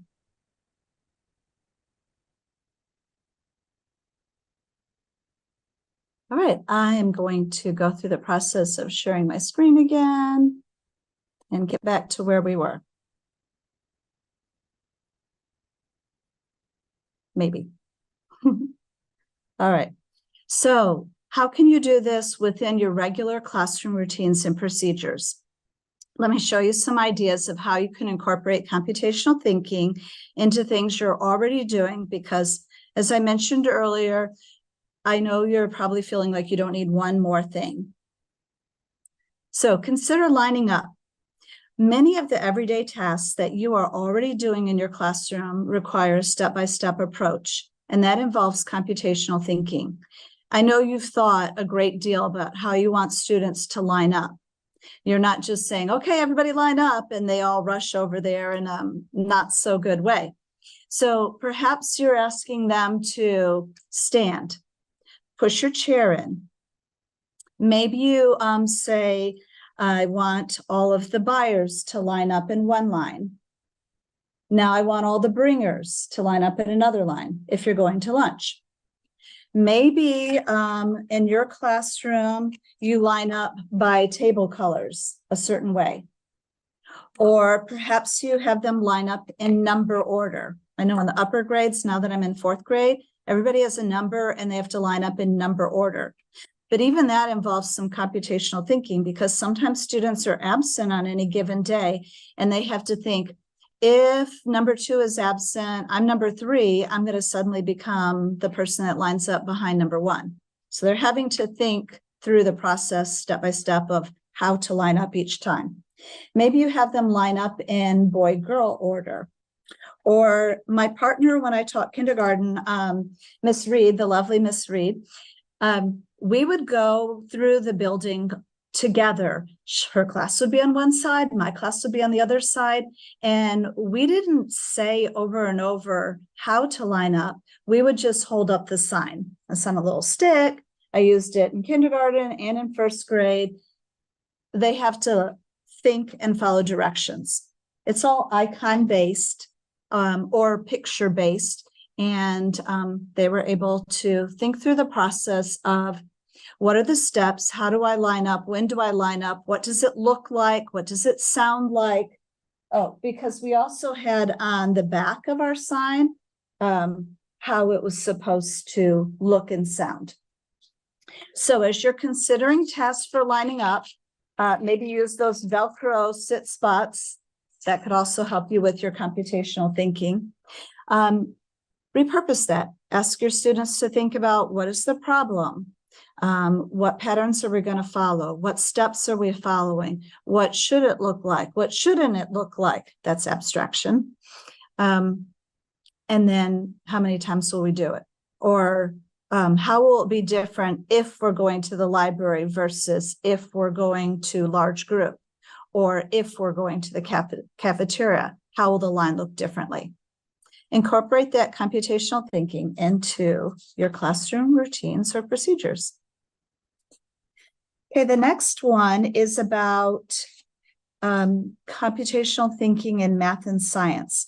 And actually on this slide, I went backwards. I have the digital before the physical, just because that's the order that I put the slides, but you would be doing the physical before the digital. And so for this one, consider using this either in your Schoology course or on the Promethean panel. I know in CFISD, we use ST Math quite a bit, and they're practicing computational thinking with ST Math. Tang Math, it has a similar way. The students are really having to problem solve with Tang Math. And I love Math Learning Center apps. I've used those apps across the board, pre-K all the way through the 4th grade class that I'm teaching now. But you could use it on up into middle school. And so you could just put the link up on your panel or in your Schoology course for any of the Math Learning Center apps. But a more intentional way might be for you to plan the problem you want them to solve. So I think Amy or Annabelle is going to put this link into the chat so you could click on it and try it. And if you were to put this link in your Schoology course or have it up on the Promethean panel, I'm posing a problem for the students. It's not a blank workspace. I'm telling them what I want them to do. Show me some ways to make 10. So they're having to intentionally decide what pieces are they going to use. Are they going to use red counters? Are they going to use blue counters? Are they going to click on the fancier ones down here? And I'm resisting clicking on it because I'm thinking it might alter your practice experience if I start clicking on the one that I'm sharing with you.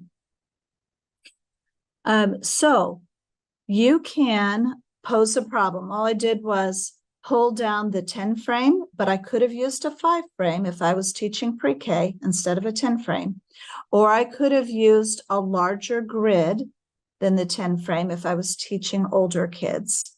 And I could say, show me ways to make 5 if I was in pre-K, or maybe you wanted to go up to 20 if you were in 2nd grade and working on some of those math facts. The student gets to decide how are they going to design the image, and then they can use the tools over here on the right-hand side to show the problem that's associated with the image. Maybe they're going to create a text box and type in 9 plus 1 equals 10, 8 plus 2 equals 10, 7 plus 3 equals 10. Or maybe they're going to use the pen tool and they're going to write it on their screen to show the equation, which is a little bit higher level when they have to write the equation than just showing it with a picture. And to hold them accountable, let's say they're doing it in Schoology, within their Schoology course. All of the Math Learning Center apps have this share icon down here at the bottom. And when they finish with their creation, they can save the image or copy the image. They can share it back to you in Schoology. They can copy the link and share it back to you. display the code. There's a variety of ways that they can show you what they did. And I've used that as young as kindergarten because the kindergartners wanted to have their classmates see what they made. So we put it in, I think, maybe as a discussion. And they put the link into the discussion, and then kids could click on the link and see what their friend had made. And then they click over and over and over again. And that's okay, because we want them to see other ways of making 10. Or perhaps they're abstracting and saying, no, that doesn't belong. 7 and 2 don't make 10, that makes 9. So they're having to do some thinking through that process there. Okay, I know I'm moving along fast and watching the clock here. So I have a few more slides. So how could they do that in a non-digital way? Practice computational thinking. I linked down below some cards that I used in first grade and kindergarten, and I keep them in a bag, like a quart-size Ziploc bag. And then when I was in kindergarten and first grade, for example, I had a bucket of Unifix cubes, a bucket of red and yellow counters, another bucket of Rec and Rex or the dominoes. And then these little cards would live in that bucket. And during that center time in math, the students would take a card out and they would have to identify the problem. Oh, she wants me to fill the 10 frame with 3 red counters and 6 yellow counters. And then I'm going to be determining how many counters that is total. So they're identifying the problem, they're decomposing it into smaller parts, they're looking for patterns. Maybe they build it on that 10 frame mat that you also have inside the bucket. And they say, oh, look, 3 red and 3 yellow, 3 plus 3 is 6, and then another 3 is 9. So they're thinking about the problem in different ways when they start looking for patterns and making predictions. And then they can consider the steps for solving. I'm going to take a dry erase marker and I'm going to write on top of the laminated card. I'm going to put the little plus sign right here, and I'm going to draw a line underneath because we're solving it vertically, and then I'll put the answer down below down here. So if you are interested in those cards, I like to make your job a little easier, work smarter, not harder. If you hover over the cards, I've linked the PDF for all of those cards. And you can just house those into your manipulative buckets, and then your students are practicing their computational thinking in a non-digital way, offline. Okay, with your classroom manipulatives. All right, ELAR.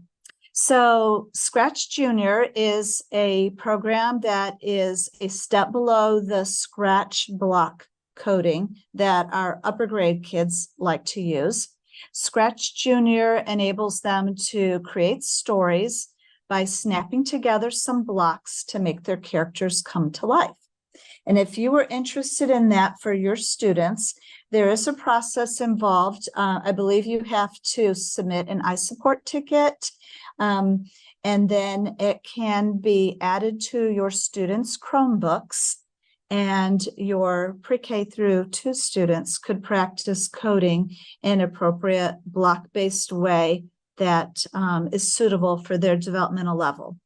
So I'm going to just show you a couple minutes of that, or maybe just a minute, maybe is because we have a few more slides. And you can see they get to choose their character. They get to choose the actions they want the character to take. They're snapping those pieces together like puzzle pieces. And then they could choose a background or setting for their story, just like they do in writing time. They can choose different blocks of code. They can add additional characters to their story. They can create a series of steps that they want that character to follow.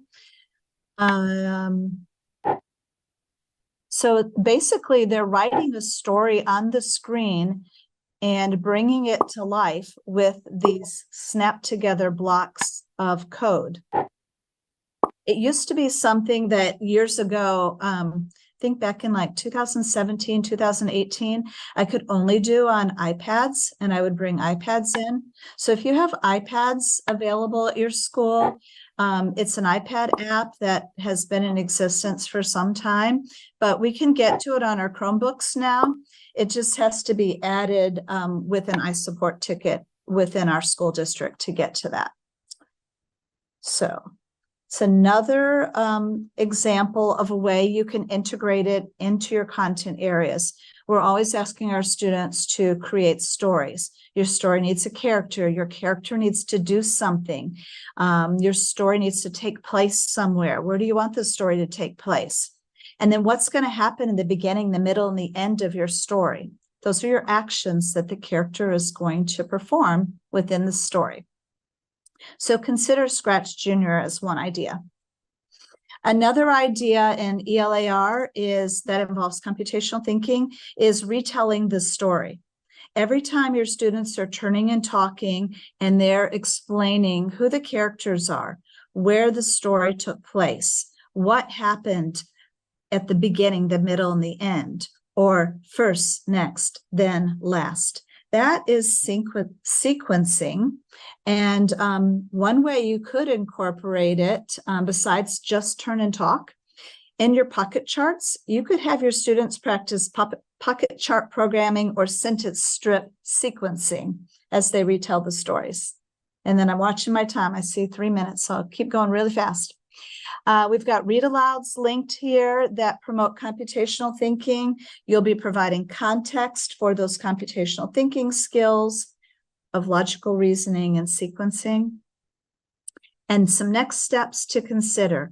We have Discovery Education Access in our school district, and they have block-based coding activities in there.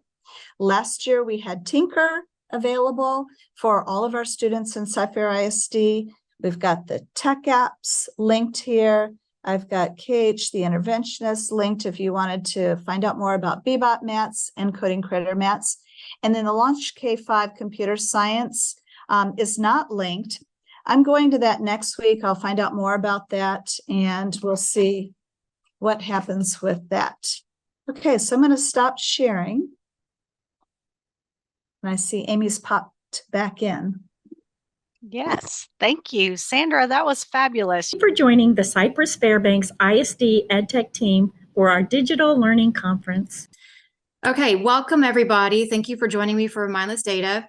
I may interchange the word data to data because it just goes either way with me. If you have a cell phone, please take a moment and scan my QR code. We're going to use some information that you're going to put into that Google form for an activity later today. You do not have to use your actual name. You can use a nickname. You can use any name you want. Please make it appropriate because we will have it up on the screen for others to look at. So please make it appropriate. As Ms. Kiner said, I am an educator who is very techie. I've been teaching for, this will be my 20th year. I did blended learning with Marcia Kish over when I was at Millsap for first grade, which was a lot of fun. And then I had the opportunity to jump into a behavior coaching role and did that for the last 2 years at Pope. And because of funding and budget cuts, I got put back into the classroom, which is fine. I'm excited to be going back into second grade math science.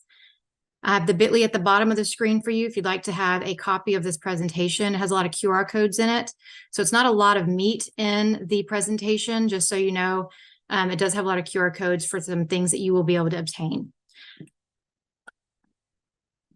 So I'm Techie Teacher. The QR code, again, is for that attendance sheet that we're going to use for information later. The main reason that I decided to do this presentation is to help teachers who are not only regular teachers or behavior coaches, but also SPED people who are needing to track data, needing to collect things to take to their administrator, needing to have more information beyond Review 360. So as a behavior coach, I used QR codes, I used Google Forms, I collected information, but it was overwhelming and I wanted to kind of streamline it. So I started looking into what I can do in using Google Sheets to streamline my information to make it work for me without having to work harder. So work smarter, not harder. So that's what I did. I would create QR codes. I would wear them around my neck on my lanyard to scan when I would go on a walkie call. And I would have questions that information I would fill out, child's name, date, location. We'll go through all of that. And that helped me get information that I could take back to not only the teacher, but I can analyze it and see what the antecedents are, time of day, location. Are there things that are commonalities that I could bring back to that teacher and say, okay, here, let's try this. You can do this in your classroom and take this to your behavior coach or take this to your administrator.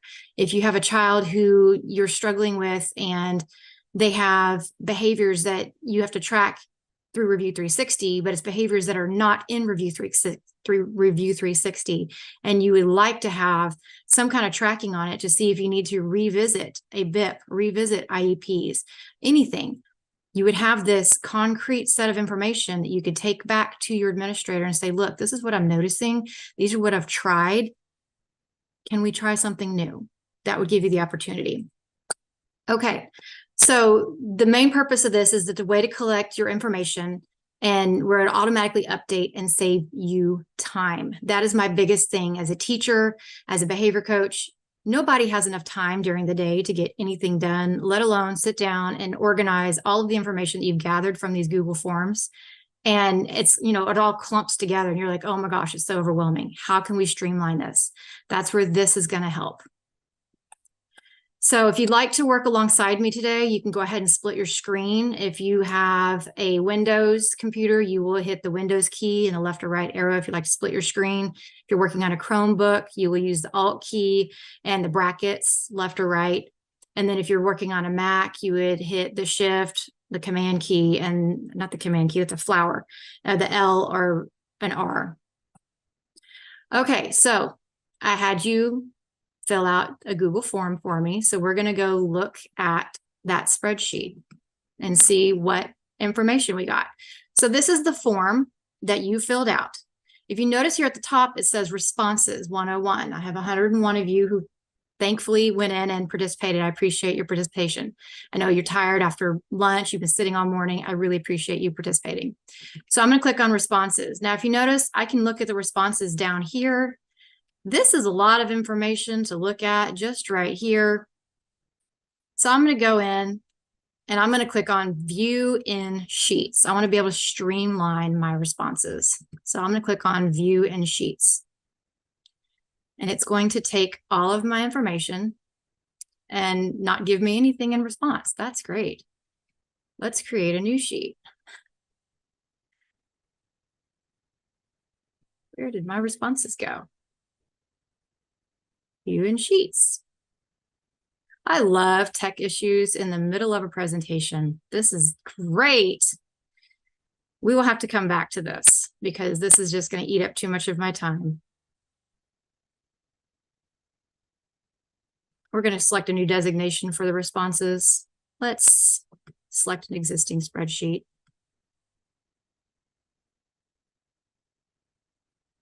Try again. Now let's view in Sheets. There we go. Okay, so I have all this information.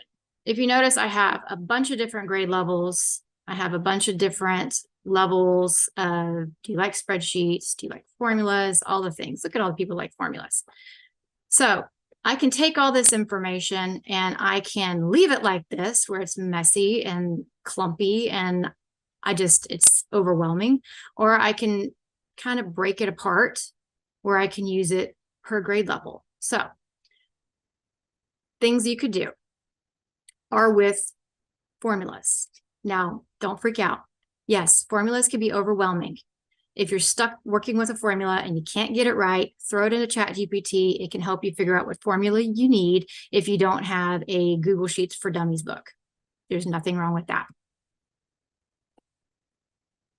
All right, so different types of forms that you can create and use in your classroom. If you scan this QR code or use this bit.ly, it will give you a sheet that will have different types of forms that I've created for you. Now you will have to log in with your Google account because it's going to make a copy of the forms for you. So you have your own copy of them and you'll be able to have like a starting point. Now, do you have to use the forms the way I have them? No, you can absolutely tweak them to what you feel you need in your classroom. So examples of some of the forms that I have on there are walkie call from the front office. This would be for behavior coaches. If you want to have the person who answers the phone when teachers call needing assistance, you can have where it records who the teacher who called, the grade level, the student's initials, the time of the call, the location of the call, and the reason for the call.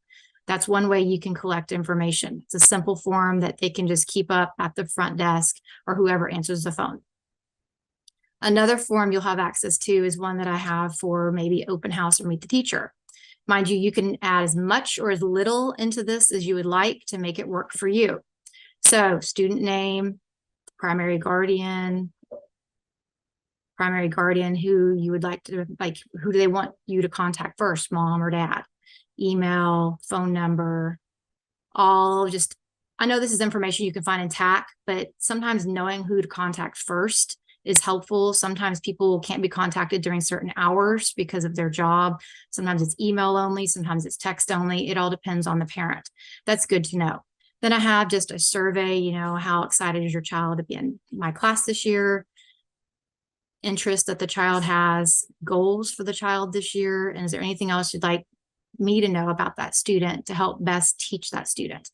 It's always good to have a little bit extra information before that first day of school so that you can get to know that child on a deeper level, because building those relationships with the students are how you reduce behavior issues in the classroom. Please remember that. The more you can build a relationship, the better your class will run. I have, for those of you that are PBIS campuses, I know some are run by the behavior coaches and I know others are run by a committee. You need to have those surveys, the family surveys, the student surveys, the teacher surveys. You can easily use a Google form to get the information that you need collected quickly. You can have a QR code, like we have watchdogs that come to our campus and we have the family survey on a QR code at the front desk. So they can scan it and fill it out before they start their duties for the day or at the end of the day. So it gives you that information that you need for PBIS. So this is a sample for behavior coaches, this is a sample of what my QR code did for me this year. This is the sample of what my form looked like when I went on a walkie call, and this is what I would fill out. I had the date, start time of the walkie call. So when the call came in, I put the start time, the student's name, the grade the student is in, the location in the building where the student is currently, because it's not always in the classroom. Sometimes it's the restroom, the hallway, on the bus. I've been called out during car rider duty to go handle things on the bus. The behavior. Now I have this very simplified in behavior. The reason I have this is because I'm going to add more details later. Is it a talking disruption? Is it physical contact, refusal to work, disrespectful, argumentative, or other? Then I put more details from the teacher. And then the end time, that's when the child is de-escalated and I leave. Then it has a question of social skills needed. Yes or no? Because usually there's a social skill lesson that goes along with a walkie call. So then I would list, is it everyday speech or book lesson? And I would list out exactly what social skill lesson I worked with that child on, because sometimes it can be repetitive. And sometimes that tells you, okay, if they are talking out and disrupting constantly, that's a social skill lesson that you might not need to just pull that child, but maybe have like a small group to make him have ownership over, okay, it's bothering my peers. So when you have a group of them together, maybe they'll start to be self-aware that they need to stop. Another one that I have is just a communication log. So this is for me, I do this when I make phone calls to parents, because emailing and texting parents is okay if that's their preferred method. But if you really have something you'd like to discuss with parents, whether it be academic or behavioral, it needs to be a phone call, and you need to document that phone call and maybe follow up with an email just to have it all in writing. So I would have the date, the time, the student's name, the person that I contacted, how I contacted them, and a summary of the conversation. This is really big for me. If you don't document it, it didn't happen. So when your admin come to you saying, do you have documentation? Then you need to be like, yes, I do. I have it. It's right here. Some of the forms are asking for access. Going back to the forms, you can tweak these forms to however they will work best for you. So let's move forward. So when I'm talking about the formula, I'm talking about formula breakdown. I'm talking about how I want to take my information and have it work for me.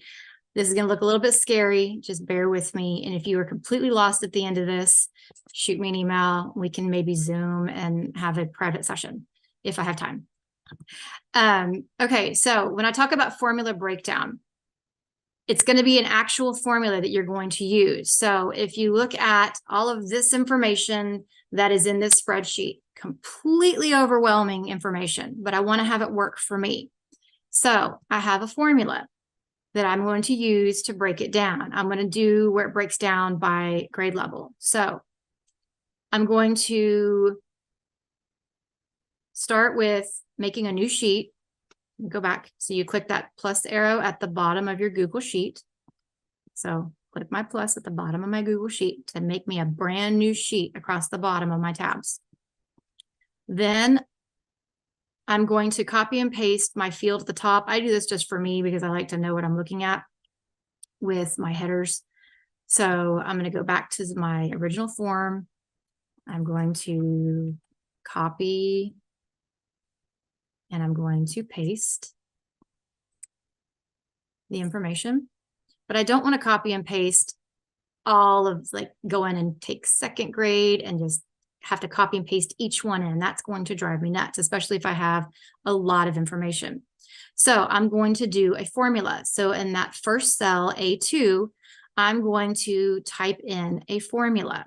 So I know this formula looks just a lot because it says form responses 1 and it has all the stuff behind it. Yes, I understand. I'm still going to copy and paste that and put it in there. So let me make sure I have a paper copy of it so I can write it correctly.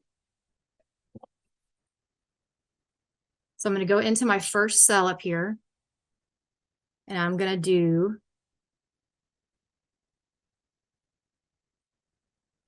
a filter. So I'm filtering my information. Form, responses,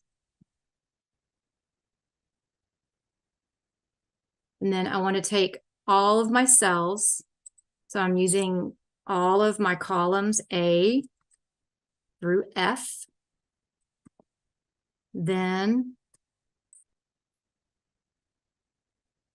I'm going to do, I know it sounds redundant, form responses again. Let me make that capital R. Let's spell R-E-S-P on it, yes. With a 1. And then I want to take the actual column. So I want to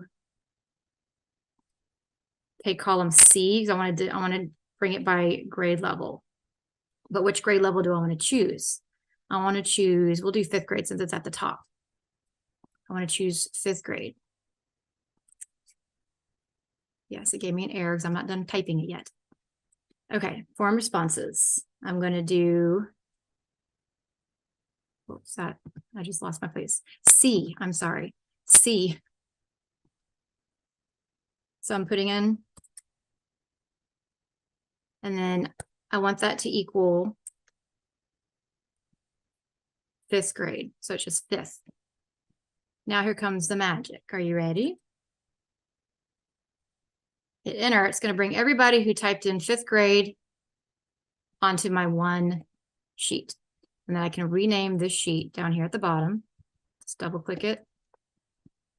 5th grade. I can also take this sheet, click on the caret, if you don't want to type that entire formula in again, and click on duplicate. Now I'm going to go click in that cell at the top where it says A2 and where it has, I want to keep all this information the same, but I want to change this from 5th grade to 4th grade. Click enter. Now I have a sheet that has 4th grade information. Now I can come down here, change it to 4th.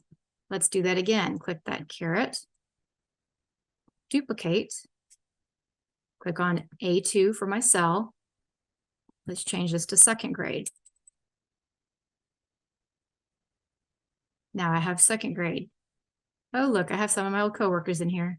Thank you for joining, and some of my new coworkers too. So it's very easy to be able to take my information and break it down by grade level. So if you look at the QR code here and the bit.ly, that will give you a full breakdown of how to do this. It has step-by-step how to break down, explanation of all of it. It walks you through it. Now, you may have a question of why does it say form responses 1 all the time? Well, that would be because this tab right here is labeled form responses. So if I were to go in and change this title here, if I change this, I would have to probably go in and change where it says form responses 1. Okay, so keep that in mind. All right, let's go back to the presentation. How am I doing on time? I'm doing okay. All right, so that's the formula breakdown. I'm gonna give you a minute if you want to snap that QR code, if you want to grab that PowerPoint so that you can just sock it away in a folder for another day, or if you want to try to use that this year to collect some information in your classroom.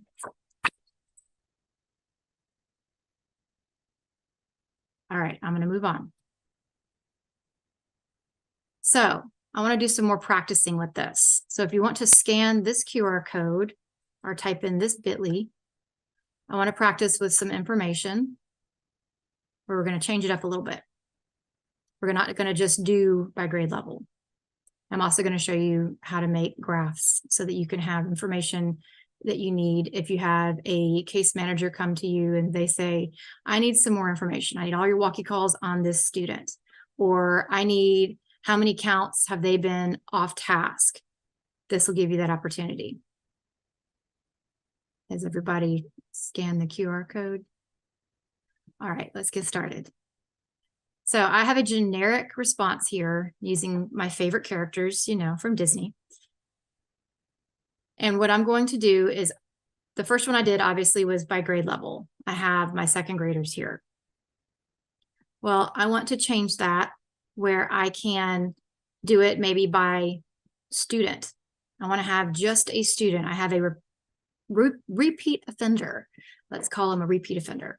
You have one child who is constantly off task, constantly struggling, constantly doing things that is driving you crazy.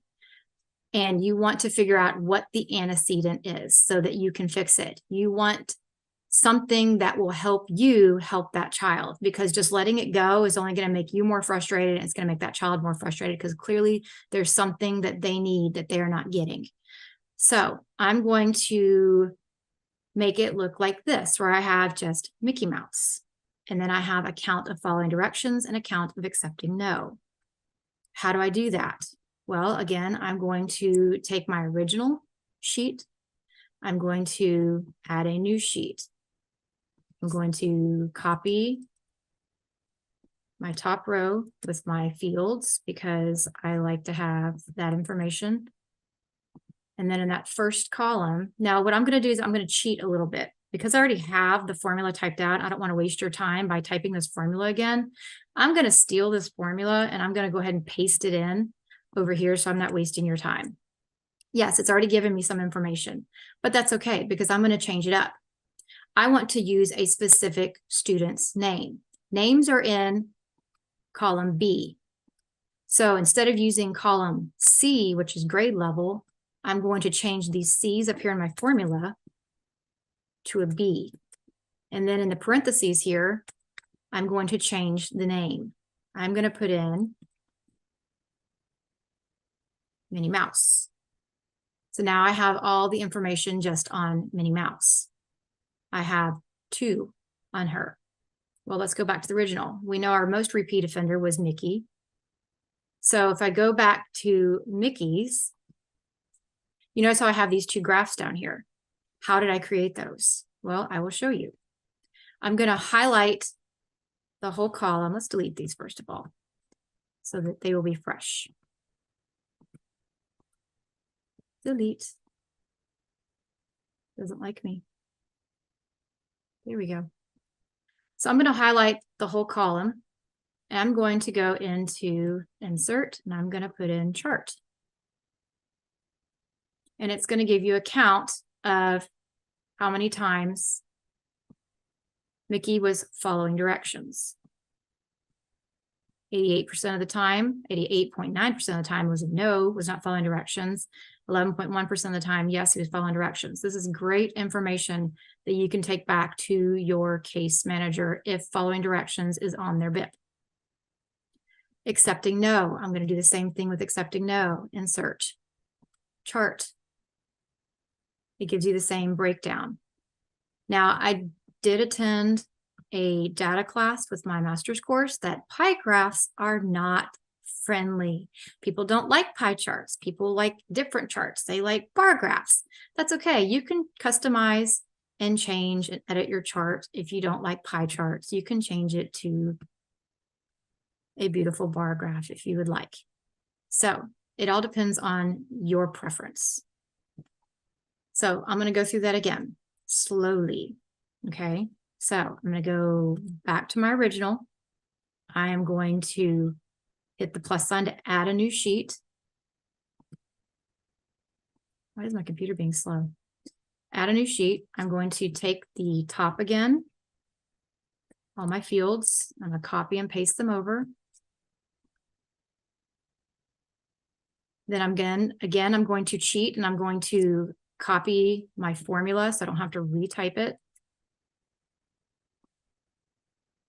I'm going to paste it in. Now, I want to change it again to another child. So I'm changing it to B's again because that's the column I'm going to use. And I'm going to change the second at the end to Daisy Duck. Voila. So now, I guess I need to change this to Daisy Duck. Okay. So now I have my original sheet that has all of my information.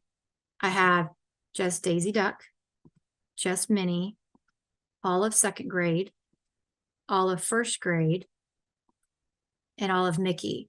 So when a case manager comes to you and says, hey, what information do you have on Mickey Mouse that you can share with me?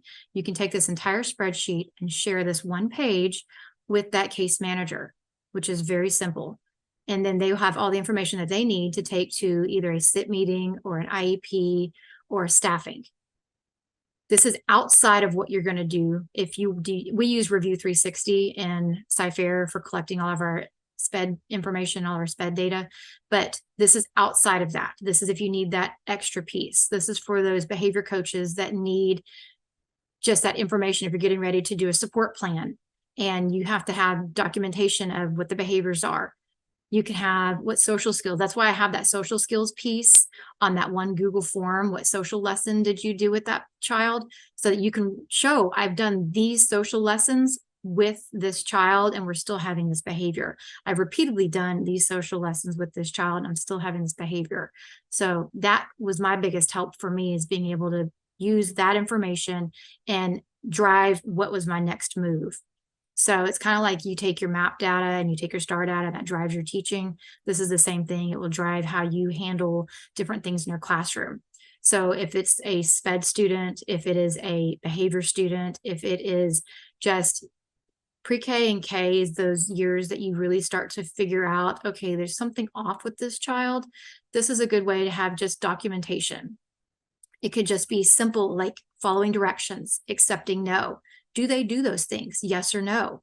On a day, you can have it break down into like chunks into your day. You can have during circle time, is this child following directions? And you can have a quick QR code and you can scan it with your phone, or you can have the Google form already created for you. And you can create bookmarks across your top bar. You can have a folder, like I have a folder on mine for walkie calls if I don't have my phone with me, where I can actually click on it and fill out that Google form right there on my computer and document what happened.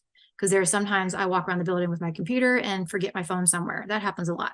I often leave my computer places too. It happens. So the biggest thing is I want it to help you.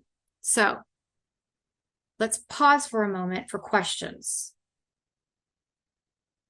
Are there any questions, Amy, that we need to hit?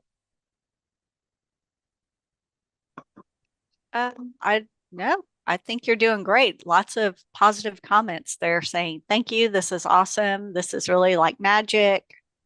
It is magic. And then, yeah. So, and then you just sorted by Mickey. So somebody asked about that. And then you just finished showing how you can change your formula to resort the data and create the chart. So I think this is really useful. It's very useful. That's what I love about it. And it's completely seamless. Once you have that formula set, you don't have to go reinvent the wheel. You already have it, copy and paste it, and just change those small fields. So let's go back to the original. We have... Oh, can I Yes. stop you just 1 second? Uh-huh. Someone asked, could you please show how you created the pie chart again, Yes. or the graphs? Yes. And then I'm not sure if you have time, but people have some different questions about the formula. And so I just wondered if maybe it would be helpful to just explain the parts of the formula, like, or where do you find that? Yep. People are asking, how did you come up with that? Yeah, absolutely. Great questions. All right, we'll start with the pie chart one, and then we'll go back to the formula breakdown. All right, so I'm going to use the actual sheet here that I have that has everybody on it, okay? And I'm going to sort it by grade level. So I'm going to highlight the entire column. So I want to have all the grade levels. I want to see where my time is mostly spent. So I'm going to go to Insert, Chart. And it's going to automatically pop up with a pie chart. And if I hate the pie chart, I can go over here and change it to a bar graph. Just by simply changing and toggling. So I have 73% of my form that was filled out was done in first grade. So obviously I have a first grader, Mickey Mouse, who is off task often. Second grade holds a lot of my time, and then fifth grade. You can also move these around by using the corners, make it smaller.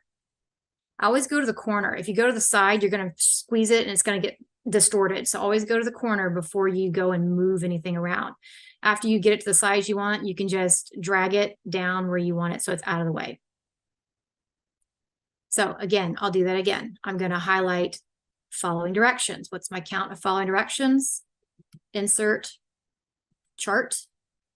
And it's going to give you a percentage of how many are yeses and how many are nos.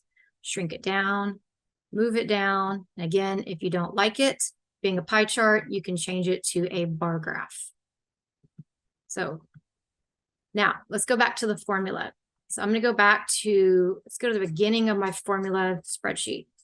So here's my PowerPoint that explains how to make the formula in your spreadsheet. So how did I find the formula? Well, I was looking for something. When you present for DLC and they do the feedback forms, they always grab all of your information from the feedback forms and they send it to you, but I can never see the formula. So I went in to Half Price Books and got a Excel for Dummies because, you know, unfortunately, my dad's brain, he had a stroke 3 years ago. He lost all of his ability to help me with formulas anymore. And I became a BI after his stroke. So I had to go in and learn. So I went and found out there are formulas you can use to change your information and change your data. So this one I found, just happened upon it. And I used ChatGPT to help fix it to make it correct because I kept getting an error message. It was all because of spaces and not having the right things in it, like the quotation mark or the brackets, just all the things. So you're going to start with you have your form. All your data has been inputted. You're going to start with a new sheet. You're going to copy and paste your field across the top of your sheet. And that first A2, you're going to type in your formula.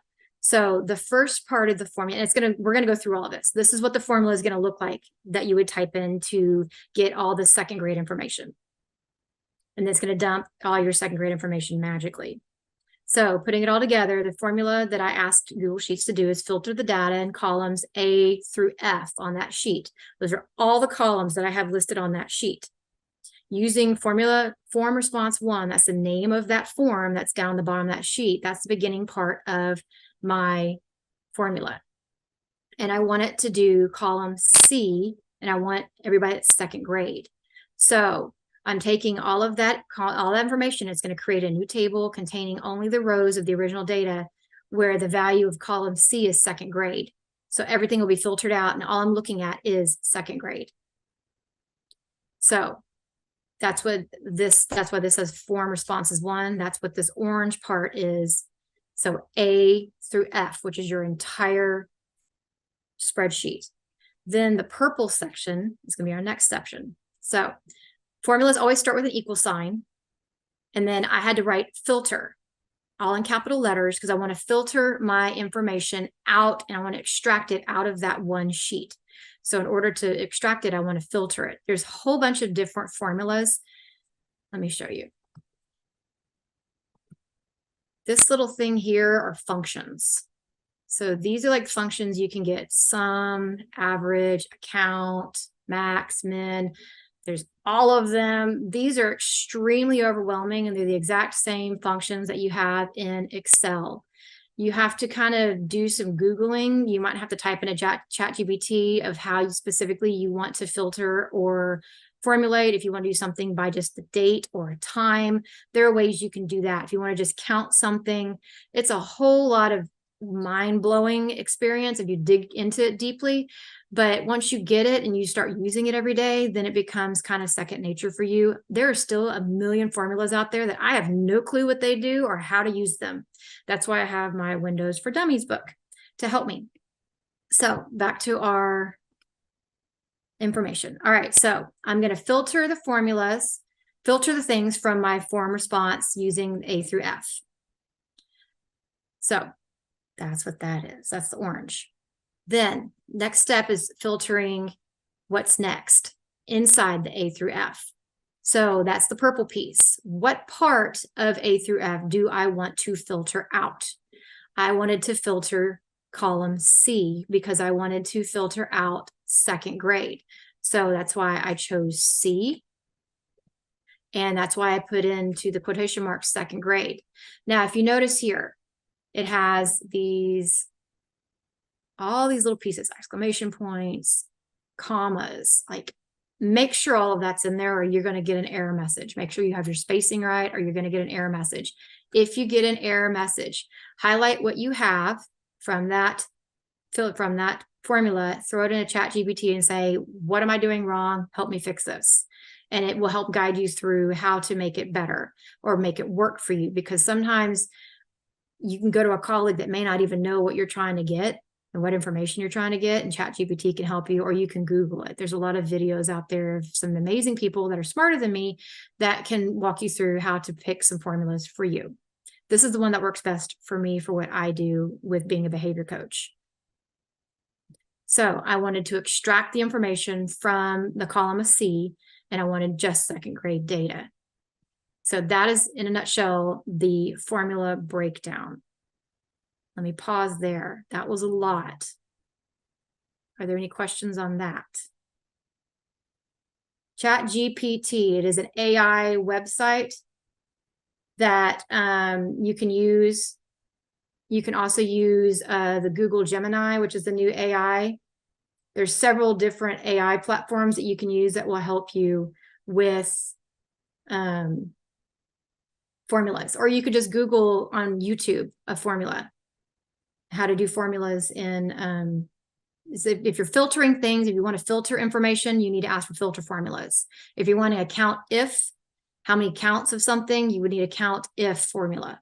I'm not going to get into all that. That's a lot of formulas. That's too much for today.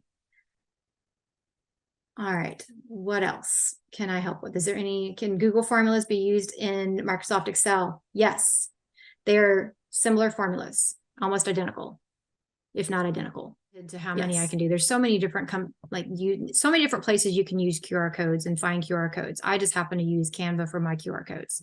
So if you're familiar with Canva, there's a place in there where you can put in a URL and it automatically pop up a QR code. I use QR codes for everything from surveys for PBIS to watchdog sign up, my behavior data, meet the teacher. I would put that form that I want parents to fill out on a QR code and hang it around the room, kind of like a scavenger hunt. You can do scavenger hunts with kids with QR codes. And for exit tickets, if you're looking at doing blended learning, if you happen to watch Marcia Kish earlier with her blended learning with her studios, you can have QR codes for an exit ticket around the room where a student scans it and they go in and fill out a Google form for your exit ticket. And then right there, you have information that you can take for that specific TEK. Did they master this TEK? Yes or no? And then you have it where you can graph it. So let me exit out of this. We're getting close to the time where I need to stop. So I really want to ask, does anybody have any questions? Because that was a lot. I know my behavior coaches who are attending today, I hope you got some information out of this, because I know we talked about it at our last behavior coach meeting before all the changes happened with the board meeting. Behavior coaches, please reach out to me if you need any extra information on this. I'll be happy to make a Zoom and get together with several of you if that's what y'all need. Thank you for joining the Cypress Fairbanks ISD EdTech team for our digital learning conference. Excel and Google spreadsheet knowledge. Yeah. Thank you for having me again. Y'all enjoy the rest of your DLC. Thank you, everybody.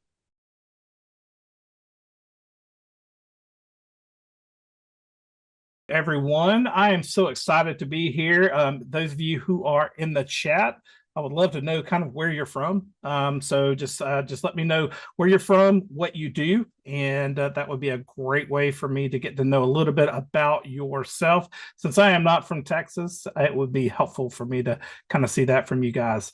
So just let me know where you're from and all that good stuff. So today we're going to be focusing on breaking down barriers, best practices, and Chromebook accessibility features, along with immersive readers. So I don't want to do too much of an introduction, but I do got to give credit to my colleague, Shane Peak. He helped me develop this training. We were supposed to do it together, and unfortunately his daughter is in the hospital right now. They're having to have some CT scans done, and so if you're a praying person, pray for him and his family right now and so forth. But I got to give credit to him. He and I present this a lot. So thanks to Shane. And then also, I just want to say thank you for being here. There are tons of sessions that are going on right now. And I have to say that y'all are so gracious to join me this afternoon. So I hope that we will have a beneficial time together today. All right, so let's hit the ground running. So what's our agenda today? This is where we're going to be heading and so forth. And so you can hold me accountable to it. So first off, we're going to look at what we call best practices. And then we're going to jump right into Chromebook accessibility features, where we're going to spend a big portion of our time. And then we're also going to be looking at the immersive reader. Okay. So during this time, we are going to make sure that we dive in and really, I'll have to say this, wherever you're at in the teaching spectrum, if you're new to a seasoned profession, I feel like this session will be beneficial to all of us, regardless of where we're currently at. And so I look forward to the discussion that we'll be having here in the chat coming up shortly. All right, so cool. So let's jump into our why. So why present this? Why have a session on breaking down barriers? Well, number one, there are tools that are out there. So one of the things that we notice with tools are simply this, is they have a purpose. And so as you notice on the screen right here, you'll see that there is a tool, a screwdriver. This screwdriver has a particular job. It has a function that it does. And so as we think about things, we think about the fact that that screwdriver needs to be able to do one thing, screw things in. And so, but sometimes it's hard to screw things in. And so one of the things that I've noticed, and it was like today years old, when I found this out, but a screwdriver also has a companion that goes along with it. And I'm going to show you another picture here. This picture right here shows a wrench. I learned that a wrench will actually go around a screwdriver so that you can gain more leverage. And so we have all these kinds of different tools that can be utilized to help us. And so when I put that wrench around that screwdriver, I can sit there and torque down a little bit more and get a little more leverage in order to tighten down the things that need to be tightened down, or to unscrew the things that need to be unscrewed. So that is an amazing thing. So we have a bunch of tools at our disposal. But the biggest thing that I want to talk about too is there's tons of barriers. We have all these tools, but we got barriers. And so what I want us to do is I really want us to break down those barriers with some of these tools that we have. And there are barriers that are going to be in the way of lots of children, the reading disabilities, students with dyslexia, students who are not native English speakers. So we've got to figure out those kind of things. And then also, why is this session important to Shane and I? Well, it impacts us a lot.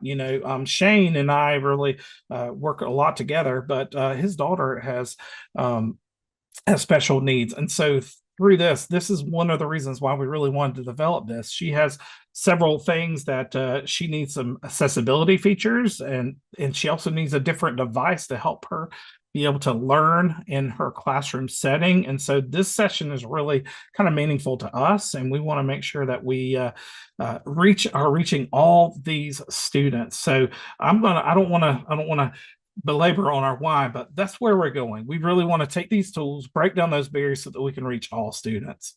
All right. So if you're with me on Twitter or X, use this hashtag right down here and just let me know so we can connect. I would love to connect with you. It's hashtag breaking down barriers. So if you're on there, that would be a great way to connect with me during today's session. So let's jump into our first thing. We're going to be looking at what we call better practices. We don't have to have best practices, but there are some better practices that we've experienced.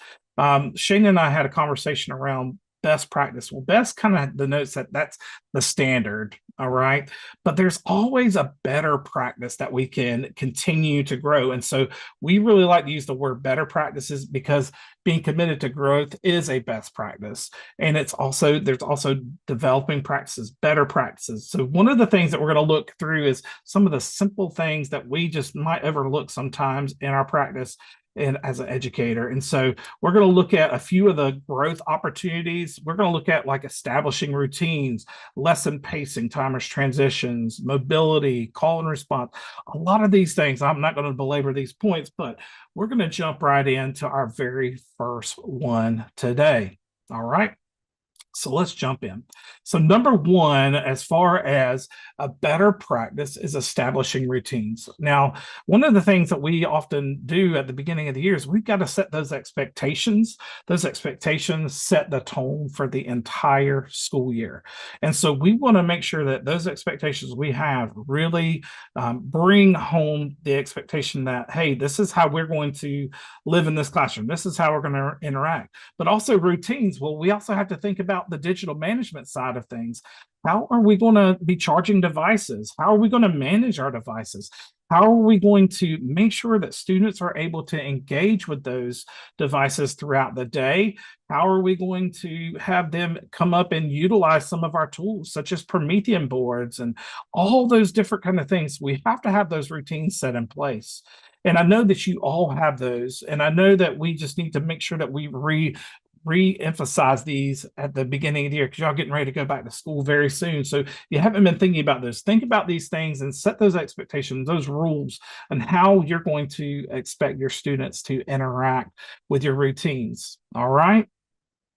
And so forth. And next thing is we want to also think about our lesson pacing. Our lesson pacing, for me, I'm a long-winded person. So one of the things that I noticed and the reason why I put this picture here is I've got to set timers for myself. So as a teacher, I've got to set those timers, but also students also have to have that experience as well. They need to know that setting timers, and when those timers go off, that it's time for us to move on to the next thing. We also need to know that where's our starting point and where are we going? So what are those things what is the purpose in our lesson, and how are we going to get there? So that we know where our finish line is. and so forth. So our lesson pacing is very important. If we go too fast, we're going to be missing some friends. If we're going too slow, we're going to be missing some friends. So where's that happy medium? How are we going to be able to reach all our students through our lesson pacing? So we have to really think that out, from activating strategy to all the way down to our closing strategies, and so forth. So we have to think through all those things so that we can make sure that we have those things set up. Now, I like lesson pacing and I love putting timers up, but sometimes I take those timers off. But I also want to make sure that I throw out a strategy here. As I had in my phone that had the timer on it, and when they called it, I couldn't push and say end. They would tell me, all right, it's time to go on. Let's move on, Mr. Brown. So those are things that I think are really integral to our time in our classroom. Then I also like to think, especially around our mobility and seating, that plays a lot into how we are managing devices in our classroom. That is essential. So how you set up your classroom is extremely, extremely important. So there's different models that you sit. This is typically the one that I've seen a lot in the classrooms, and particularly in my role. We have our students sitting in rows and in columns, and that's where the teacher's up at the front kind of doing all the teaching. Well, in that kind of pace, there's not a whole lot of collaboration. There's not a whole lot of like working together and so forth.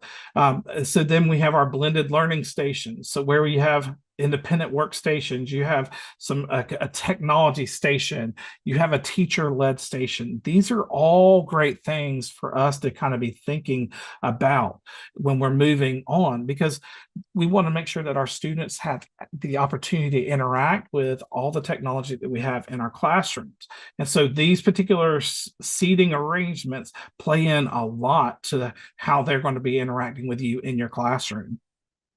And especially if you've got kids sitting here, you're not going to be able to see the front of or see their screens. Their screens are going to be to the back of you. So you have to think through and think about how you can be more mobile in your classroom, and so that you can see what all students are doing. So think about those things as you're moving forward. And then I like to think about our call and responses. Call and responses are very important to me. One of the ones that I like to do is called tip your top. That is a good one to kind of get my students' attention. When they hear me say tip your top, that means I'm just taking their device and they know to close it halfway. And then that would help me know that they are with me. Or I like to do a simple call and response. Are you with me? And then people say, I am with you, and scream that out loud so that they know that, so I know that they're with me, and so forth. So think about those simple things that you can do, and so forth. And then I also like to do one where depending on how my students are seated and I can't see their screens, I like to say screens to me, so that I can actually see what they're doing, know if they're engaged with me, and so forth. And we'll look at some more things a little bit later with the Chromebook so that we can discuss some of those other things that we can do to get our students involved in the classroom. Now, I do want to make a mention here. You'll see throughout my presentation, you'll see these little eyes right here. If you click on those little eyes, you can go in and dive in a little bit deeper on some of these things, because we're going to hit the very surface today. But if you want to dive in deeper after our presentation today, you can click on these little eyes and it will take you to other links and other websites with other resources. So keep that in mind as you're working through these presentations. All right. And then another better practice that I love is, especially if you're introducing new technology in your classroom, you are giving students a new experience to a new device or something else, is give them an opportunity to have the playground option. Allow them to play around with the tools before you try to do the learning process. Because if you don't give them time to play at the front end, guess what they're going to be doing during our other end? They're going to be playing when we don't want them to be playing. And yes, we're going to have those outlier students, but this is a great way for those kids to get that exploratory side of things out of their system, so that you can really hit the ground running after they've done some of their exploring. So keep that in mind. That's probably a pretty good option there to kind of help with mitigating some of our students, especially with new technology. And then another one is, I love voice and choice. I love voice and choice. I love giving students the opportunity to choose how they want to create or how they want to show their understanding in a particular topic of study or to showcase what they've been learning. Now, I know that you see a couple of options up here. I like giving those things for students because I want them to be able to have those options. They can go to WeVideo and create a video. I probably should have taken Flip out of here. I keep forgetting about the importance of removing those things, but Flip is no longer available to us unless you're a Microsoft district. But having the opportunity to create podcasts, go to Google Sites to make a website. I wanted students to have that opportunity to create and to showcase their learning in a way that's meaningful to them. And so creating choice boards for them to be able to do that is a great way to engage our students in the better practice. And then I want to talk about slide design. Our slide design is really important. As we look at this slide right here, it is way too wordy. Thinking about showing this is death by PowerPoint, and that's too much wording on here. So I would recommend that we go with a less is more approach. So putting a number of less words on the screen, because students, when they see what we just saw right here, we lose them. So we want to make sure that we have less is more here. Less is more, and it's very important that we do that so that they can be engaged with us the entire time. And then maybe choosing a consistent color palette, making sure that our colors are consistent across our presentations. That's a great place. And we have a link right here to coolers.co. This is a great place to go and find some color palettes to help you if you're not graphically if that's not one of your strong suits. This is a great website that can help you formulate some of those color palettes so you can be consistent and so forth. And then another thing is we want to think through, take it easy on the animations. As much as we really like movement on our screens, sometimes it is really, really hard to keep some of our students focused. They're going to get really distracted, especially if you have a lot of moving pieces there. So think about that. Make sure that you are minimizing the number of distractions that you could, or think about the ways you can help mitigate those distractions in your classroom, especially within your slide design. So think about that. And then another one is our visual hierarchy. This is very important, especially when you're designing and so forth. This is a better practice. So think about your headers and think about how you're wanting to get the main point across. It's a very good thing to kind of think about is the most important things that you showcase are going to be the bigger portions there, and then the subheadings under there, and then you have your text. And then also think about your spacing. Think about your spacing and how that's going to play into that, because some of our kids really have a hard time reading text that is really close together. So thinking about that spacing is also another important piece. So those are some great things for us to think through. And then I want to talk about font selection here real quick. Font selection, as much as we teachers love these really great fonts, sometimes our font selections are not the most accessible to our students. And so what we want to think about is our sans fonts, and there are different types of fonts. You have serifs, and then you have your decorative. Your decorative are going to be the hardest for our students to read. So I would recommend us to stay away from those. And then we have our serifs. Sometimes the serifs mean it has these little tails on the end right here. Sometimes those are easier to read, but a lot of research, I've been reading a little bit of research, and I've seen a lot of people talking about using sans fonts.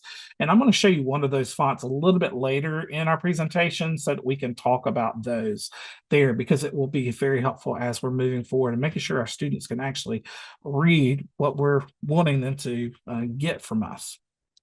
All right.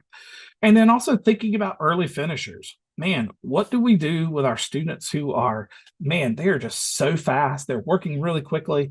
That kind of goes back to our choice board option, giving voice and choice, but also they're already finished with some of those things. So what can we do for our early finishers? So I think that's a great thing for us to think through, because when we don't have things for our early finishers, then that's where behavior problems tend to arise. And so we want to make sure that our students are really being engaged the entire time. Now, these early finisher activities are not necessarily the things that we just do just to give to them, just to do.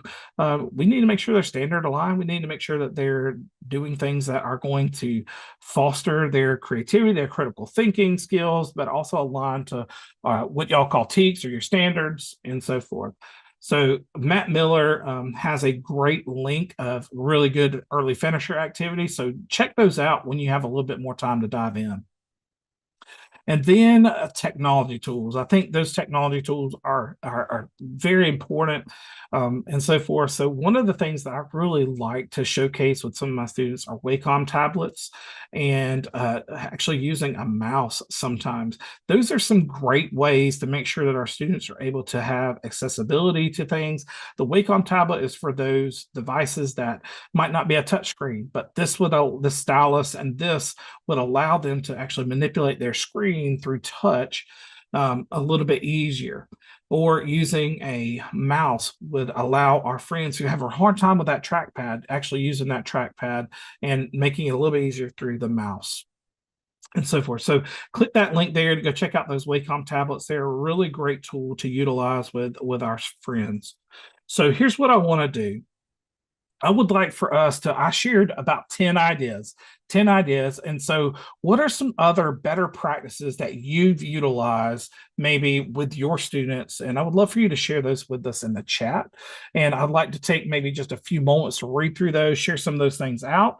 And what are some things that you feel like should be added into this presentation? What are some things that you feel like are integral so that we can make sure that all our students are being reached? All right, so let's take some time to do that. So go ahead and share those in the chat for me.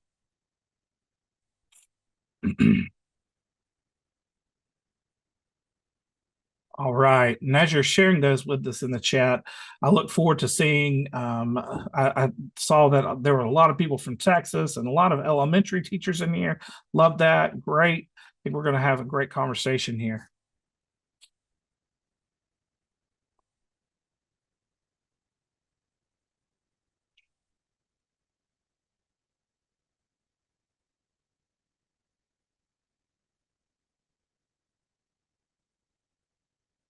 All right, looking through here, see some things coming through here in just a second.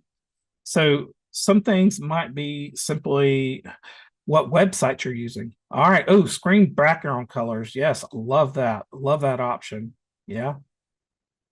Okay, including the things for visual disabilities. Yeah. Line spacing is important. Color contrast. Yeah. We're actually going to be touching on some of those and how Chromebook can actually help with that. Love that. Awesome. Great. Thank you for sharing, guys. What else do y'all notice, or what are the things that you feel like should be a part of this presentation? Image alt text. Yes, definitely. Yeah. Yeah, I love that you live by that, Charles. That's great. Yeah, microseconds. Yeah, I think the average attention span's about, a human's attention span's about 6 seconds. Now you say microseconds. I think I would agree with that as well, especially with a group of fourth graders. Ideas for language learners, image, alt text. Yeah, we've seen some of those coming through. Yeah. Yeah, brain breaks. Yes, definitely love those brain breaks for sure. Awesome. All right. Well, thank you all for sharing. I know that some of you are going to continue sharing throughout our time, and I'd love to see more of those in the chat as you're coming through, but we're going to continue hit the ground running because I want to get to some really important things, especially with Chromebook features. All right. So Chromebooks are designed with built-in accessibility. So kind of think about the screwdriver. Think about the screwdriver I showed you at the very beginning. Okay, the screwdriver is our Chromebook. Well, we've got the wrench, which are some of the accessibility features that are going to help make that Chromebook more powerful for our students and so forth. So what we're going to do is I'm going to highlight some of my favorite ones that I like to work from, and I'm going to jump on. I'm going to be sharing my Chromebook screen with you here in just a second, so you can see that and see me working through. So if you're on a Chromebook, you're an adult, you're more than welcome to join along and follow along with me. If you are utilizing a Chromebook in your screen, you want to work alongside me, that'll be great. If you just want to sit here and learn, more than happy for you to just sit along, listen, and learn. We are right here with you. So just take some time to learn and all that good stuff. So you learn how you feel best. All right. So we're going to look at those Chromebook features such as adjusting cursor size, inverting colors. There's a Chromebook, so the screen reader option. There's the increased content size, and then the reading mode. There's a bunch of things in here, but we're only just going to hit the surface. So I'm going to have links for you and videos for you to dive in a little bit deeper. So the first thing that we're going to look at is we're actually going to look at the reading mode. We're going to look at the reading mode, and I'm going to make sure that my share option is working and that you can actually see that screen a little bit better here. All right. All right. Cool. It looks like you can see that screen there. Excellent. All right. So the first thing that I want to do is I'm going to just go here to a website, and I'm going to utilize that website here.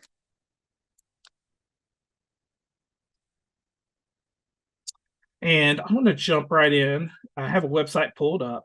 And then you notice there's lots of different things on the screen here. So one of the things I want to do is I'm going to look at the reading mode. So getting to reading mode on a Chromebook device, basically what it's going to do is it's going to take all the distractions away from our students and just put the content that needs to be there. So on the far right side of the screen, you're going to click the 3 dots here. And then what you're going to do is we're going to go down to More Tools. And then we're going to click on reading mode. And when we click on reading mode, what it's going to do is it's going to pull up all that text on that screen. And I'm going to drag that screen right over here to the side. I can decrease the text size. I can go in here and increase the text size. I can change the fonts here so that I can see that. And I can choose a better font that might work better for me. I tend to like Lexin. Lexin is one of my favorites. And then you could go in here and you can see links. You can disable those links. You can go in here and change your color theme. So if you want it to be more of a dark palette and it's a little bit easier to read, you can change that around.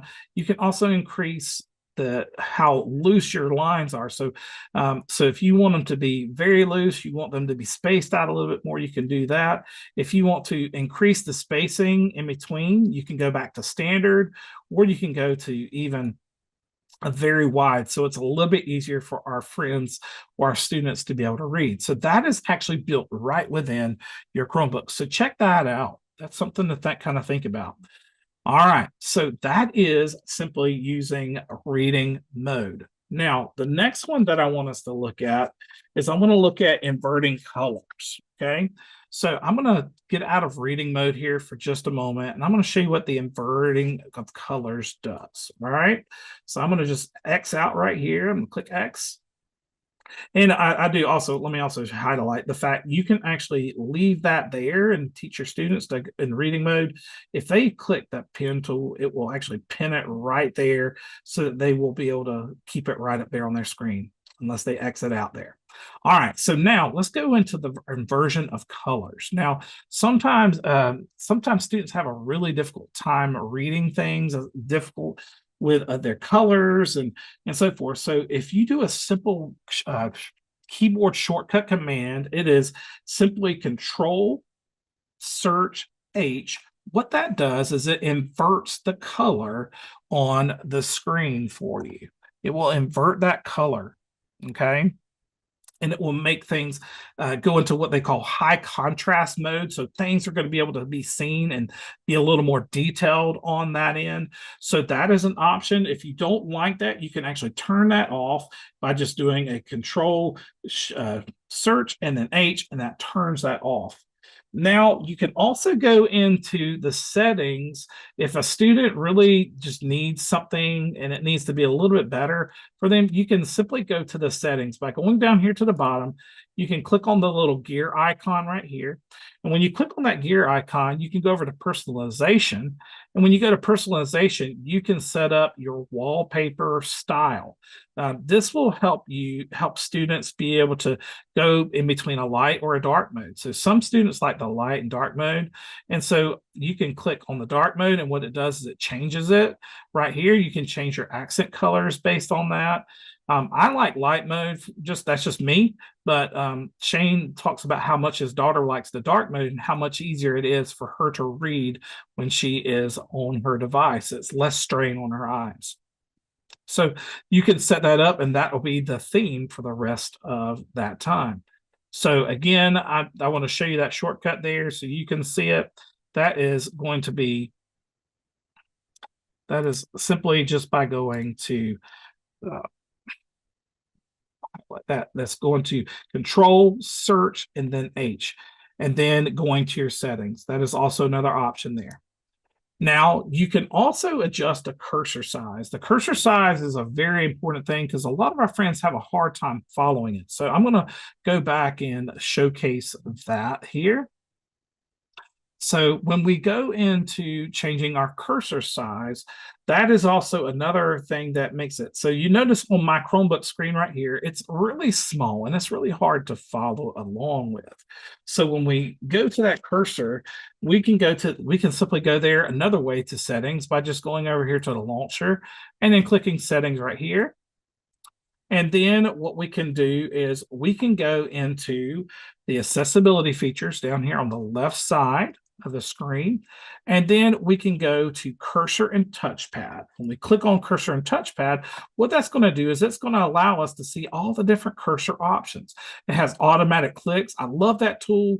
I love to show a larger mouse, so when I do that, it will make that larger on the screen. I can even make it even larger so that it stands out even more on the screen.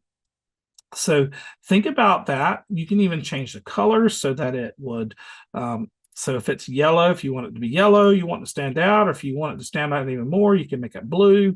So those are just some options that you can think through on your end there if you want to have those changed out. You can even have it highlight the cursor so that when you're moving it, it highlights where the cursor is going. So those are just some things to kind of think about and so forth. So that is called enlarging the cursor, and then just kind of figure out what your students need. And they're going to want to play around with this, but if there's something that really works for them, make sure you show that to them so they can go in there and change it. All right. So another thing that we want to do, and I'm going to hop out here and look at this next one here. Let's take a look. So we have our inversion of colors, and then we have adjusting our cursor size. We have the Chrome Vox. Now, I'm not going to go into that because you're not going to actually be able to hear it. But if you do this simple command, Control-Alt-Z, what it does is it will actually, that's where that alt text comes in handy. If you put that alt text on images and so forth, and what that will do is it will actually read out the description for that picture. So those are some great things to kind of think through. So if you have a student who has a visibility disabilities, the Chrome Vox option is a great option for them to have because it will read it off to them. All right. So let's jump into content size. I want to show you something here. So content size can actually be turned on your devices by simply doing just a couple of keyboard shortcuts, or you can go down here to the accessibility feature option. So I'm going to show you that real quick. All right, so I'm going to jump back to my Chromebook screen here.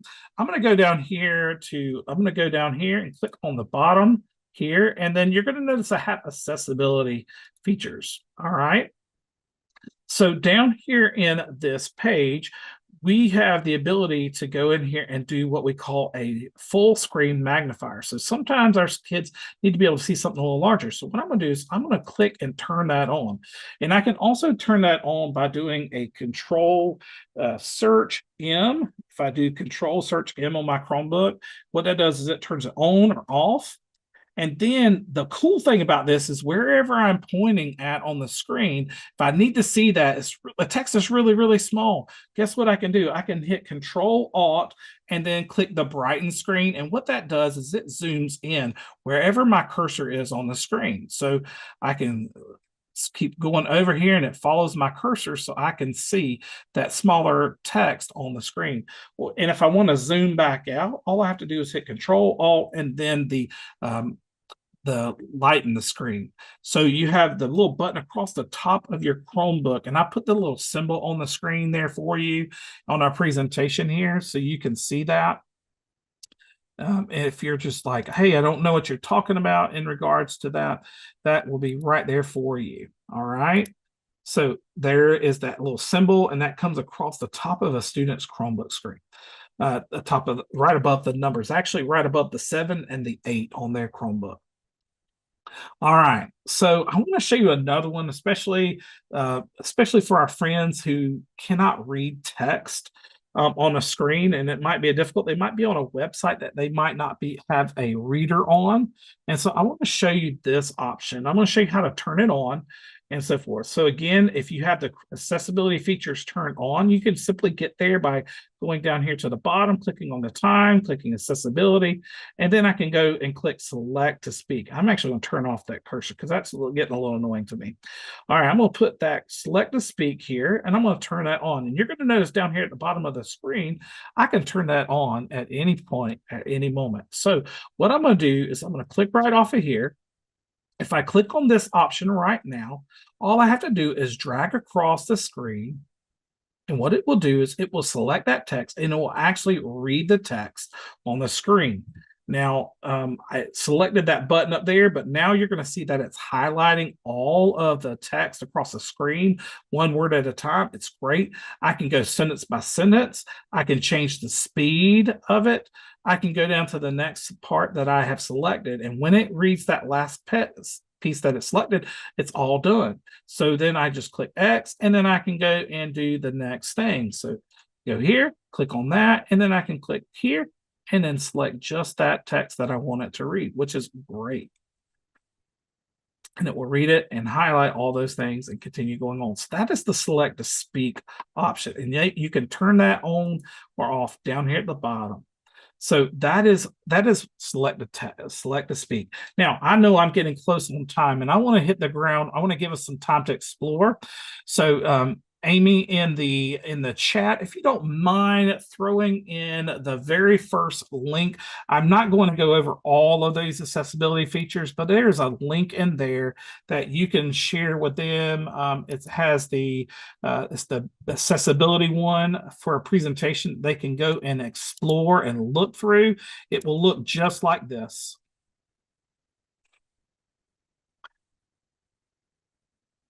And so you'll be able to see all that there.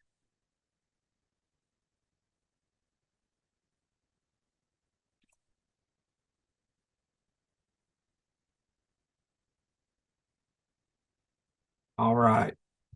So I'm going to take that off my screen now because I'm not going to go back to the Chromebook for right now.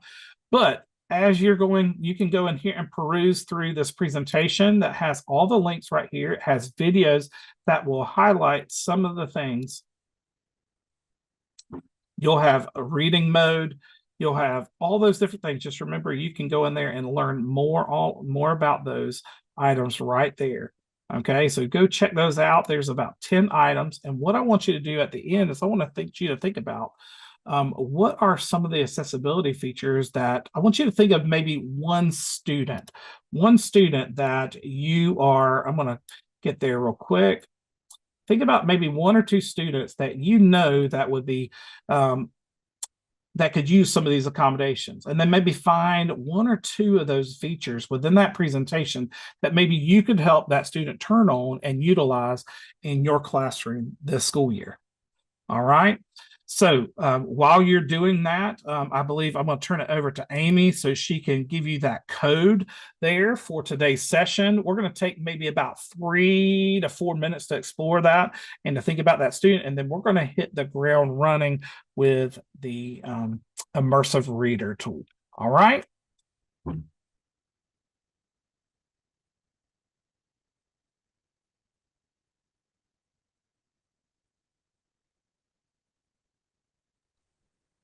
Okay, I'm getting the code. Just one moment, please.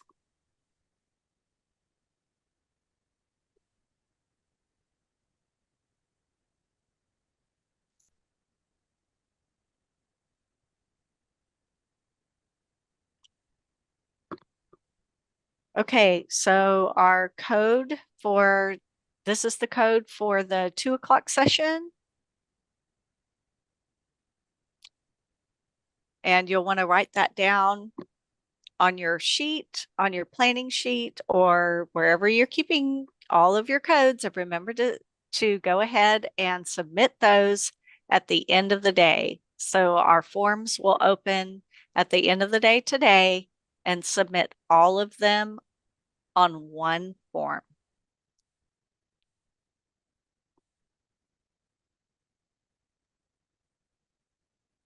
You just let me know when you want me to take back over, Miss Amy.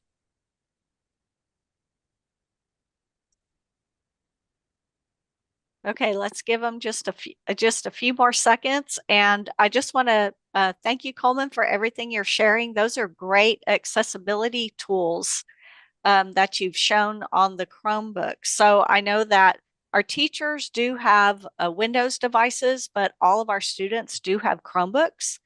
And so all of those tools are going to be, you know, really enhancing learning for so many of our students. So thank you for sharing all those tips and tricks. Yes, and there, like I said, there's 10 that are in that presentation. I only hit maybe 5 or 6 just because of time, but dive in deeper. If you have questions, you can reach out to me. I'll be more than glad to help y'all with that. Okay, excellent. Well, I'm going to go ahead and stop sharing my screen and let you take over. All right, thank you. All right, so as y'all are continuing to just kind of look through those accessibility features, I would love for you just to kind of think through that student. Who is that one student in your classroom or students in your classroom? Consider some of those accommodations that are in that presentation and think about how you're going to be able to reach them by turning on some of these, helping them turn on some of these, and empowering them with some of these accessibility features. So think about that. Think about what you can do with them. All right. So now what we're going to do is in the chat, maybe share some of those accommodations, share some of those features that you're going to turn on for your students real quick. And then we're going to jump into Immersive Reader.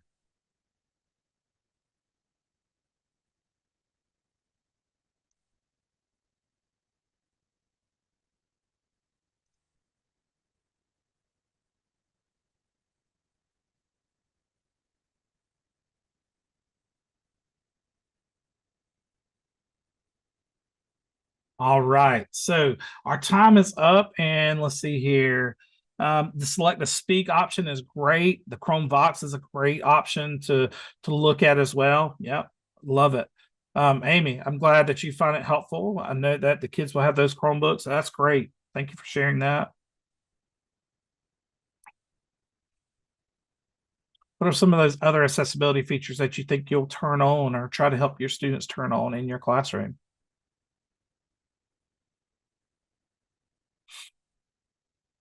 And I'll be looking for those there in the chat here in just a few moments.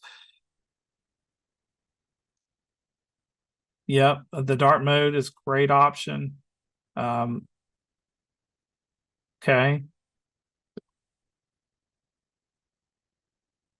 Yeah, I get you. I get you. So some of them turn down the brightness. Yes. And that's the unfortunate thing. Got it. All right. So let's continue moving on because I want to honor your time today. So what is Immersive Reader? Immersive Reader is a tool that is built within some of our tools to help with reading and comprehension. It's a great way to get that built in. And so what are some of the accessibility features? There's text sizing, spacing, fonts, and themes, and syllables, and parts of speech, and all those kind of things. So just click on that link down here at the bottom, and it'll take you to show a little bit more about it. But I want to jump into actually some of these tools and just let you know you may have access to some of these tools, but some of you might not have access to these tools. So just keep that in mind. Just because I'm showing you these doesn't necessarily mean you have to use these, but Pear Deck has it built in.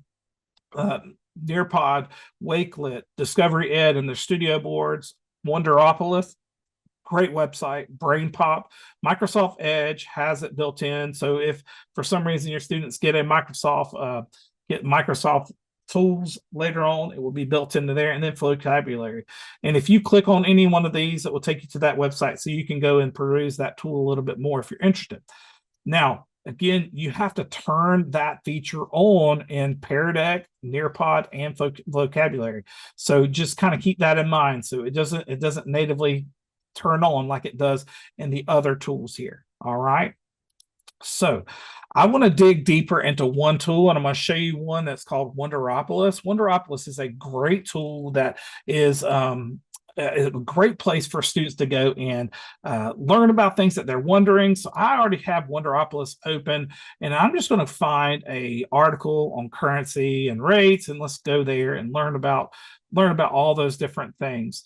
And what you'll see under the very top here, under that heading here, you'll see where it says listen. And when I click on listen right here, it will open up into a immersive reader. This is a great way to have students. You can click here and have it played for the students. It highlights all the text. I can go in here and change it to female or male. I can change the rate at which it speaks at. So if I want it to speak faster, I can turn it up. I like the slower speed. That's just me. That's just mine. That's a great way to do that. Now over here, you'll have text preferences. So when you go here, it's, again, remember, Immersive Reader is only built into some of these tools. There is an extension out there. That extension is not correlated with this. So don't think about the extension. Think about the tools that I'm sharing with you. You can change the font sizes here.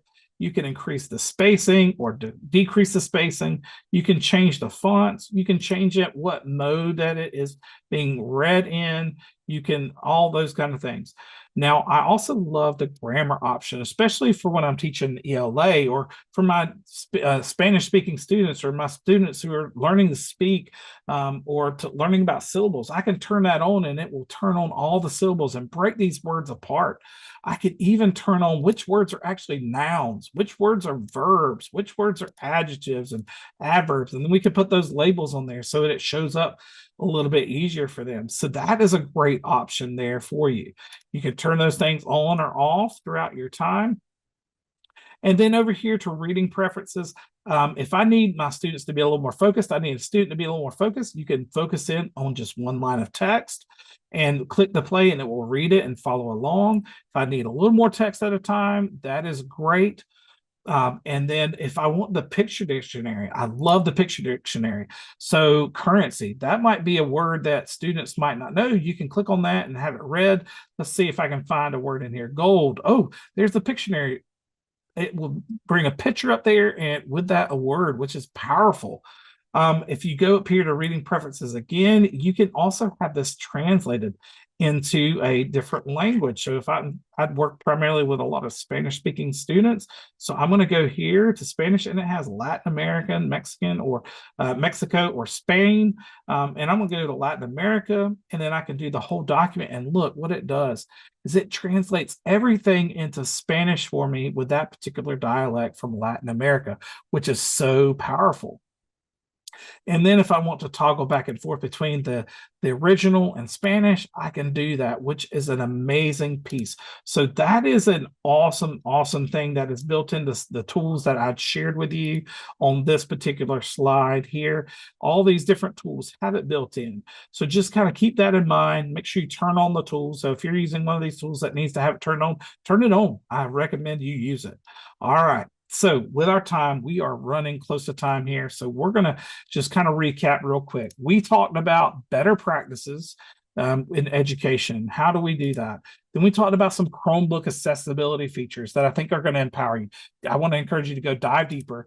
And then Immersive Reader, which is built into some of those tools. So check out those things as you are perusing through a little bit more. So I just have a closure activity that I just want to do in our last few moments. If you're an X or a Twitter user, I would love for you to scan this QR code or click on that link, or if y'all could share that link, Amy, in the chat for me. They can fill out a predetermined tweet that they'll just fill out. Just backspace all the lines there. It already has everything filled out for you except for your response there. So fill out your response. and make sure that you tell me what you gained from today. How are you going to empower students through some of the strategies that I shared with you today? Share those with me. I'd love to connect with you on Twitter there. And then also just kind of think through these resources. The resources are there for you. That link there will be there so that you can go back through and click on links and all that good stuff. And I even shared some more things within that Wakelet that were not even in the presentation. So go check out some of those resources there as well. And again, I just want to say thank you for joining me today. And it means a lot that y'all decided to come out and hang out with me today. And I hope y'all have an amazing DLC, the rest of the DLC this week.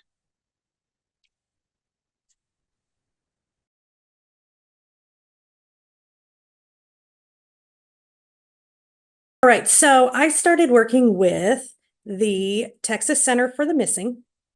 It is a wonderful corporate or nonprofit that was started in Houston because of a family tragedy, and they started with their nonprofit when their son was abducted from school, and his remains were then found about 2 months later. So this presentation is one that is geared for adults, guardians, leaders in the community on ways to keep your child or young person safe. It also works for elderly people as well. I know when my grandparents were still around, they had a heck of a time with clicking on things and their cell phone problems and all sorts of stuff like that. So it's some new information about that as well.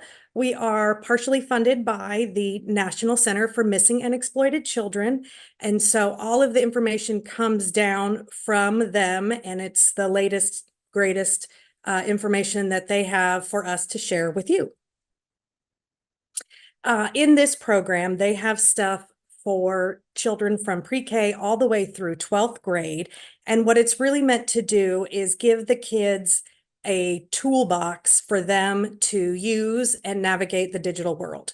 What's important to note is a lot of times when people say, you know, internet safety in the classroom, or even my own kids at home, and I say, you know, I want to check your phone, or who are you talking to online? They're like, my gosh, Mom, I'm fine. I didn't give him my address or my blood type, and I didn't tell him everything, you know, about me. And I had a similar reaction as a young child growing up, except ours was more geared towards kidnapping because we didn't have internet yet.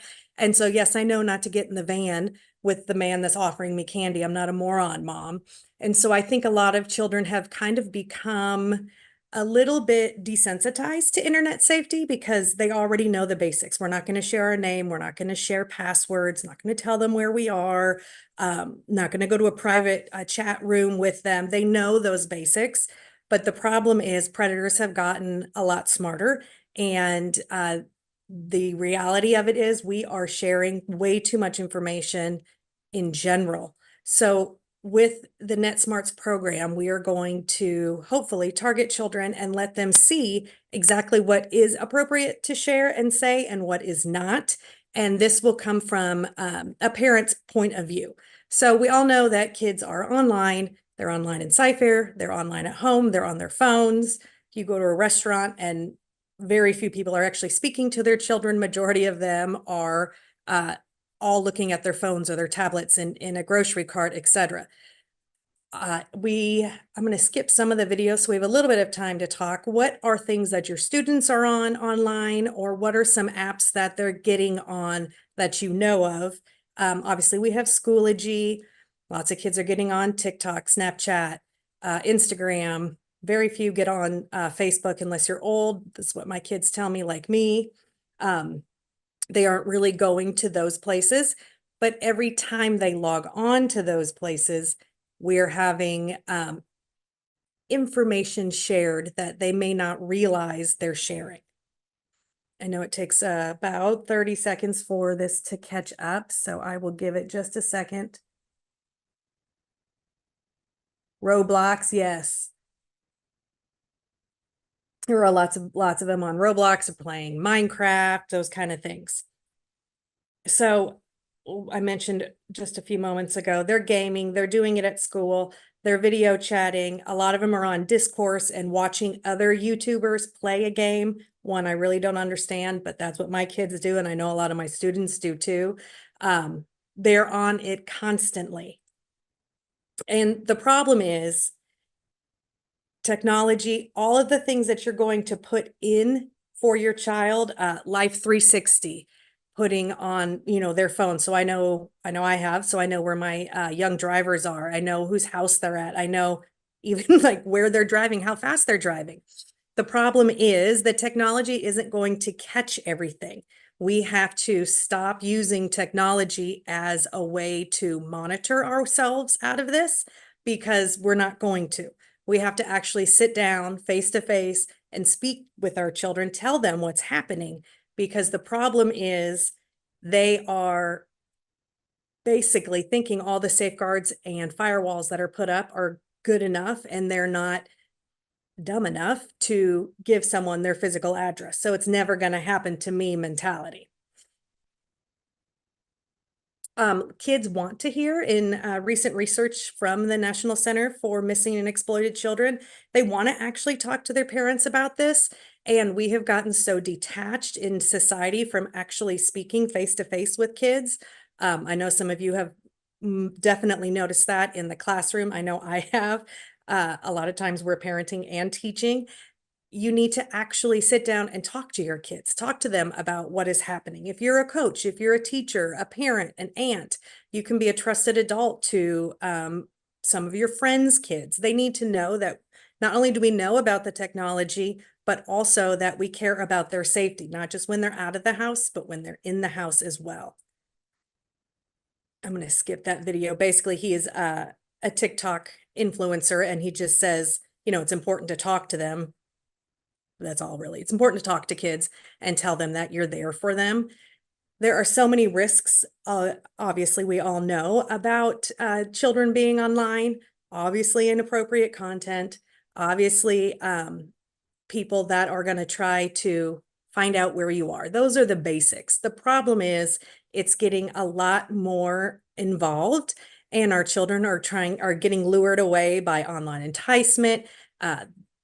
There's sexting, there's sextortion, there's cyberbullying. All of these things can happen within the 40 minutes of a classroom, or while you're making dinner and you think your child is putting away their, well, I was gonna say putting away their laundry, but no child does that. Think they're upstairs playing on a game or whatever. All of these terrible things can happen, and the kids don't even know what they've done wrong. So the risks with these children, it comes at every age. If you're as little as 5 all the way up to when you are a senior in high school and you really think you know everything, they're giving away too much information. In this little graphic here, it tells them about, or tells us about the different types of information that is getting to them and things that are hurting them. What really spoke to me before I started working with the Texas Center for the Missing is that in our social media, rarely do we have a public account, hopefully. And if you do, make it private.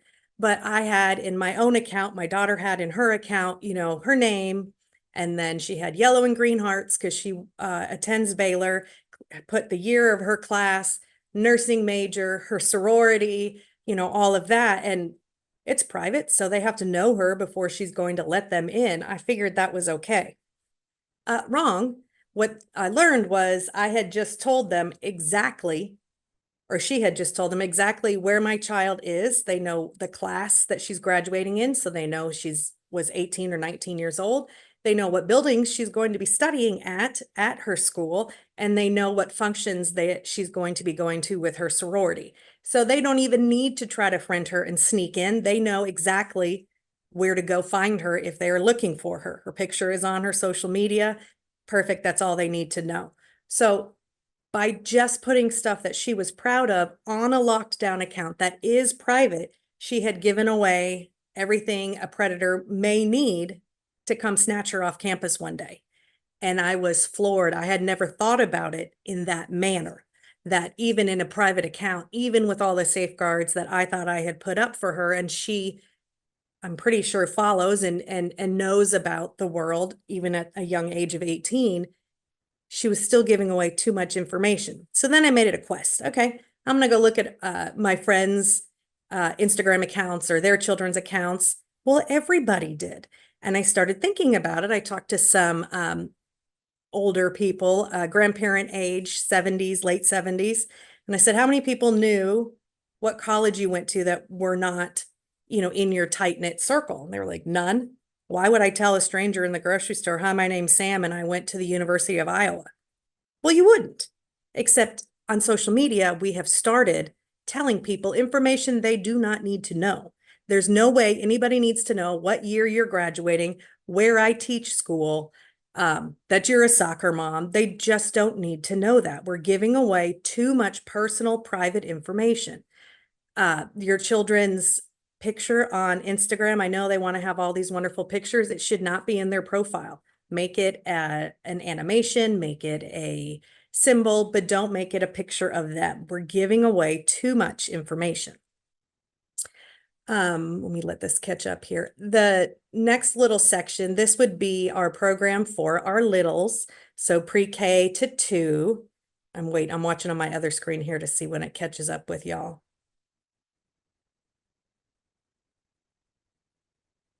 Come on, there it goes. Our pre-K to 2 is an animated program. It has little cartoon characters and relates them into a story that a 5-year-old may understand. We're not talking about sexting, obviously, or about online enticement at this age. It's more generalized safety and how they can stay safe when they are in school or at home. The problem with children playing either on their device, even if it's in front of you, even if you've got the best firewall in the world, is that they feel a false sense of security being at home in their surroundings with their people. The door is locked, but they're still giving away too much information without really even noticing. The conversations that are important to have with them is to start young. Let them know that it's okay that they're online. I know even some of my students will tell me, oh, well, I'm not allowed to go online at home, or my mom just says, go away, I'm cooking dinner, and so I'm online. Or I'm sure many of you have had this in your class where, a kid will come up and say, Susie's on Roblox, or Susie's doing something she's not supposed to. And if I call that student, the first thing they do, you see their little thumb go up to exit, and they've got 10 windows open. They're getting on things they're not supposed to be getting on, even when they are in class. So if you open that conversation with your students, your athletes, your peer groups at church, whomever it is that you are working with or are around, that it's okay to be online. Understand it. Get online and play the games with them so you have a clue what they're talking about when they have questions about it. Or, Mom, I was in Roblox and I was talking on Discourse with this woman named, I probably would say woman, a kid named George, and he was really neat, and he goes to my same elementary school. If you don't have a clue how that game works, you're not going to be able to navigate them through that discourse, through that discussion. I would love to say, don't let them talk to other kids while they're online, but if you put so many different barriers up and borders up, they're not going to tell you what they're doing. They're going to hide it from you, and that's exactly what we don't want. If your kid knows it's okay that they're online, obviously following your school rules or following whatever parameters you have set up at home, let them know that it's okay and you trust them to go online, but that there are still consequences to being online. Just like rush hour traffic, you would never take your child and go boop, drop them on 290 at 5:15 on a Wednesday and say, cross the street, and be like, cool, see ya. Well, that's what we're doing with the internet. We're dropping them in the middle of rush hour traffic saying, cross the street, I'll be right here. And obviously they would get run over and it would be a very, very sad day. The internet is not any safer. It's just like doing that. And so they need to be given these safeguards. You can do all the right things. You can have your seatbelt on. You can take the driver's ed on good insurance, everything you're supposed to do when you're driving, and still get into an accident. It may not be your fault, but you are going to still get into an accident. So these accidents are what are ruining children's young lives, and they become more withdrawn and kind of go into themselves because they don't know where they can go to talk about what has happened to them. Okay, so our inappropriate content, obviously, can range, I guess, depending on your family, but anything from pornography or excessive violence, hate speech, risky and illegal behaviors. A lot of times they don't know. There you go. It just caught up. Sorry, guys. A lot of times they don't know how to tell you what they saw, or that, when I was chatting with my best friend next door and someone came into the Discord and showed us something inappropriate. They don't really know how to say that. They may be embarrassed for a 7-year-old to say someone showed me their penis. That might not be something that he is okay telling his mom if you haven't had that conversation yet. So making sure that the children know what is okay and what isn't okay, and that they're not going to be in trouble because that happened while they were online. A lot of times what they're finding is that the children are embarrassed and think they're going to be in trouble because it happened, which you need to set up and make it an open conversation. No, it's not your fault. We will be able to get through this together. A trusted adult, much like being a trusted adult in school, someone that the children can talk to and know that you're not going to be overly shocked or you're going to get angry. You're going to try to help them. Obviously, don't say you're going to solve it, just like we do in the district. We're not going to solve a problem. We're not going to fix it and make it all go away, but someone that they can come to and say, hey, this happened and I'm not sure. Is that okay? Because they need to have that outlet with you as a teacher or with a parent. Sorry, I don't know if it's my internet, y'all, or if it is.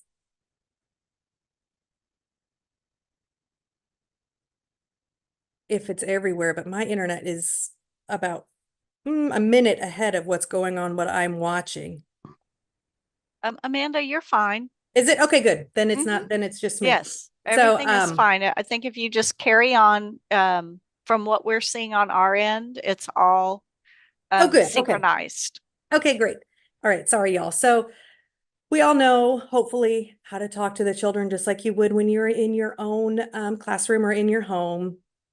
It's very important if something comes across while they are on a game, on an app, TikTok, Snapchat, whatever, that they can turn off their computer, go back, report it to the website or the app, and then, of course, report it to the cyber tip line.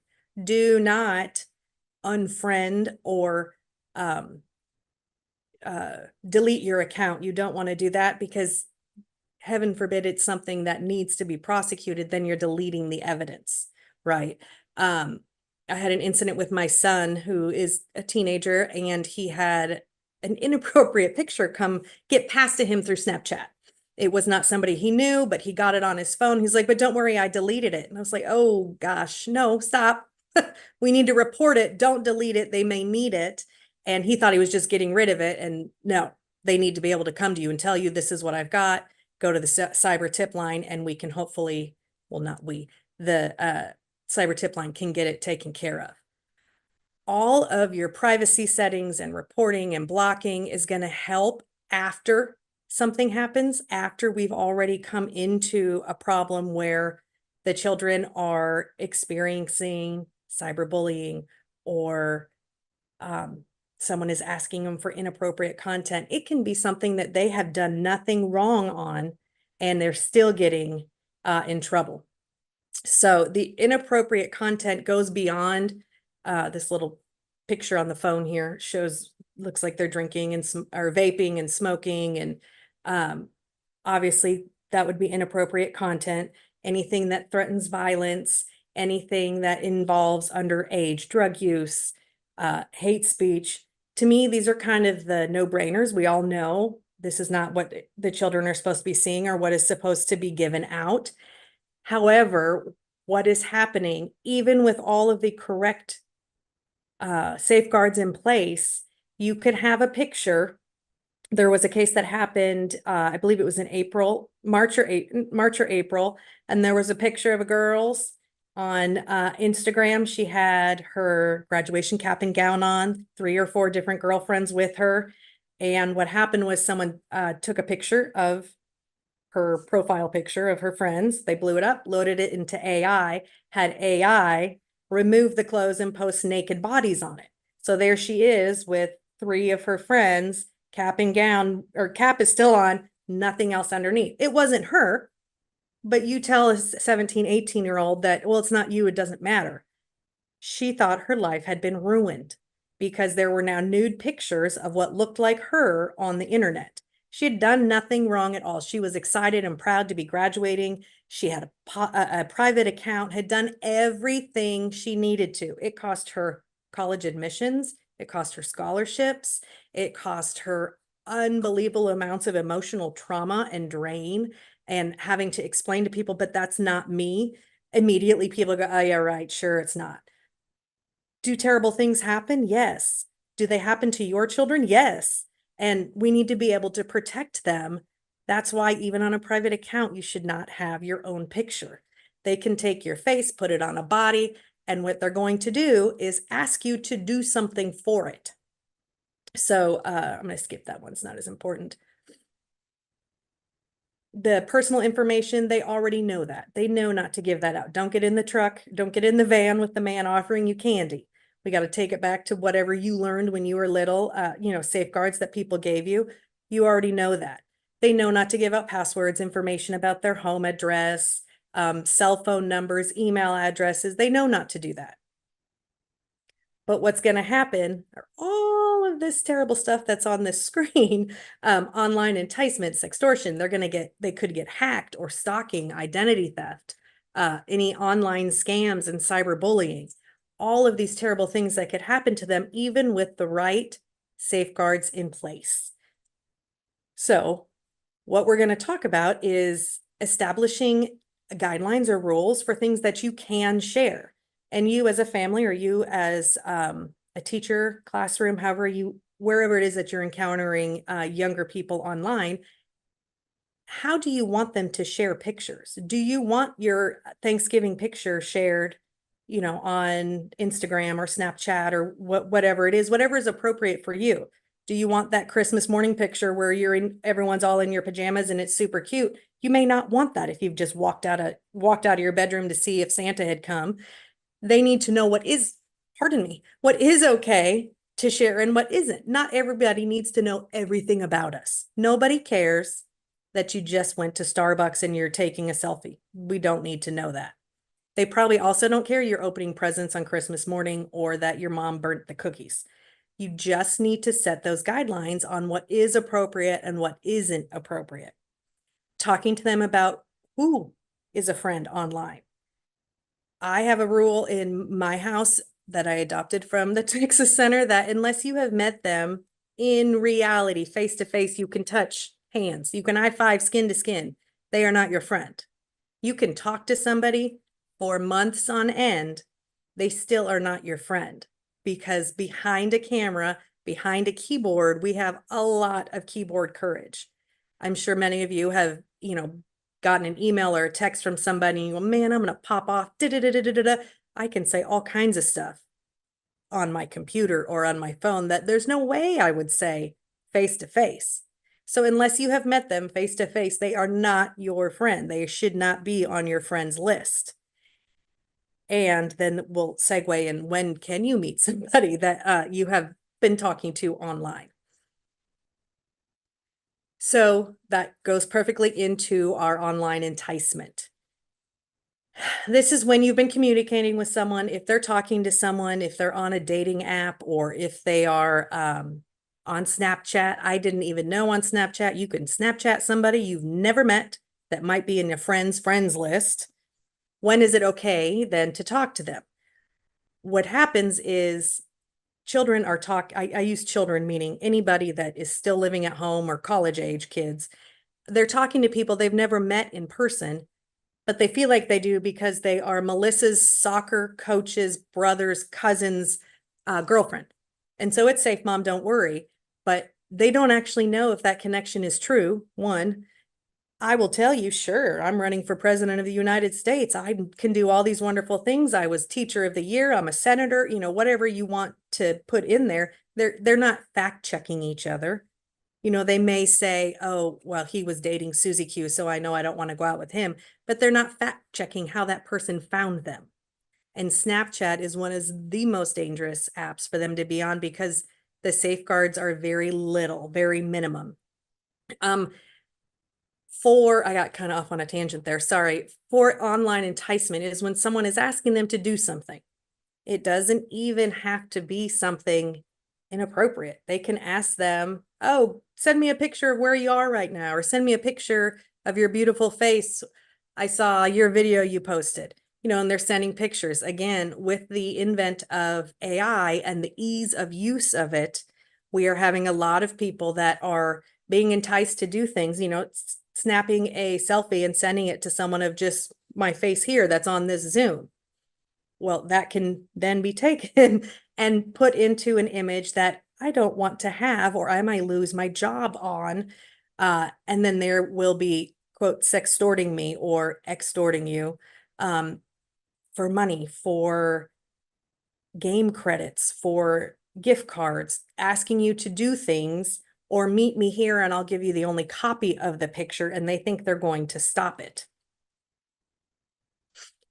Almost all of this type of interaction or occurrence happens when they are on Instagram, Snapchat, TikTok. Kik is one that was an old app that has now come back around because Snapchat and TikTok are getting a little safer as far as what they are looking at and their ability now to take things down. Almost everybody, almost all of our kids, when they are on it, and adults as well, are going to be solicited by somebody their age or somebody they think is their age. And usually they're not bothered by it. It's okay, whatever. The things they talk about that they think are okay is way more adult and way above I like to tell my kids, it's way above your pay grade. You are not ready for conversations like that because they just don't need to know them.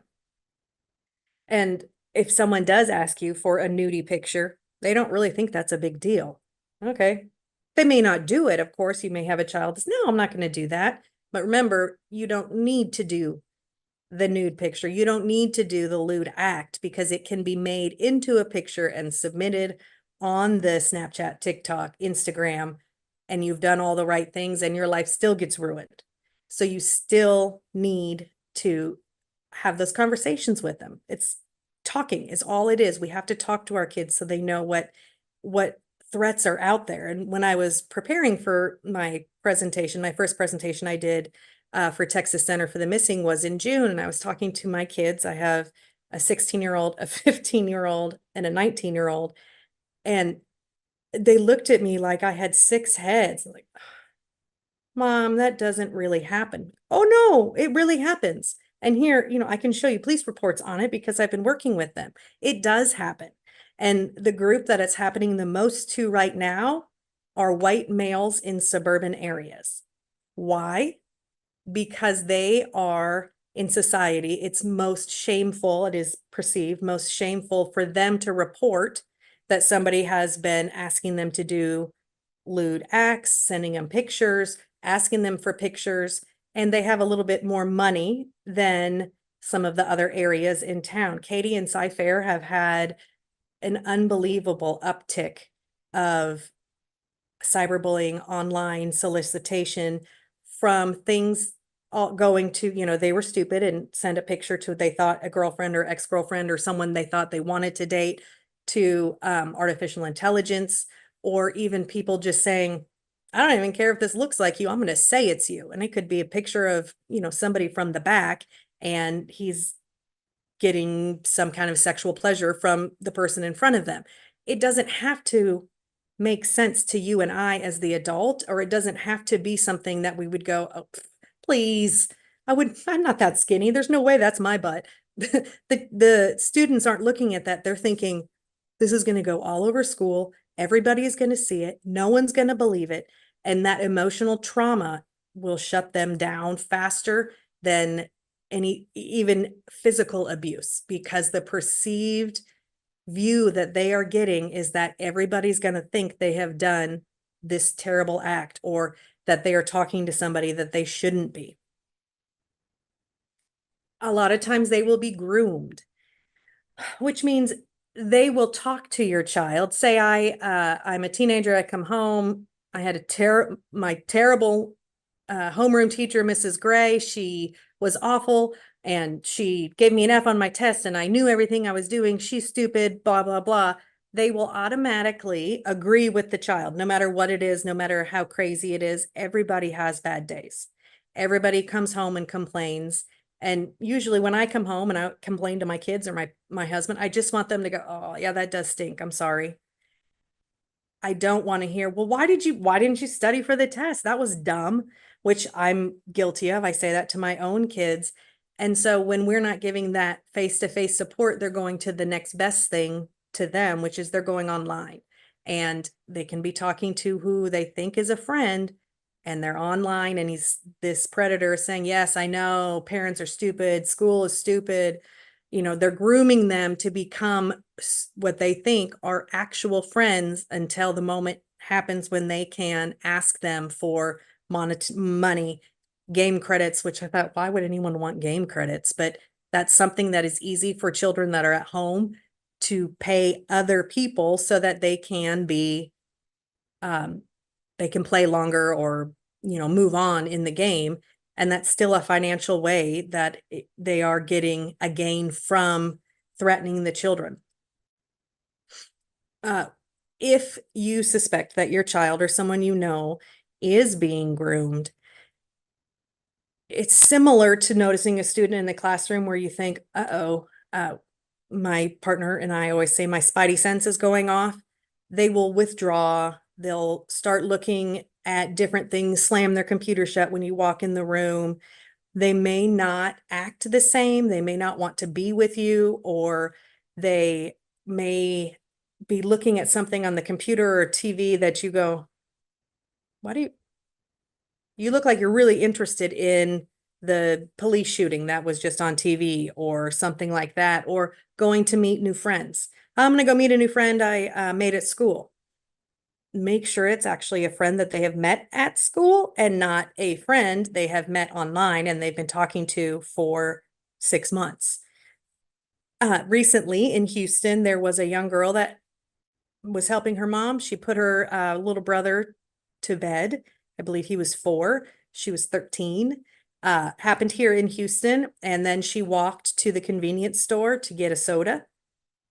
A couple of men approached her, lured her under a bridge. And I'm not going to say abducted her, but they assaulted her, took her clothes off, killed her, and threw her in a ditch. That happened here in June. I think it was June 13th. Not very far from us right now. Now, should she have been out late at night walking? No. However, it's happening right here in our backyard. So as safe as you think you are, or as safe as you think your children are being, things can happen like that, and it's too late. I already talked about that. If you are lucky enough to have your child come to you and say, oh my gosh, mom, dad, you know, Mrs. Gray, whomever, look what this person I've been talking to just asked for. The best thing you can do is report it to the cyber tip line and stop talking to them. And what will happen when it's reported to the cyber tip line, then they will get this post, will get put on, you know, that chat with you that says this, we've stopped, we've blocked you, we're now watching you. The more times that children are allowed to safely say, this is not okay, you know, we need to turn this into the tip line, and the easier it becomes for them, the quicker we can not stop it, because we're always going to have some kind of threat, you know, in society. That's just the human nature. We're going to have threats, but be able to make it okay for the children to turn it into the cyber line, tell their trusted adult, and move on, the safer our kids are going to be. Reporting to the cyber tip line is super easy. It's cybertipline.org or 1-800-THE-LOST. Anyone who sends your child's photos or videos that are obscene or things that you don't like, even if you know them, still report it. Anyone that asks anything in a sexual or explicit nature, or anyone that asks to meet your child in person. Like I said, I have a rule. You have to have met them, high five them in person so that before you can meet them. But you still need to know who those people are, who they're talking to, where they think they met them. Kids are kids. I used to sneak out of my house. It's no different now. Kids are going to want to be able to do something they see as grown up. And if they're not allowed to do that, we're going to have a problem. And I just looked at the time. Let's go ahead and do our attendance code before I run out of time and y'all don't have your code. Okay, sexting is something that not that many kids do, actually. Statistically, not as much as we think they do. About 19%, which I was shocked it was that little, of our children are actually sending sexually illicit pictures, texts, phrases to other people online or on their phone. But just like this little girl's picture sitting in her bedroom with a picture in front of her mirror, I've seen my own children, well, my daughter, my son is not as much, do stupid pictures like that all the time. Why? I don't know, but that's just part of their culture. I was relieved to know it's only about 20%. A larger percentage of them have received a sexually explicit picture, but it's important to understand that in that one statistic, a baby picture, like if you had a naked picture of your baby, you're giving him a bath, or it was your cousin's baby was cute, chunky little baby, that could be categorized as receiving a sexually explicit picture. So some of the stuff has not caught up with the laws and what's going on. If I sent a picture to one of my girlfriends when my babies were little, said, oh look, she sat up, or I don't know, just something completely innocent, that technically would be sexting. So even if you think you're doing the right thing, we still need to be careful. You can't send a picture of a baby anymore. That's just kind of where we've gone.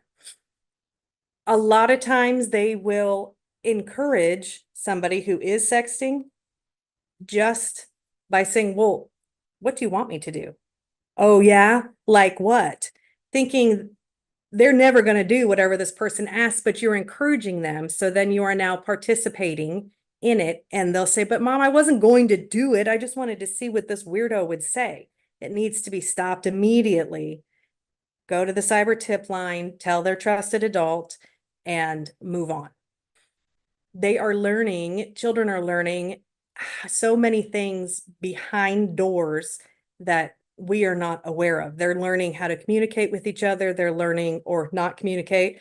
They're learning things that they can say and not say, all experimenting in ways of communication that you and I didn't really have to worry about because there wasn't this false safety of being behind a screen or behind a phone in your room. The naughtiest thing that we could do was talking on the phone or doing like a party line. They're able to find all kinds of information and things, which I know everybody knows, but they're experimenting with it from the comfort of their house. And that's how they're learning, what is the appropriate way to talk to somebody that you are wanting to have a romantic relationship with, or what is the appropriate way to tell somebody to buzz off? They don't really know. And it can come across as rude, or it can come across as lewd, and they don't understand the difference between it. Your photo fate. There we go. It does show this one.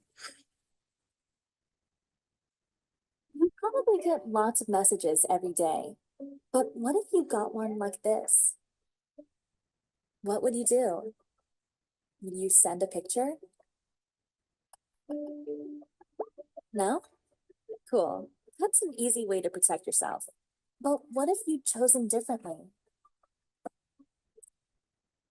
What if you send the picture? They'd never share it with anyone else, right? Do you want the picture shared with others? Sorry, you no longer have a choice. It's out of your hands now, because sometimes people we trust break that trust. Maybe the person you sent the picture to shows it to some friends. Maybe they send it to a couple friends, who send it to a couple more friends, you get the idea. It spreads. And you never know who might see it. Your little brother, your mom, other people at school, even strangers can get a hold of your picture. You never really know where that picture will end up. How long it will be out there, or what the consequences will be.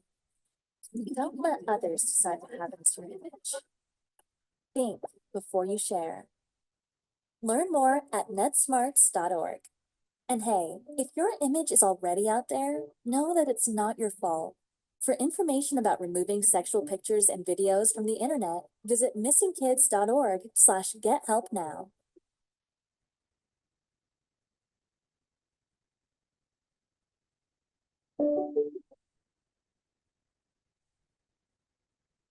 All right. Uh, so that obviously I know you guys all know that those are the things that can happen. But the emotional torment and torture that can come from it is awful. So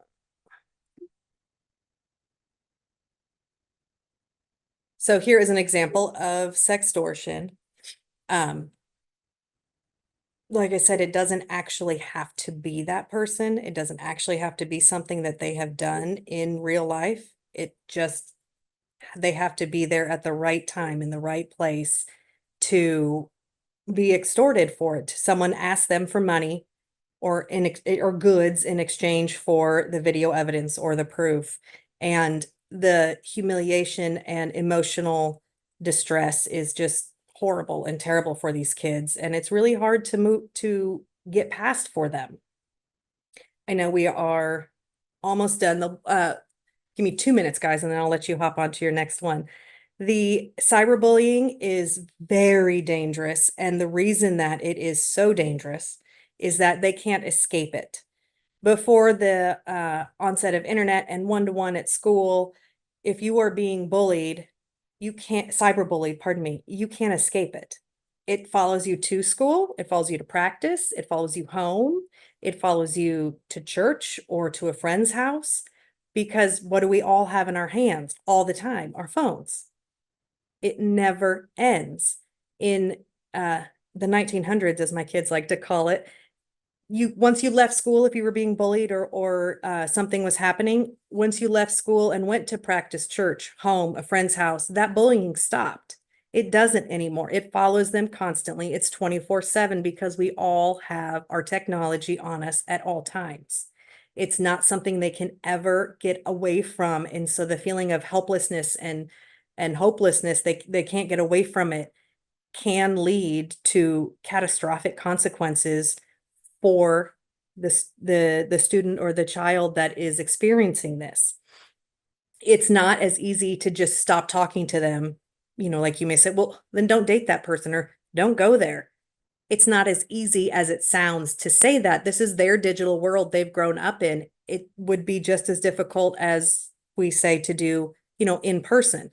But they can't get away from it. Every time they're up online, every time they want to play a game, anytime they want to talk to somebody, there it is again.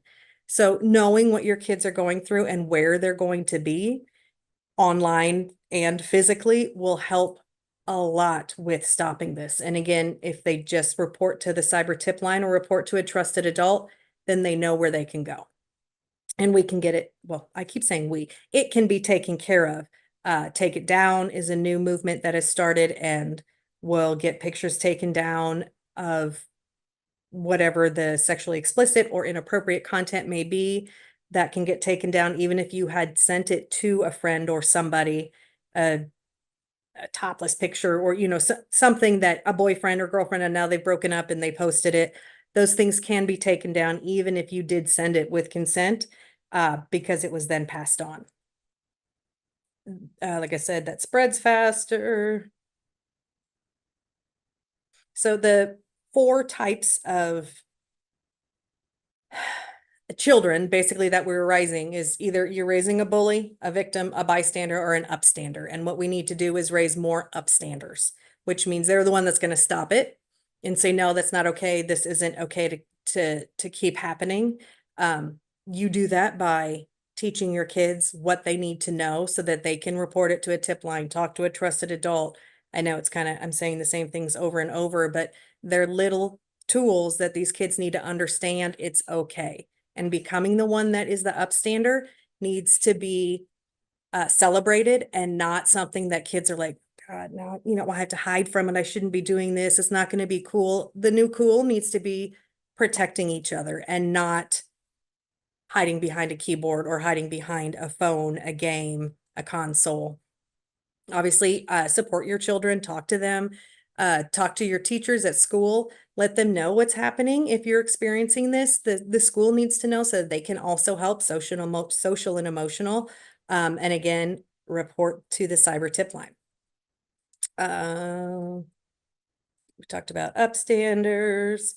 You can retrofit your phones with all kinds of safeguards and walls and that, but again, nothing is going to protect you from the actual event. We can't monitor our way out of this. We have to talk to them so that they know what to do if it should happen. If you guys are interested in or have information, NCMEC, the National Center for Missing and Exploited Children, offers all kinds of advocacy for families that are experiencing problems. It doesn't have to be a missing child. It can be someone that's a victim of extortion or cyberbullying. They have resources for us that are free. You just have to contact them. And I did it, 6 whole minutes. But thank you guys. I really appreciate it. I am thrilled to have you here and able to talk to you. I hope you had a good first day of DLC, and it is not the end of summer. I refuse to say that, but we'll be back in the classroom soon enough. Enjoy the rest of your day.